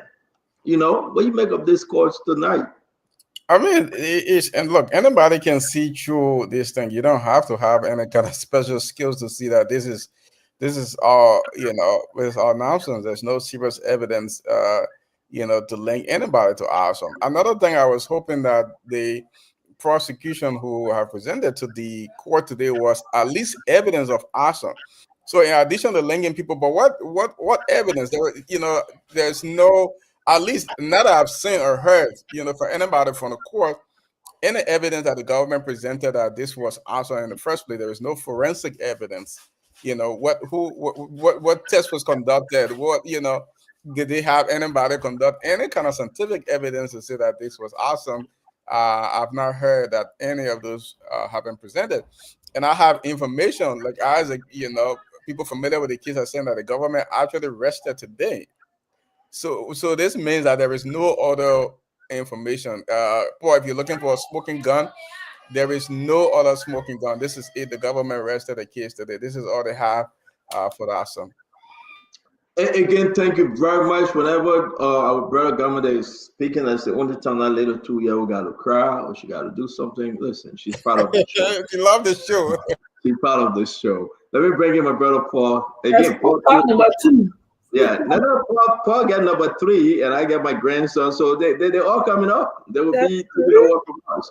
Paul, what do you make about this call in, though? A lot of Liberians have their own opinion, which is so unique, Paul. Yeah, but Stanton, you heard the cause. I mean, predominantly, the people who think the evidence is not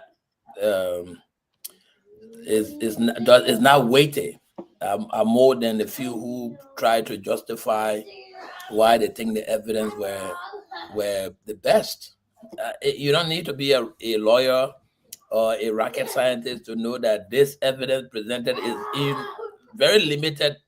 If it has any connection to the burning of the Capitol building, the connection is very, very limited. So, I'm still trying to figure out how can anyone be, submitting such an evidence. I think the government should do more. The little boy, can you handle him and come back? I think the government should do more. And as far as all I get you. Yeah, my man, I Canada, can you just my man, I got my 4-year-old running around here, man. I know, but we have I understand, but we'll bring you back on once he's situated. Right. Yeah, let me take care of him. Thank you, sir. Let me bring in my brother Aaron Gray. Well, Senator, I'm hoping that what Gamonde said that the prosecution has rested is not true. Because if that's the only evidence they adduce in court, to the judge, then it's not sufficient. But I would take, as a solace, I would take the gentleman that called from New York that said he heard a second version. I will hold on that to say probably that can piece tape number 1 together. And then also I'll borrow from the gentleman who said they were trying to lay the character of those the accused. Yeah, it can be done. That look, these people have done this and this. So, like I said, there's a trajectory they were following. This was just an intro. Remember, I said it before, and probably there is more beyond this. But if government is right, then this is a free case. I can take it to as a Carlos used to say, take it to the bank.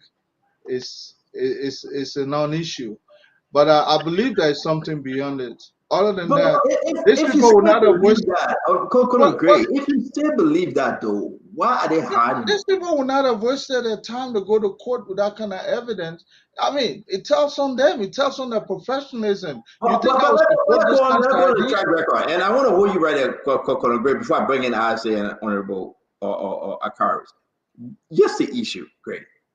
They've been postponing, right? You remember? We are not ready. Yeah. We'll go to Friday. We are not ready. We'll go to Thursday. We are not ready. This thing about them not being ready. We having an NSA meeting. We got to come back tomorrow, blah, blah, blah, blah, blah. The Liberian people are eager. They are waiting. Now, the gentleman said they have a part two to this claim. Listen, James Gilder Fromo and all the reporters, that's the, even Mame posted, that's the only clip for now. If they do have a part two that he listened to, I said, please send it to me, let's play. The man, I'm still texting, he's not sending it. So is that posting that he saw? It said on spool? But the posting on spool is very clear because we have our reporter in the court, and the reporter read exactly what he heard and what he's saying in the court. It is only important that the government cannot hide anything. Now, somebody said maybe the FBI agent or national security guy will disguise himself and go quietly. I've been in court. These people do not hide themselves. They come behind, they will sit behind the prosecutor, they will identify themselves, and they will make the strongest argument. So it's something here that seems not to be adding up. But to you, we give you the benefit of the doubt. The Liberian people will know the more. I'm seeing my brother, Mom is saying you got something coming up tomorrow. Everybody should follow the spoon. That's Abdullah Mame. I do not argue with him. He says, Stanton, I will be on Spoon tomorrow. I'm very busy today, but everybody should join Spoon tomorrow for part two. Mame is the man that deal with season 1, season 2, episode 1, episode 2, and on. So we're going to wait for episode 2 tomorrow with Mame. I said, what say you? Well, you don't need it. I mean, it's good that the cutters themselves, chime in, but this is clear. This is not anything to waste. I mean, outside of the callers, though, I wanted to point out quickly to 2 or 3 little things. Number one here, Stanton, the recordings show that the phones were not far from each other. I want everyone to play the recording again and listen to the echo and re-echo. When phones are together, it's like when you're talking on the phone through the radio, you will be hearing yourself listen to it. You will hear the echo, re-echo. It tells you the phones were not far from each other. They were together when they were doing the recording. That's the first one. The second thing is the liar of a police who turned out to be NSA agent that the court found. They say he opened the phone. How did he open the phone? Did he jailbreak it? Did he do some whatever technical thing to open it? Or did he use the password to open it? If he used the password to open it, how did he obtain the password? It must have been gotten from the guys that they torture to give them the password. So you have to look at all of these pieces. The very most important thing is that the phones recording were not far from each other. The phones were close. So you hear it, wow, the echo and then the re-echo from the other side. And I know my brother, he said, the other men say they're trying to link the character, not actually the case, but that was a bad link. Because you can't link the man, say, okay, the man a bad man, he killed police, there's no police there. You say, oh, the man, he bad man, he took gun, no gun missing. So what kind of a linking character does that don't exist? This is just one of those movies we witnessed when we were small, and we thought human being can fly from the plane to count the F. This is just bookers and nonsense. Actually. But I said though, why will the government go to such extent to create this type of tape for us that has no link to the case? Why? This is a good question. The government went to the extent of lying to get a warrant. I want you to think about that. They got a warrant on a criminal intent, criminal pretense, on a lies. Nothing is big for this government. Nothing that we're just saying. This is what we call bad. This is the definition of real bad. Why would you want to do this? Why? This is a national government. It is not one group of people coming from behind a house. Why are they doing this? Why? This is making the government look too bad. I swear to God. Yeah, I would suspect that they will have a tape or create a tape that will tie everything together. But if you're just going to give us a fake tape that shows a disconnect, that doesn't represent our government very well. So I don't know. I'm hoping for the best for our government in this case. That's all I'm just asking. Thank you very much. Let me bring in Honorable Moses Akaris Gray. Yeah, I will close. It's good that Dr. Richardson says something very important. I will close with my experience, Dr. Richardson. December 23rd, 2011, on a Friday, when the police really needed me, I surrendered to the police, opened it near the CDC headquarters. I was taken to the police headquarters. I was initially charged for treason, arson attack, and they said I was caught with drugs in my vehicle and I was arrested with arms. They have granted an interview with EFBC. They have misinformed the Solicitor General Republic of Liberia and other people, prosecutor. Yet found out when we went to court, the judge that they claimed that they caught in my car, in fact, I was in my vehicle. I walked from the CDC headquarters and put my hands up and surrendered to the police because they were after me. The gun that they said they arrested me with, they could not bring the gun. They could not bring the drugs. They had nothing, absolutely, to prove. And you know why I tend to believe that they manufacture this? The guys who are investigating this matter from the police and the NSA, I know them very well. Those are some of the same guys who manufacture the lies against me. You know, one of the guys in the police today, we cool. The guy told me, he said, you never get inducted into office. We got you, finished with you. I would never forget about that. I was stripped butt naked. Carry my mother bombing and handcuffed and put in the police cell where the feces were maggot. And those guys concocted the story, something I would never forget about in my life. At the end of the day, they had no evidence. They could not bring, in fact, they said I was involved in rioting. They could not bring one evidence that had that case ended. The same guys are in the police, one of the chief investigators for this subject matter. Okay, is part of that. The guy from the NSA, in fact, that guy they're talking about, one of the deputies at the NSA who is here in court today. He had his identity. I know them very well. It was one of the guys who, in fact, one time I was in my vehicle, who came and hit the car from the back in a wet pickup and got down with a gun to put me under arrest in front of JFK. These guys are very good at concocting lies and stories. So for me, this is not strange. For somebody to say, looking at the characteristic sketch of someone like Tom, and then you playing a tape that they killed 2 police officers, or they disarmed 2 police officers, the body laying down Jalastan. Okay, these are not facts. You all here, you got a radio station, I mean, a TV, radio, online, everything that all around the country. Everything they will pick it up. So everybody going live nowadays, okay, that they killed someone, that the police director had never said that a police officer was killed. The police director had never said that arms were being taken, and when they got the arms back, they were paraded in court. So you can see that the stories are being manufactured. Okay? The stories are manufactured. The police, seeing all police people, and Remy says something very important. But Remy working in the security force, he knows exactly some of these guys. The same police officers, okay, that concocted all of these lies against other people are the same police officer investigating the subject matter. When they went for Eton, when they went for Edric, you saw the huge police officer that were in front there, and when they grabbed Edric by his hand and feet to put him in the car from the courtyard, that's the guy who concocts stories. He's very dangerous. That's the guy that the government under Ellen accused of armed robbery. They robbed the guy, the armed robber one guy. They hired him under investigation. He was overtaking all of the police, and they found the guy phone with him. Thank you. The individual they armed robbed. Thank you very much. Investigating these things, and they will create stories, and they will let's wrap this thing up. We got 7 more minutes to go. Honorable Akaris Mostly Great. Thank you. Uncle Sam, you want to say something?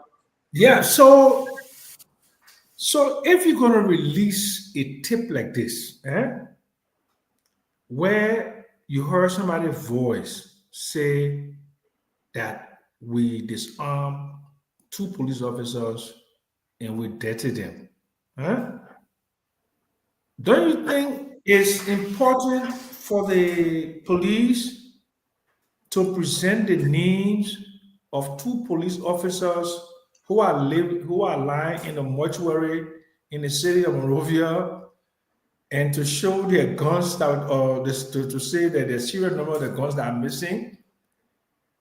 Why didn't they? I mean, Governor, you can answer this question for me as an attorney. I mean, if you're going to release a recording of that nature that talk about the killing of at least 1 or 2 people, why don't you give us the names of police officers who have been killed? Why are you leaving this out? And is this customary for the police to release evidence in this kind of haphazard manner that will leave a lot of doubt in the minds of the jurors and also the public? And number 3, was this tape played in open court today? And how did it get out? I think these are questions that people would like to know. Uncle Sam, thank you very much. How did it get out? I can help you. Was it playing in court today? Yes, it was. But who put it out? Maybe that's the security guy there or the court. I don't know. I really don't know. It's really not important, but it was playing court. I heard. It's a recording, but there's a video or something with the pictures attached to it. So is that somebody that did it?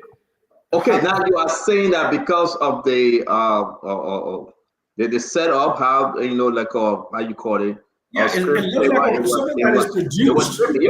It was fake. But again, I want us to wait because I'm hearing a lot of stuff saying maybe the government have more. Again, we're going to wait to see whether the government have more.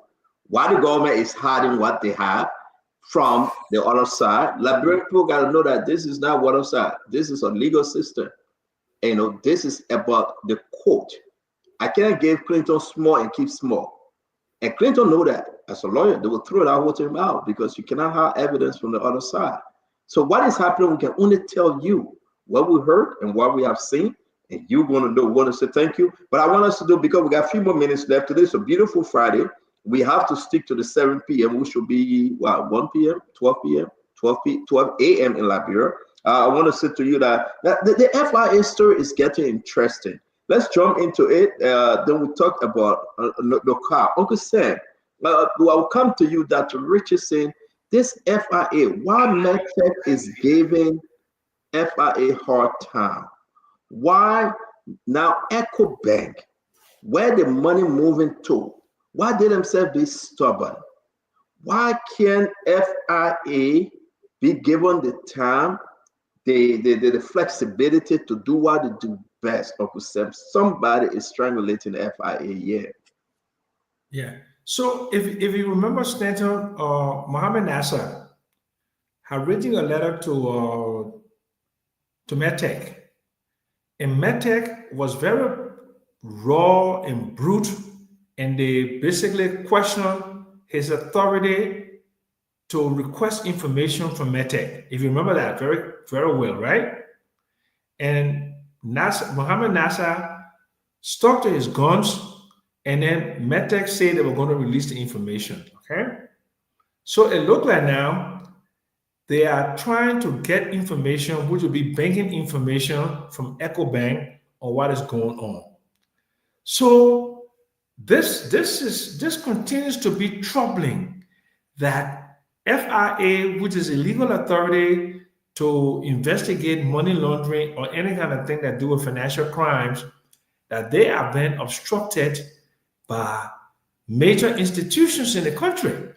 And the only way major institutions in the country will be having such gall to resist investigation by a state authority, it must mean they have some big guys or big girls who are supporting them.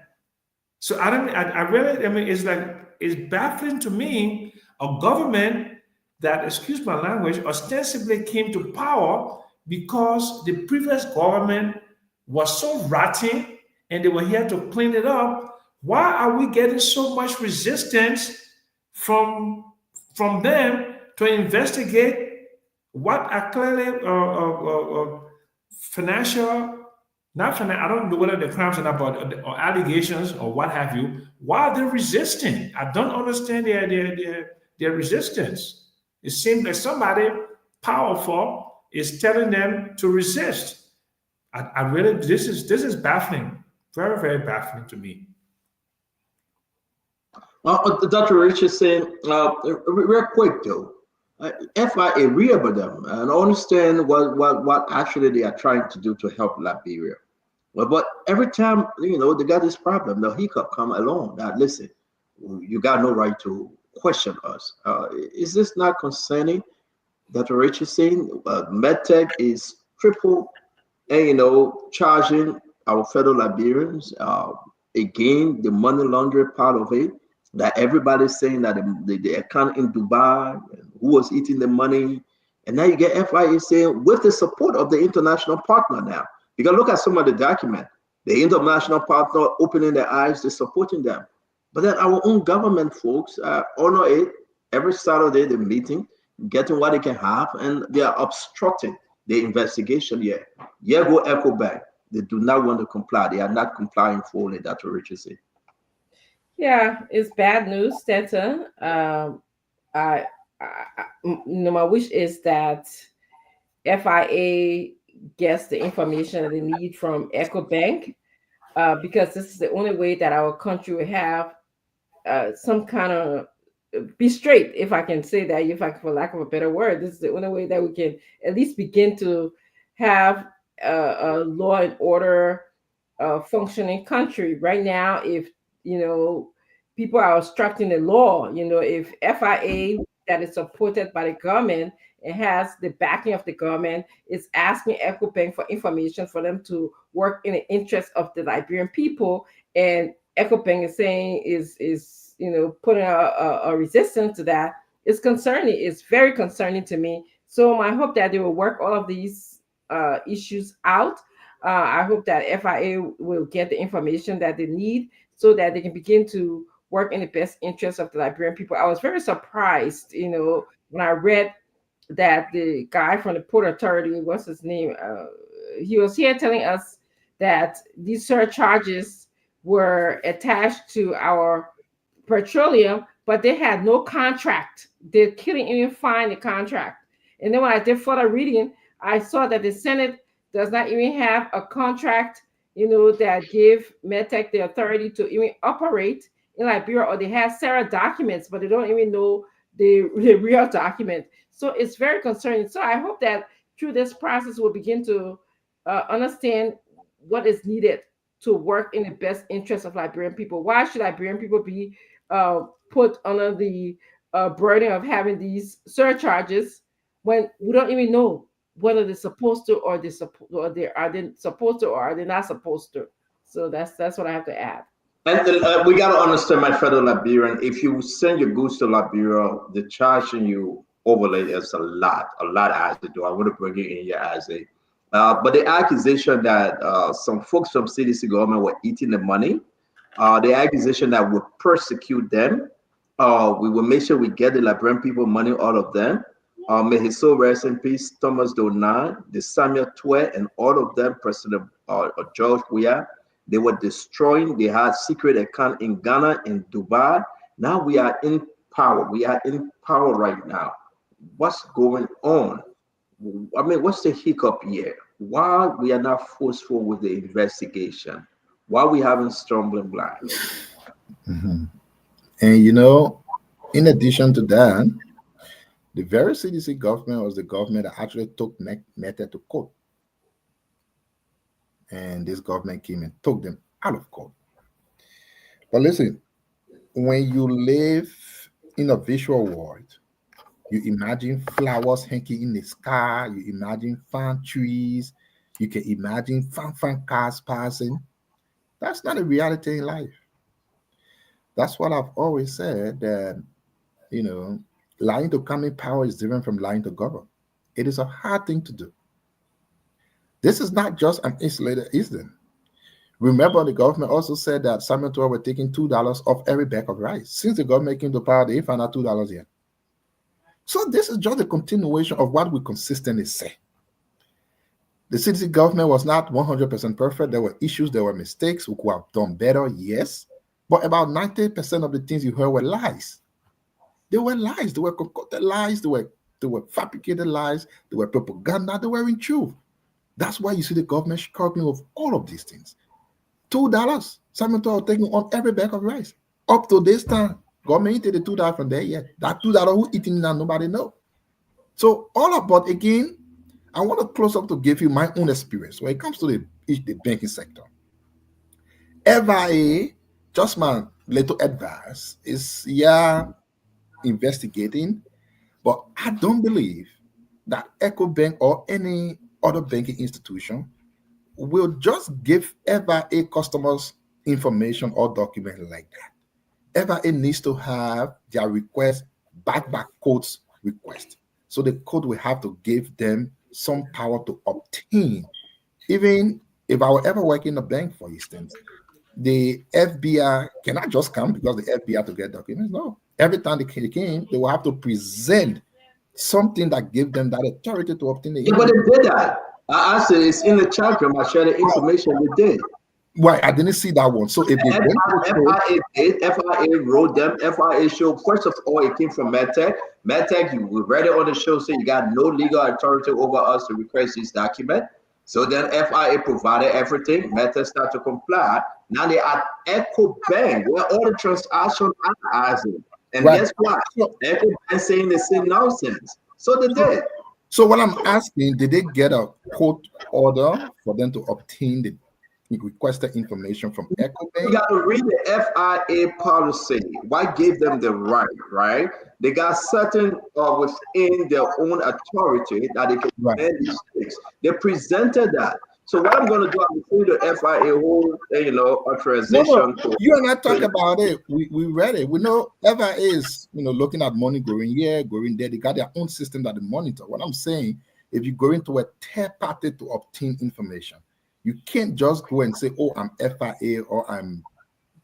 You can do that if the party refuses. Then you go to court. You can do that because you've been given the power. Because you've been given the power to do so. No, that's see.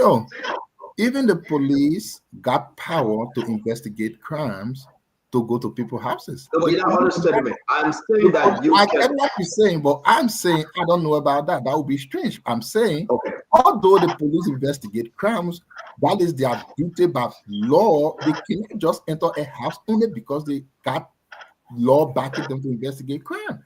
They need some authority to do certain acts. When it comes to giving over customers information, documentation, other things will have to back it. Not because you say you're supposed to investigate. Investigate does not mean go and get it from a third party and stuff. But again, if that's what you're saying, we have to look at it. No, I'm not saying. Don't say that's what you're saying. You almost having a conversation.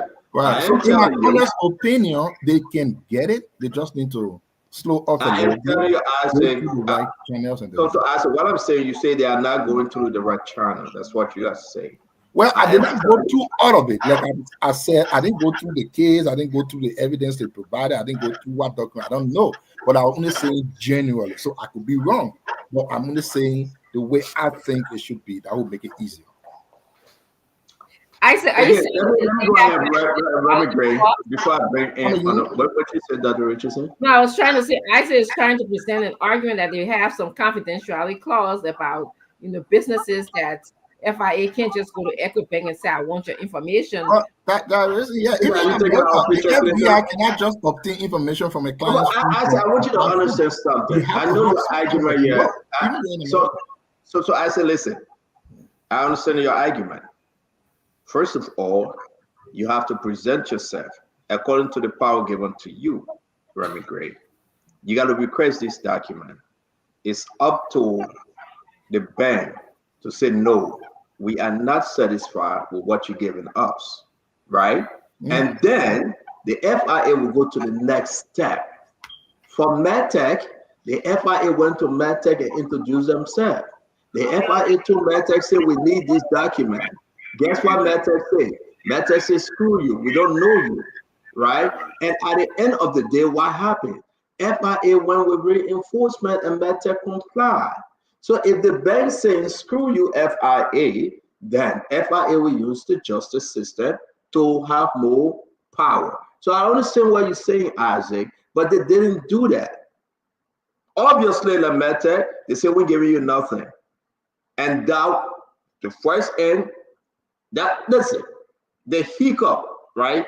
Gonna agree. The issue here is that the government is having problem with medtech operation, and they have opened an investigation. So talk to me, Conagry. Where are you on this? Sandra, if I took $10,000 check to the bank and then cash it and put that money in my pocket, firstly, the FBI will be informed, or the FCIB through their true channel will be informed that a guy came here trying to encash a check.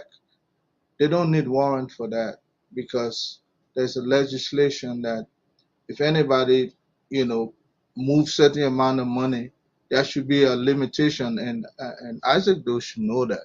They don't need to go call a judge to say, well, let's arrest this guy. They No, already no, do it. it's not correct, sir. They will hold you account on account of reasonable suspicion for something. Not that you cannot encash $10,000, but they want you to probably transfer it. Can't you just go to the bank, they count 10,000 on the counter and get it? It's kind of fuzzy.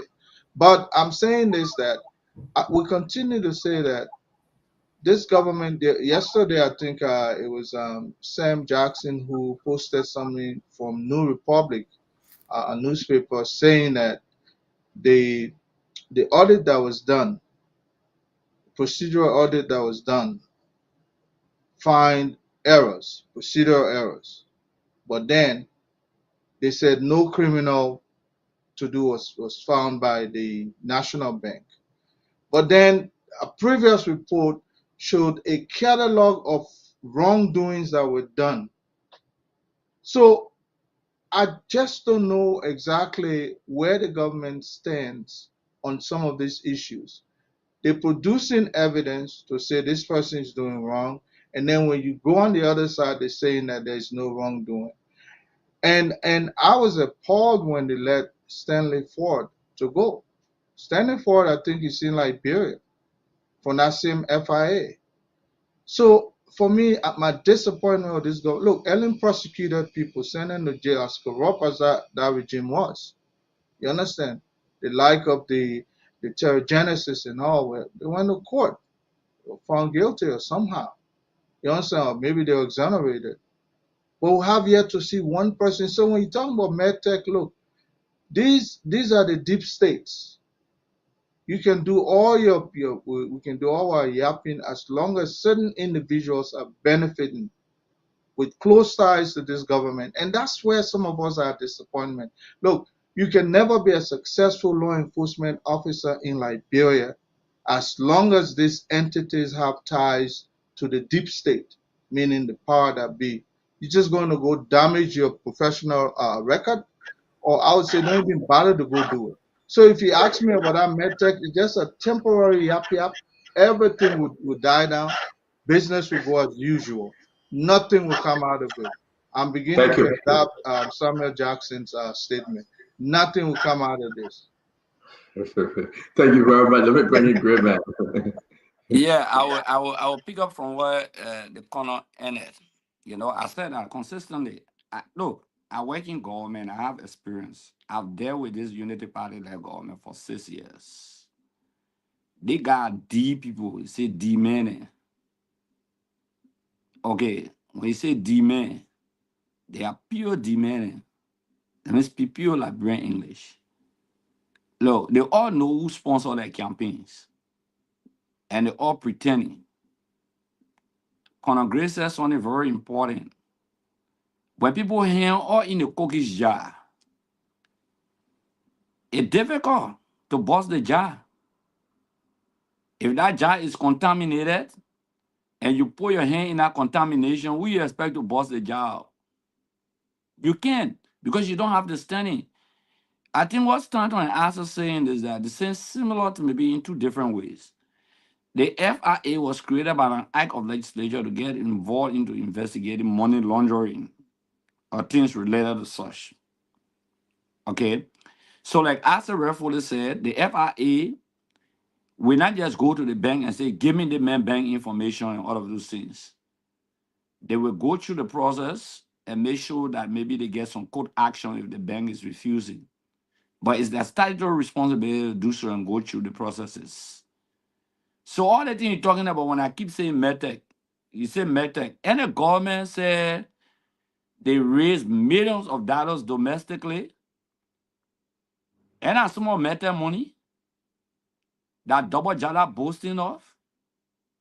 And some of the things they're talking around here, some presidential projects and all of those things, that is not going anywhere. Let us not waste our time on that Mtech. And in fact, if the Mtech did, because that's what they ran the campaign on, the basis for the campaign, one of the issues they raised, that they will cancel the D, people getting rich, free people getting rich. So 1 year into your government, you allow citizen people to still be getting rich, and the D status, the D is illegal, you will cancel it automatically.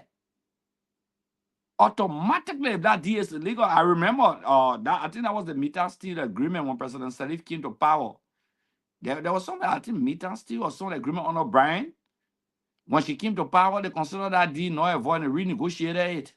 I think Sam could speak better to that. Yeah, but it was a steel company issue, not meter steel. Okay, so Yeah, steel company issue. yeah. Yeah. Yes, they said that D, in fact, the interim government didn't have the authority to extend any agreement of such and whatsoever. They had to renegotiate automatically. So anything under the law that is illegal, that's why the lawmaker on air the last time was just laughing. Family. If you know that certain agreement is above certain amount of money and should be ratified by the legislature, and that deal went through with all legislative ratification, and you cannot bring it to the floor to ratify it after 1 year, then your hand in the jar. Your hands are contaminated because the function of the legislature should not be usurped. Then you don't blame that on the executive branch of government anymore. For example, if the executive has a deed that should be ratified by the legislature, even assuming that the deed is illegal, it doesn't need ratification. Under your oversight responsibility, the company is invited. But even people from the executive branch of government defending the current executive branch of government defending the meta D. Let be as realistic as it can be. Thank you. And I wanted to conclude on this tunnel on the past subject matter. I see your son or your friend Mame talking about everyday bond share, central bank our bond share, LTA Well, our what bond am I share. talking about share? Where? No, they're talking about they get new evidence, all of those Oh, things. But man, bond. yeah, Latin are nothing. Trust me, these people ain't get nothing. That's also muff talk. Okay, they come and lie to you that we got this, we got that. But in conclusion, that go back to the subject matter. Yeah, it's just a sad statement. But what Remy says is very important. As long as this administration did business with certain companies and campaign time, the sponsors some of them, certain companies, they can do nothing to those companies. Stand on you thought from now the judgment day. Okay. It's just a matter of telling the presidency, you remember the $500,000 you got during the campaign, Joseph Boya, that money came from Mtech. The $2 million you got came from this other company. I'm not saying that better, but I'm just telling you that when your hand in the cookies jar, there is no way that contamination that you can exonerate yourself on that. So Thank you. FIA will go all about. FIA Thank can you, get all the Honorable Gray. evidence to prosecute the people that FIA can prosecute them. Honorable Gray, thank you very much. I want us to close up this. If it is true, somebody help me. Oh, Clinton, let's hear you on this because you have not spoken. Yeah, I think the art creating the FIA does have the authority to request the information from the financial institutions. Now, the financial institutions can decide they are not going to provide that information. In that case, then FIA will have to get the court to compel them to provide that information. But under the act, they can request it. If they refuse, then, but the FIA also have the administrative power to issue sanctions. So administratively, the FIA can issue sanctions. So if the financial institution refuse, for instance, the FIA can slap them with sanctions. and it will be left with the financial institutions to take FIA to court to challenge that sanction. So again, but I think we all will agree that most of these things are happening because, of course, places like Mtech and EcoBank, all these places have some level of protection. Especially when we talk about Mtech over and over, they have some level of protection from very high levels of our government, and they feel emboldened to challenge other institutions of government. So that's just it. So guys, I'm listen. Is this true? The Ministry of Transportation have increased, and I just put it as somebody help us, right? I have some document on it, but I know it just coming in late. Ministry of Transportation have increased the registration amount up by $15. All right. Our Ministry of Transport has added an additional fee of 15 USD to all vehicle registration renewal. Is that true? I thought they have taken this from the ministry to a private group that the president. Can somebody tell us? I mean, you in Liberia or the grave, what can you say about this? They have increased the registration fees. Yes, the last time I came here and I said it, probably didn't pick it up. They categorized the various transportation from taxi to trucks to keke. I said it here to jeeps. I said it here on air before that they did that. They didn't announce it, but they did that. The contention between the Ministry of Transport and the entity is that the police is doing business with this entity. You know, the cars that came. Yeah. So it happened under the citizen administration. The argument was that the entity is claiming that they have an authority that was given to them from past administration to do the affairs of the vehicles. Okay, in terms of vehicle regulations and all of those things. The Ministry of Transport said, no, but statute, we have that responsibility. Okay, to print lesson plates and all of those things. You don't have that authority. We have that authority by statute. Okay, so under our administration, that the Ministry of Transport consistently carry on the authority. Now under this administration, in fact, you remember President Boyka, I think he visited the entity headquarters or something. President Boyka ordered the Justice Minister to make sure these people get the rights. Yeah, we even asked the Justice Minister under administration for similar opinion on the subject matter because there were conflicting issues, okay? But now President Boyka had asked the Justice Minister to provide the rights to them. The Minister of Transport is saying no. The Minister of Transport is saying no. We have that statutory responsibility and we're not going to allow it to go. I'm hearing that Mr. Ubodi, who has the right on printing or lesson plates, because the government has a contract with him, they're standing on the existing contract. I have the document. I'm trying to put the document out. You are quite correct. Your body is he's mad. He's going to court. And this is not the first time. Excuse me. Under the Salib-led administration, Mr. Ubodi went to court again and it was in his favor. Okay, similar situation transpired. But the thing is that taxation or revenue generation has increased in terms of suffering our people. I raised this issue before. And I said when we came to power, these are the reductions we did. Okay? But now these reductions have been increased under this administration. So the ordinary people are bearing these burdens. But the thing you're trying to say is not necessarily just the taxation, but it has to do with who has the legitimate authority, whether this entity or the Ministry of Transport, which entity. And mind you, just listen to me. If this entity is given this authority to perform, a lot of people will lost their job at the Ministry of Transport. A lot of them been reaching out to me. In fact, yesterday, okay, a group of them reached out to me and said, look, tell the Spoon family they don't raise this issue because we'll be getting other jobs. We are Liberian. It doesn't matter because the guys who reach out to me, in fact, two of the guys are a member of the Unity Party. You know, so let's take this around the horn right quick. Yeah. It also has to do with the issue of losing jobs by many Liberians. If this authority is taken from the Ministry of Transport. So Augustine, let me come. Sorry, Dr. Richardson, let me come to you. There's a court order here, and this thing is scheduled for 10 a.m. Okay, let me read it. By directive of His Honor Yemin Gbese, Associate Justice, presiding February 3rd, 2025 at 10 a.m. It is scheduled because something by the president, he instructed his justice minister to give full right to this group. Dr. Richardson, let me put this in the chat room. Talk to me. What you know? But Is that an extra suffering for the Liberian people? Increase this thing to $15? You're muted, Doctor. We are muted. Yes. So the registration of vehicles, traffic signs, or what have you, um, it has been increased. Is what I'm hearing. But my concern is that there should be a regulatory body, basically, and that will question or that will look into the increase of paying for these products on Liberian people.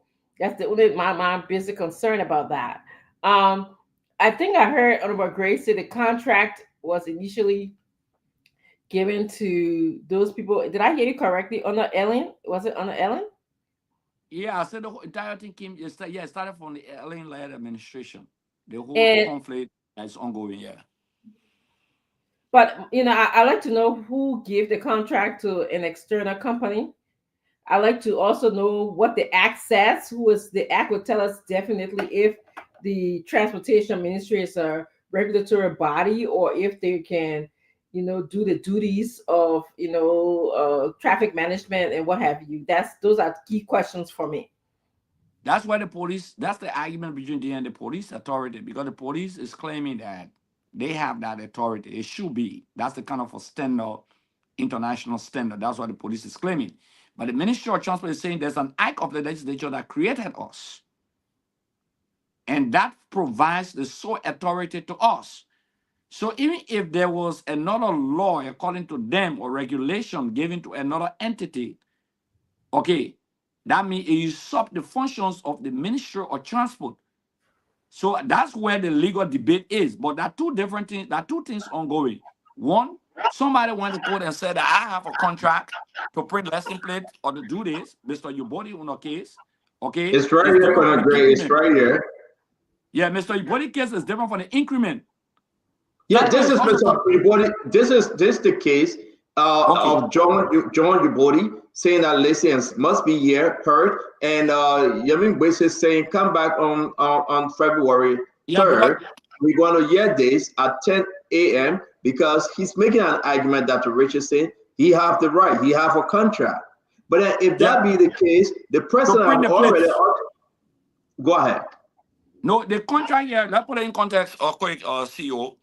Mr. Ubodi is saying he has a contract to print the lesson plates. You cannot take this authority and give it to a new entity because I already have an existing contract. So he's gone to court for the court to put a stop to this. There's a second point you raised tonight about the issue of the increment in taxation on transportation in terms of the regulation, in terms of registration, transportation registration, there's an increment. So there are two separate issues here we're discussing. One has to do with the issue of taking a contract from someone who has an existing contract and the issue of tax burden on the ordinary people in terms of vehicle registration. So we can discuss the two issues. Thank you. Dr. Richardson, are you done? I want us to, I just put the other one in the chat room, Dr. Richardson, just take a look at it from the Minister of Justice from the 29th of January, saying that, listen, you can only do business. This is from the Justice Minister. All right. You can only do business with this company, right? The Liberia Traffic Management Incorporated. You can, you can just read that in the chat room, and then people will understand where we're coming from. It's in the chat room. Uncle Sam, that before I bring you in, let me bring in Asido before we come to you. Asido, what's happening here? It's like a three-way street. The Justice Minister, he was instructed by the President, gave this company the full power, let them operate. Then here also come Mr. John Ubodi. He said, no, hold on there. I have the right. Then we have a letter from the Transport Minister, Salif Tyler. He got angry. Right? And he said, I stand by my letter. Go and ask Gregory Coma and the Justice Ministry.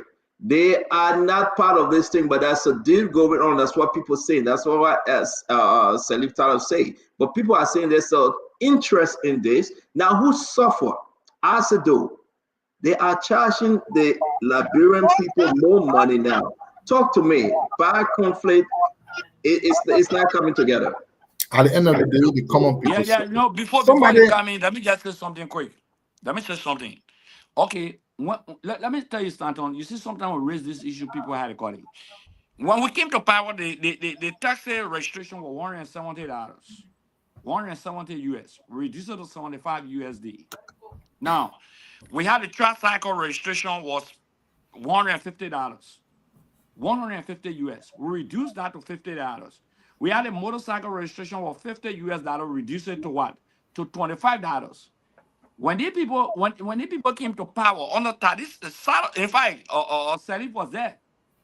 Okay, the Talo guy, Salif Talo was there. In fact, he knows this fact. Now they have increased everything. Okay, as I speak to you now, my understanding is that they will reduce in fact commercial buses from 250 to 150. Now the guys have increased it by extra amount on all of these different categories of transportation system in the country. And the ordinary people may not be able to afford. So that's why you say when they put petroleum product price down and people go register their car when there's an increment, you think they will reduce the price of transportation? So what will be the essence of the reduction in the sale of petroleum to the ordinary people? Great. Thank you very much. The contract with John Uboti is for 9 years. Let's get it straight. All right, Isaac, 9 years. I want to bring you in on this. The MDMC, and which is owned by John Uboti, is for 9 years. But here come LTM. Contracted the entire argument here. But why would the president tell the justice minister, say, empower LTM? They should be the one to do vehicle registration. So now, who overriding who? The Supreme Court saying, guys, hold on here, hold on. The Supreme Court now saying, hold on, we want to hear this. But the justice minister said, we're not going to listen to you, Mr. Supreme Court. We listen to the president and get full rights to this company. Who's in control? I said, the justice minister, the Supreme Court, the president, the company, John Uboti. What's going on? It's a mess. Just go into the chat room. I'm dropping all this information, and Liberian people need to know this. Who suffered? Yeah. The common people. So I know. Answer. Who gave John Uboti the contract for 9 years? I just want to know. You can. Right. That contract was given under the early administration. Wait. I can answer the question. It's okay. You answer it. Let them answer do the chance because we talk about it all the time, Honorable Gray. Answer, make your point. Right. So at the end of the day, the common people suffer. The common people will not go to the ministry or wherever to register cars because they don't have cars, but they will have to pay the fees to those who have cars to register their cars. That's how they suffer. And Stanton, you put it right. I know we'll talk about this very more in details, maybe tomorrow or something. But this is about 3 people. And it only shows the continuation of the disrespect towards the Supreme Court of Liberia. Mr. John Uboti got a contract.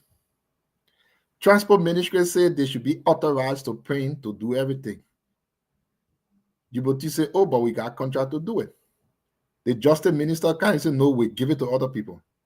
The Supreme Court come and say, all of you stop. Don't do anything because John Uboti brought complaint here and we have to look at his complaint. A complaint.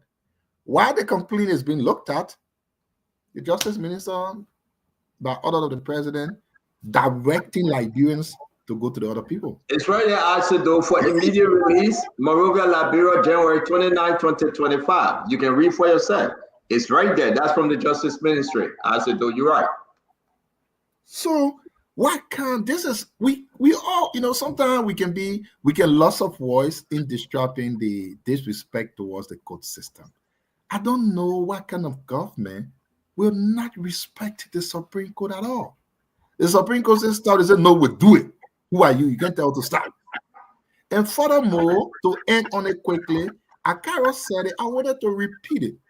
These are the reasons why I've always said that some of us will feel and will always feel proud of what the CDC did, though they didn't do everything right, but we always feel proud. At the time we got there, the vehicle registration that we met at $170, we reduced it to $75. Go and ask today how much is it. The one we met at $150, we reduced it to $50. Go and ask today how much is it. The one we met at $50, we reduced it to $25. Go and ask how much it is. The one we met at $250, we reduced it to $150. Even to my own Ministry of Youth and Sports, we met registration for $80, we reduced it to $40. Right now it's at $100. These are some of the reasons why some of us feel so proud of what we've given the people.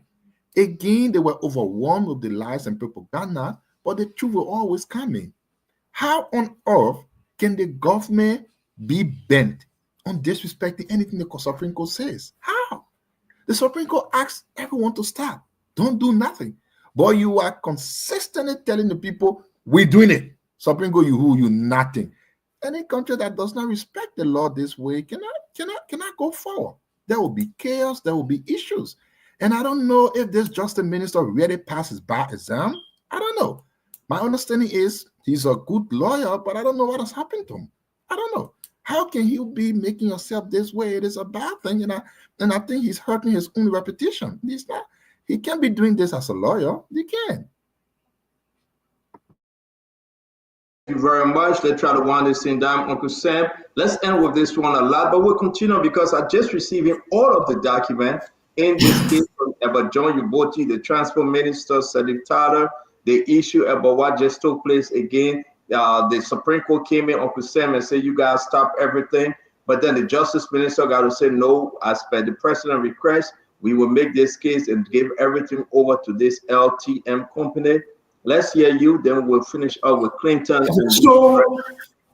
So clearly the LTM, and I have a vague idea. I think there's some guys from Minnesota. I think, Remy, you can correct me on that. Okay, they have a relationship with officials in Minnesota, and they've been trying to put a traffic management system. Good idea. Nothing's wrong with that, right? But the problem happens to be that there are laws, procurement laws, procedural laws that need to be followed, right?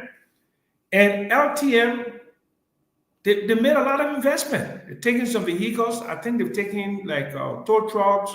They've taken all kinds of things. I mean, like a whole infrastructure to set up. I think like warehouses and what have you, right? And I'm in sympathy with them. But the issue is that the government itself did not do any research on the relationship between the government of Liberia and MDMC, Mr. Uboti. They're both Liberians, right? But clearly, if Mr. Uboti has a valid and outstanding legal arrangement, then that arrangement should be followed. But I'm aware that the Bureau of Traffic Management people have some political ties with this current administration. And this current administration likes to use might. Might is right. Because we're in power with president, we have the state apparatus behind us, we can do anything we want. And this is dangerous. It is dangerous because it makes them appear like they're a bunch of gangsters. And they were saying that the Georgia government was a gangster government, was a kleptocracy. They didn't know what they were doing, and they came to rescue the country and to put reforms in. But you can't put these reforms in when you are blatantly disobeying the laws of the government. If the government of Liberia signed a contract, Georgia or Ellie, with a Liberian entity. We gotta go. I know we have you again. I beg you guys, we gotta go. Yeah. We have a young lady in studio who is producing. She gotta go home. We cannot keep her there. We're begging you guys, please, Uncle Sam. Or you just went off. Let me say this. We got new development. We got more to this Uboti story. Who is John Uboti? When did he get the contract? Why is the president or the justice minister trying to take that contract away from him? Now, actually, does he have any right to this contract? Or who are the group from Minnesota? We got to dig deeper. We got all the information, and we'll make this the first story tomorrow. That we can show you. My brother, my sister, my fellow Liberians, you want to hear the deeper part of this thing. And now who's going to benefit? Listen, $15 US dollars going to agree just for registration? And who are the group from Minnesota going to agree you from Minnesota? Who are these cats? Who is in whose interest? I got your names. I got the documents. Seriously, this you have to come back tomorrow. Who gonna benefit? Now you both get the role. You both get this. Who John Uboti? Who is the real John Uboti yet? Is that the guy from your state? Huh? Is that the guy from your state, New Jersey? I say come back tomorrow. I say come back tomorrow. I like to tease people, but what I have in my possession, you will want to know, you will want to hear, you want to see it tomorrow. It's going to be big because we are listen. People have been saying, Stanton, you didn't talk about this thing, you didn't talk about this thing. I have everything. I was waiting for the last one, and indeed, truthfully, I reached out to Salif Tana. He's frustrated. Okay, I will not share our conversation, but I reached out to him, the transport minister. What is the whole game? What's his stake? Liberians, you are the one that's going to feed this thing. I've really got to say this to you tomorrow. And may God save our state. In every area, I say thanks to you guys that giving us the information. The deeper part of this thing, Dr. Richardson, the root, the one that's sucking the water. I was shocked today when I was reading this thing. Forget about the 10 different information I put in the chat room. Just read it and be informed. But who behind this thing? Who actually behind this thing? We're going to call names tomorrow. And the Liberian people got to know, because how can we fix this state? How can we fight? Join us tomorrow. It was a beautiful show today, a beautiful quiet Friday. Listen, go eat your food. Sit back. I get spaghetti meatball. I'm going to eat. Listen, enjoy. I saw my brother Akaris great eating something. I thought it was spaghetti meatball. I said, don't laugh. I said, I ain't eating mother yet. Akaris, which country you in? Man, but before we go, man, can I please do this? I wanted to recognize you there messing with a junta? We're not leaving here. We're not leaving here. You recognize a person. I just want to say we got to do a 1 minute closing each, everybody. When we get to here, I say, please, guys, if you close, don't run away. You got to stay with us, especially Governor Clinton. Don't run away, Governor. We'll keep an eye on you. But we want to say to all of you, it was a beautiful show. Come back tomorrow. Tomorrow, that's Saturday. On Sunday will be the final game. Grand Jida versus Lofa County. Listen, I don't want to go politics on this one. But Grand Jida versus Lofa County, I'm hearing CDC versus Unity Party. I don't know how true it is. I'm hearing politics in this thing. But again, is this 2029 we coming to? Ladies and gentlemen, are you ready? Are you ready for Grand Jida versus Lofa? Are you ready for Joseph Yima Bwaka Kwakulakwa versus George Manawia? No. We can do that one. Let me tell my Umba. Leave me alone. Again, are you ready for this thing? Or will we see Gissy Pepsi, the man ran away from us? He said he was going to walk butt naked. He can't come on the show. He ran away. They beat McGibby. They beat them. Those boys from Lofa, they are flying on the Borogisi Mountain. They are doing this thing. But don't underestimate the Samarkand door is back. Set up again, came back. Grand Jida been winning. And he will be going on the field. We're supposed to bring the man on the show, right? My man, we still bring the man. But say he came back, say Sami Era, Grand Jida said they must win. Sunday game, I must say this to you. Take your seat early. Go there early. It will be the best county meet ever. Trust me. Say anything you want to say about the government, but go and have fun. It will be the best content meet ever. You want to be on the feed. You don't want to be on the radio. You want to travel. You want to be, listen, it's like the Super Bowl here in America. February 9 will be the Super Bowl. The Eagles, Philadelphia, and Kansas City. The Chiefs, they will be playing. You know Kansas City met them before and beat the Eagles.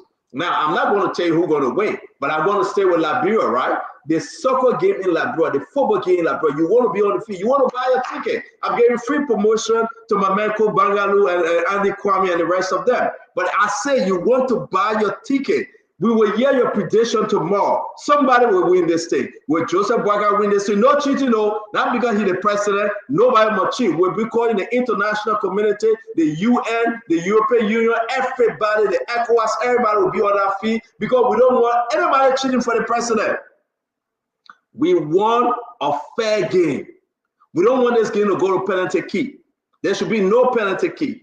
We don't want no menacing man on the field. Anybody with truck, anybody with menacing belief and think will keep them outside of the field. I told Ko Bangaloo already. The game will be the game of the century, CDC versus Unity Party.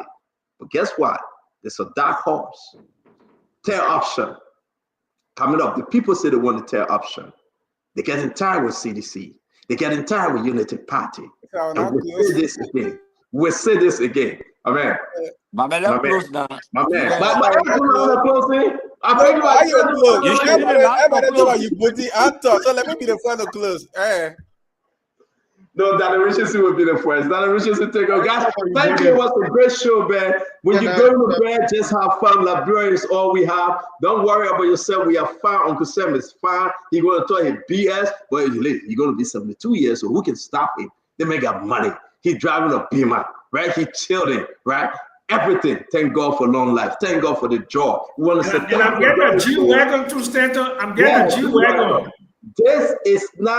This is for the Liberian people. This is for you. This is not a CDC show. This is not a Unity Party show. Where is Mr. Cummings? This is not a Mr. Cummings show. This is for the Liberian people. Every network coming into our own.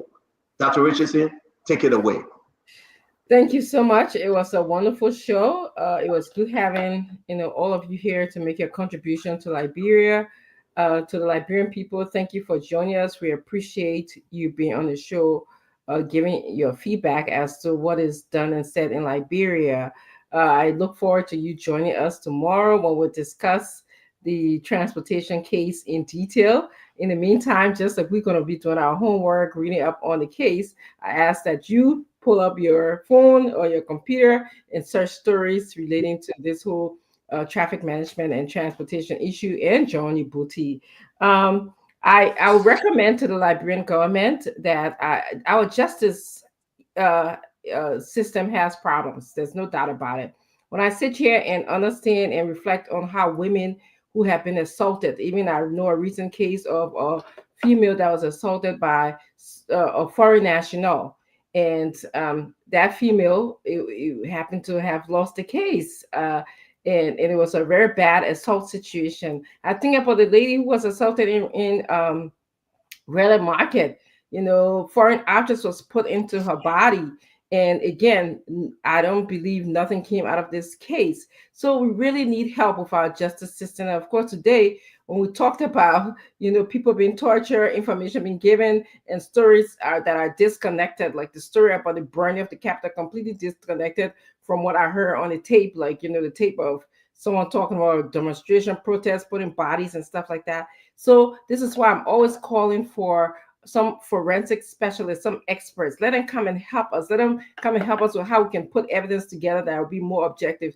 Timeline of evidence. Okay, help us analyze data. That's what forensic experts do. I'm not saying that we're not good at it in Liberia, but it's always good to have somebody who you can check your information with. So having said that, I want to just thank everybody for coming, and it was a wonderful show to me. Thank you. Bye-bye. Before just tell me, Philadelphia is a big place where you have a lot of Liberians. We are receiving videos that are small plane crash in Philadelphia. Yes, small plane crash in Philadelphia. I'm uploading those Not videos. East Philly. Not fitted. We want to announce if you have anyone, Cutman Avenue. if you have your Cutman Avenue that where a lot of Liberians live in the whole Pennsylvania. Listen, if you have family in that area, please reach out to them. We are announcing there's a small. Listen, the weather been bad.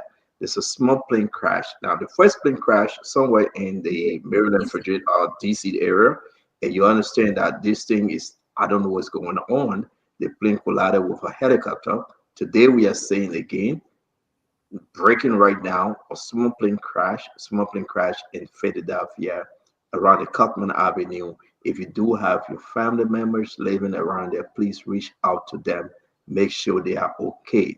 Please follow the local news, follow the international news, or check online. Reach out to your family people and make sure they are okay. We wish everyone well. Again, go ahead, Uncle Sam. Okay, so my thing is on the case, right? It's very important because of the potentially incendiary nature of this arson case that the police and the authorities do everything they can to make sure they present credible evidence because this is not just a criminal matter, but it has grand and large scale political implications. The way they're doing it, right? Taking defendants, taking them to NSA with accusations of torture, And some people, my friends were in the Unity Party, saying that they're taking this matter to the NSA because there is a degree of was something about terrorism involved. I think if it's arson, it's a simple arson case. There was no attempt, as far as I'm concerned, to overthrow the government or to do anything of that nature that would require it going to the NSA and the NSA taking such an active role in the investigation. But right now they've tarnished their reputation with the allegations of torture. So I hope and pray that they do it. On Sunday, Grand Jide versus Lofa. I want the president team to win. He needs a victory. He's been in power for 12 months. He hasn't had any real victory. So I hope and pray that the devils of Wologisi be there to push these young Lofians so they can beat Grand Jide, so Joseph Yima Braga can be happy. And when the Papa is happy, he will make the country happy. So on this particular day, on Sunday, even though I'm from the Southeast, River says, and Sino, but I'm supporting the boys on Lofa. And there is no political implications in it, but I just want the president to be happy. That's what, and I would like to close on that. Thank you, Uncle Sam. I'm going to bring in our brother Gamade. Look, great show as always. Look, the government needs to do a better job with what they are doing with the current prosecution. It's a lot of politics when you don't allow the career people to do their work and you try to influence them with a lot of politics. That's what happened. You don't have a solid case because they've been pushed to bring forward cases that they're not ready for. I think the government needs to do better with that. Look, with the Ubuti case and the MDMC and what we are saying, it's just what the Minister of Justice, this guy is going to go down, right? They get always. I think that you people can be saying they get. Look at what she bring it at the time. Like whenever I'm trying to talk, I thought she can bring something.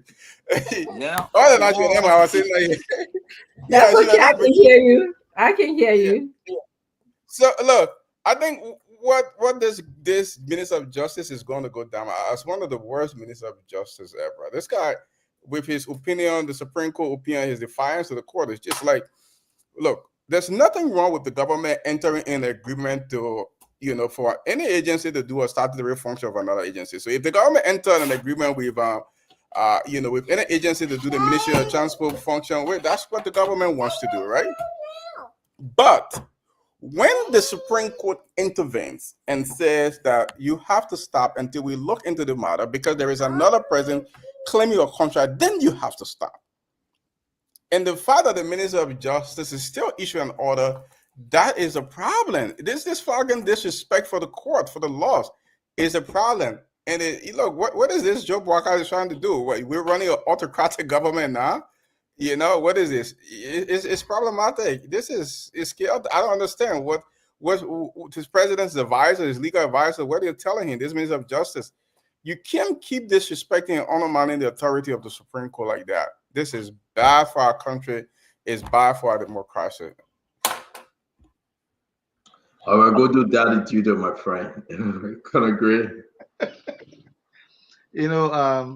Stanton, I think on the issue of the case, facing the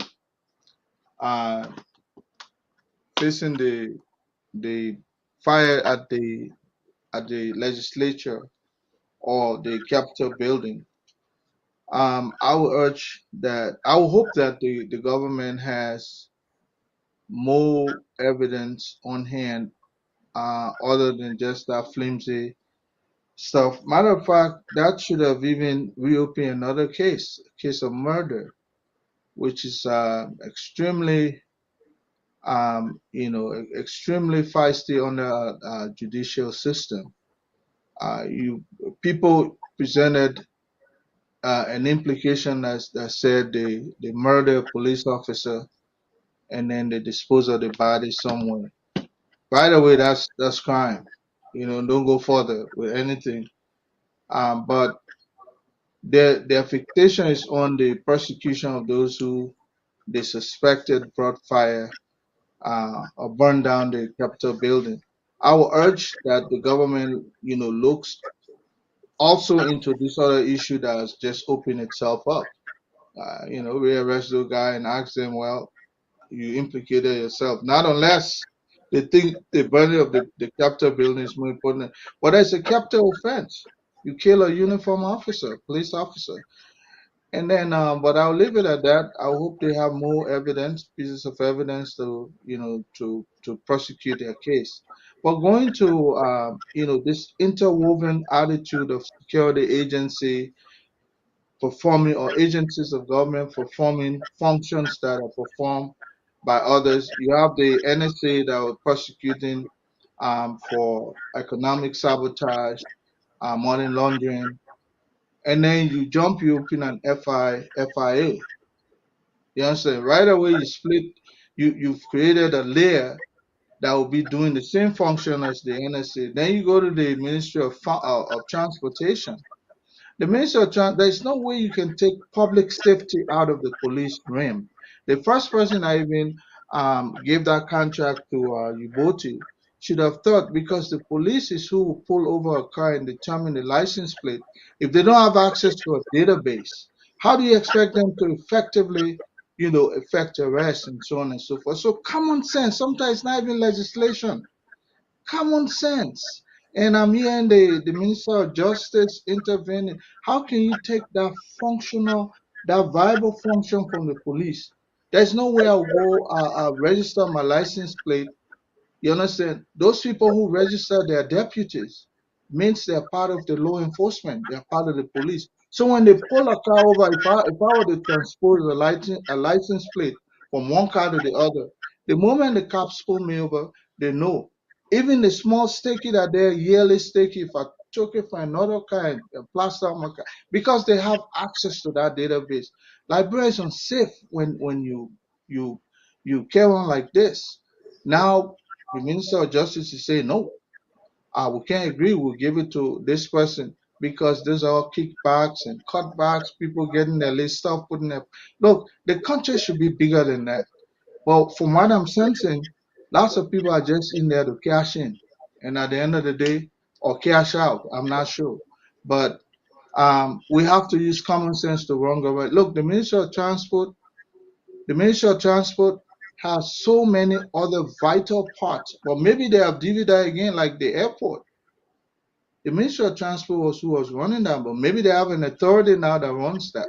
So, I mean, we're confusing each other. Small country, rich, or we just like kind of money everywhere, so we don't have access to what we're supposed to take in as a financially as a country, because it's spread everywhere. Our people say now we're not giving our money back. How can you run a government entity? You saying that the revenue you generate from that will not go to the general coffers? What kind of country is this? I'll leave it here, Stanton. Thank you very much, Conor Gray. Let me play what just took place, maybe 37 or 40 minutes ago in Philadelphia.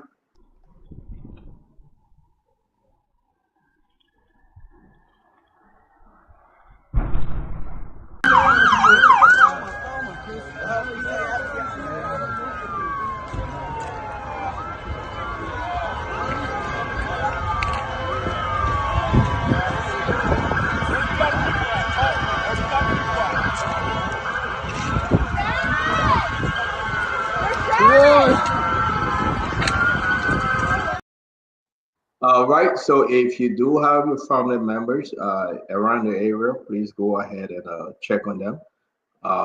Where the incident took place, Olavo Labirins, it's just around Cockman Avenue, around Philadelphia area.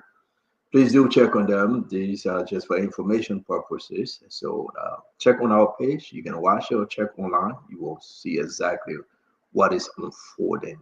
Isido, let's close, my brother. So one thing we have not touched on recently, I hope we can find time for, is the very mysterious death of, hold on, I don't know, what voice is repeating, man? Nobody repeating that. You listen to yourself. All right, Honorable Gray, you want to go ahead? We'll come back to Yeah, Isaac. basically, I will close up on two subject matters. One has to do with the game between Lofa and Grand Jide. Isaac, go out and come back in, please. It's no Lofa and Grand Jide against no CDC versus Unity Party. In fact, the Lofa team that took the trophy and some of the players that stayed there was heavily supported by CDC people in government, especially Jeff Koji, Thomas Falasa, Jesse Kobo, the rest of the guys. And the bulk of the current composition of the leadership of the CDC from Lofa County. So it's not CDC versus Lofa County. That team foundation has been built for years ago from the CDC time.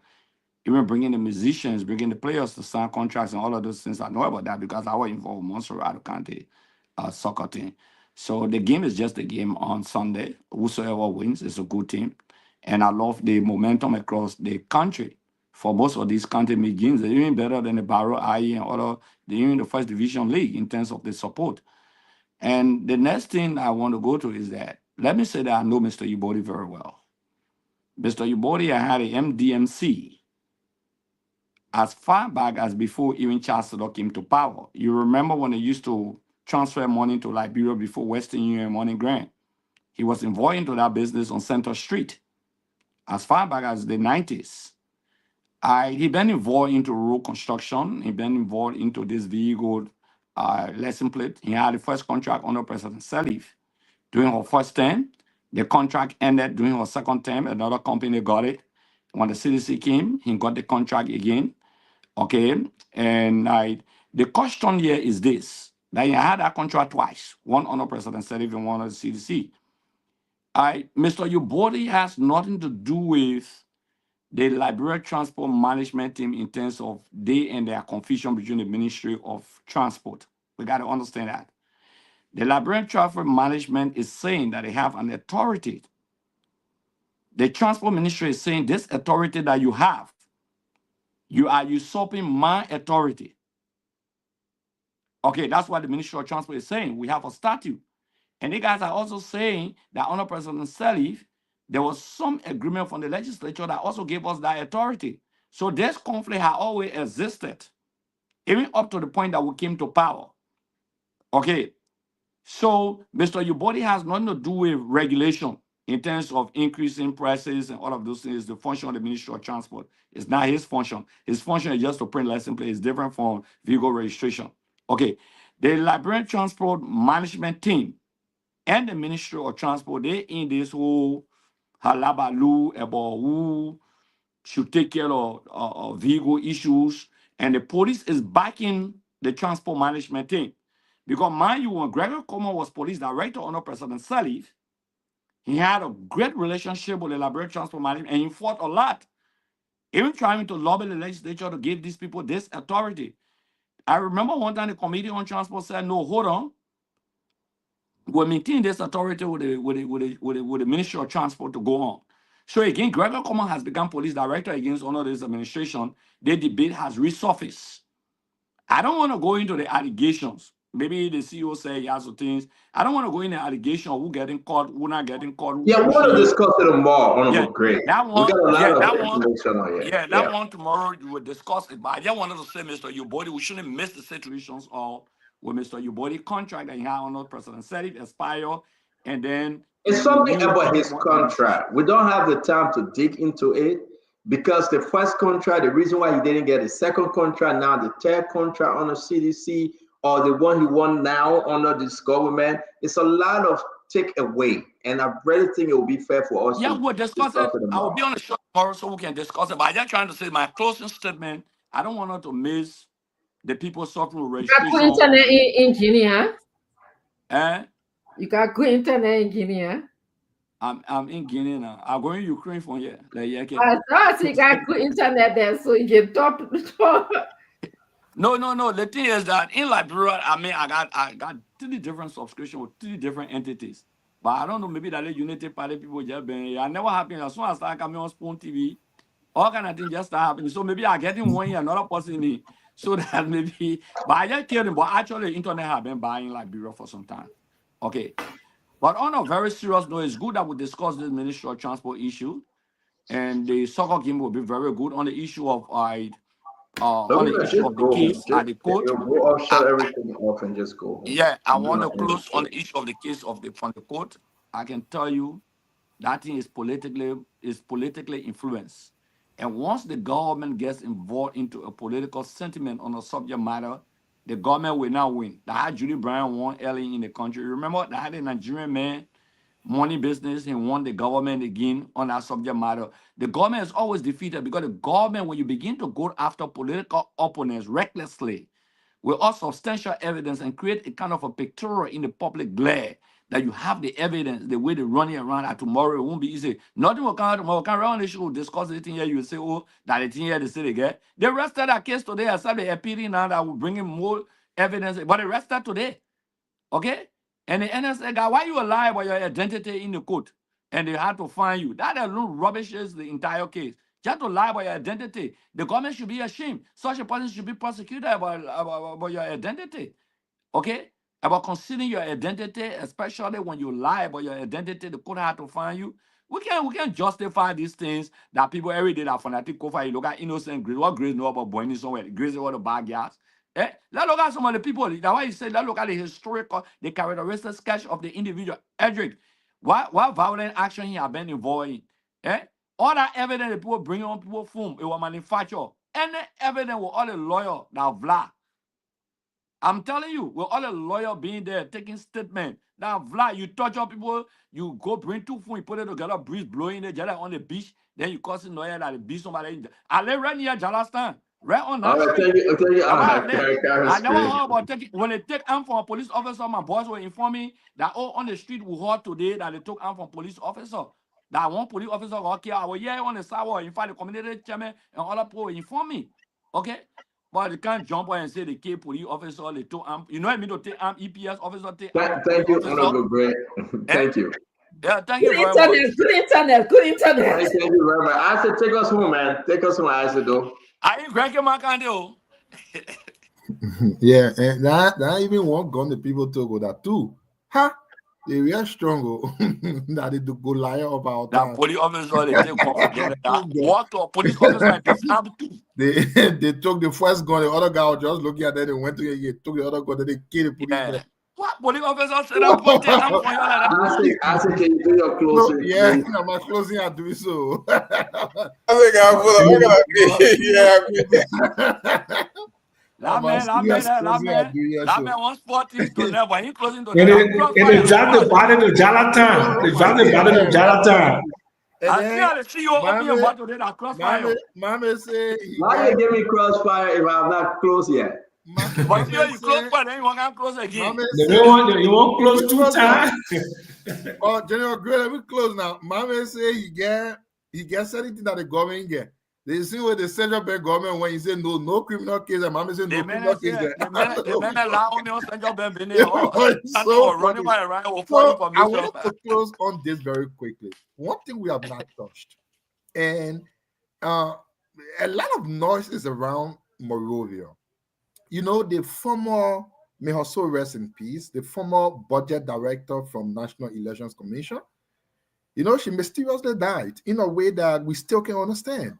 And her death came like within a week after it was reported allegedly that they saw financial documents with her. She was taking it for some reason.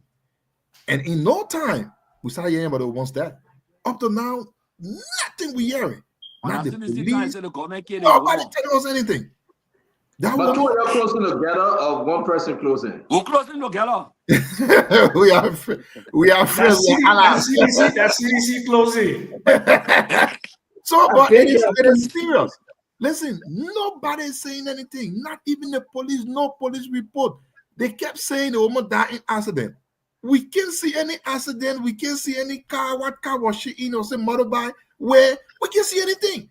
But the woman is dead. I said five place to say that, man. And the woman. I said, did you ask the Liberia National Police for their report? You come and show I said, let me interrupt you. No. Crossfire here. You said the crossfire. No.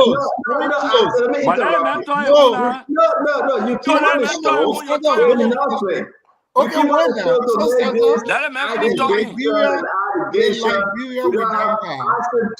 I always said this. That the richest one running away. Why you can't let me end? Let him end, then you do your crossfire. Let him end. So Stanza, the Liberia we in now. When someone dies mysteriously, somebody got to go to the police to ask them for a report before they get it, before they bring it, before the police tell anybody. So now the police must leave the family and call you acid and say we get a call Gray. No. Let me ask you, Honorable Moses Akari's great internet. Why you can't allow me to end? Let me ask you a question. No, ain't going on. Wait, let me end. I'm on the show. So, it is now 2025. Another financial person died. The police cannot update the public in what happened, but I'm asking a question. You bring a good conversation. I'm asking you a question. Did you make any inquiry? One, no. Did the family complain that the police didn't investigate? No. Have you been to the family's house? Wait, have you been to the family's house? Have you sent your journalist to the family's house? You are the one bringing it up, Isaac. You are the one bringing it up. You are speculating yet. You have to win an argument yet. Well, you just give me an argument. That's why you didn't allow me to close. Rest in peace, though. You know why I'm taking this position? Now, I beg you, I'll say you have your time. I beg you. I'm taking this position because I think Gregory Coleman, he was right. We woke up in the morning, we received a phone call, Uncle Sam. There's a body in the Spoon compound. The man was leaving the casino. He got in a fast racing car. He had an accident. He was injected out of the car, right? The car flew straight into the pool. Somersaulted. Whatever the accident, the pool gave a good report. There's an accident that took place. Reportedly, an accident. The police have the report. Our brother Isaac do on the show saying that he have not seen any report, so it's a mysterious. Let me finish. I'll give you time, brother. So there's a mysterious. But the car mysteriously flew into your fence. Who know how the car flew in your fence? It's not 2 for 1 we do yet. The people giving you a signal that your internet is going off soon. So, no, not you. We are talking about. So wait, let me ask you, stand up. LTA can communicate with you and people think that I'm going on and call you. I'm not in your LTA control territory. but it's an international wire. They're telling me that. Don't want me to talk about this because it's one thing he didn't want us to bring up, but this is very serious. This is not just a thing we can play on. It's someone else's mother. The woman was. I can save that drama. Let's go, man. But don't waste our time. You can't allow me to end. Because you're bringing it up, I will have the document from the Liberia National Police for you tomorrow. I will have it. Thank you. Thank you.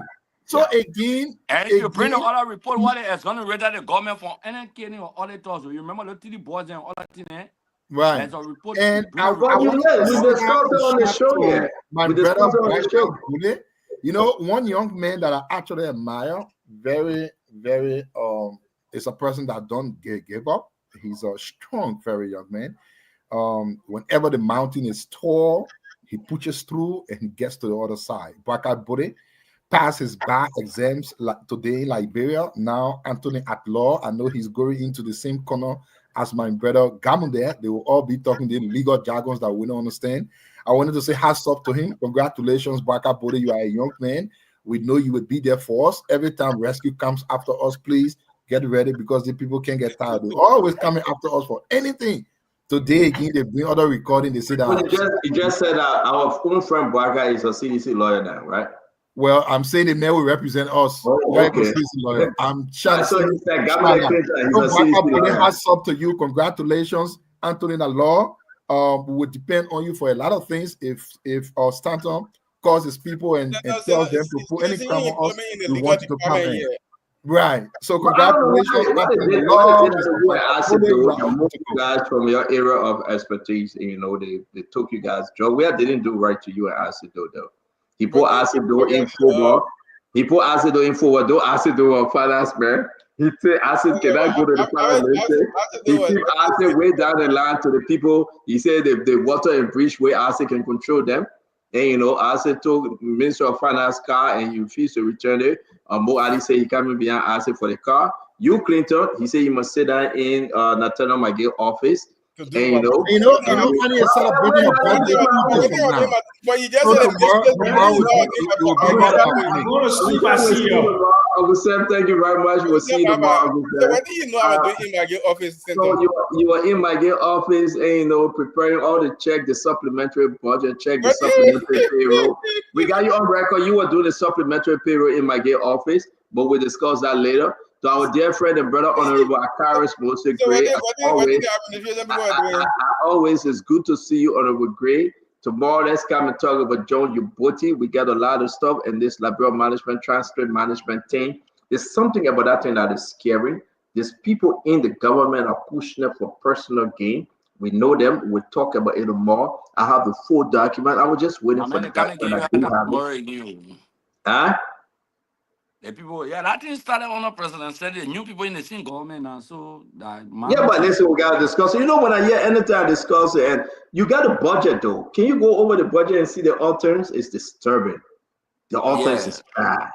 I put it in the chat room. We'll discuss part of it tomorrow. Guys, thank you very much for joining us. It's been a wonderful show. Please we all going to meet together too, man, because the budget. I'm not in the chat room. Yeah, I'm not in the chat room. I want to compare it to see what is the same. Okay, I'll return it to you. But again, I want to say till we meet again, folks, have a wonderful evening.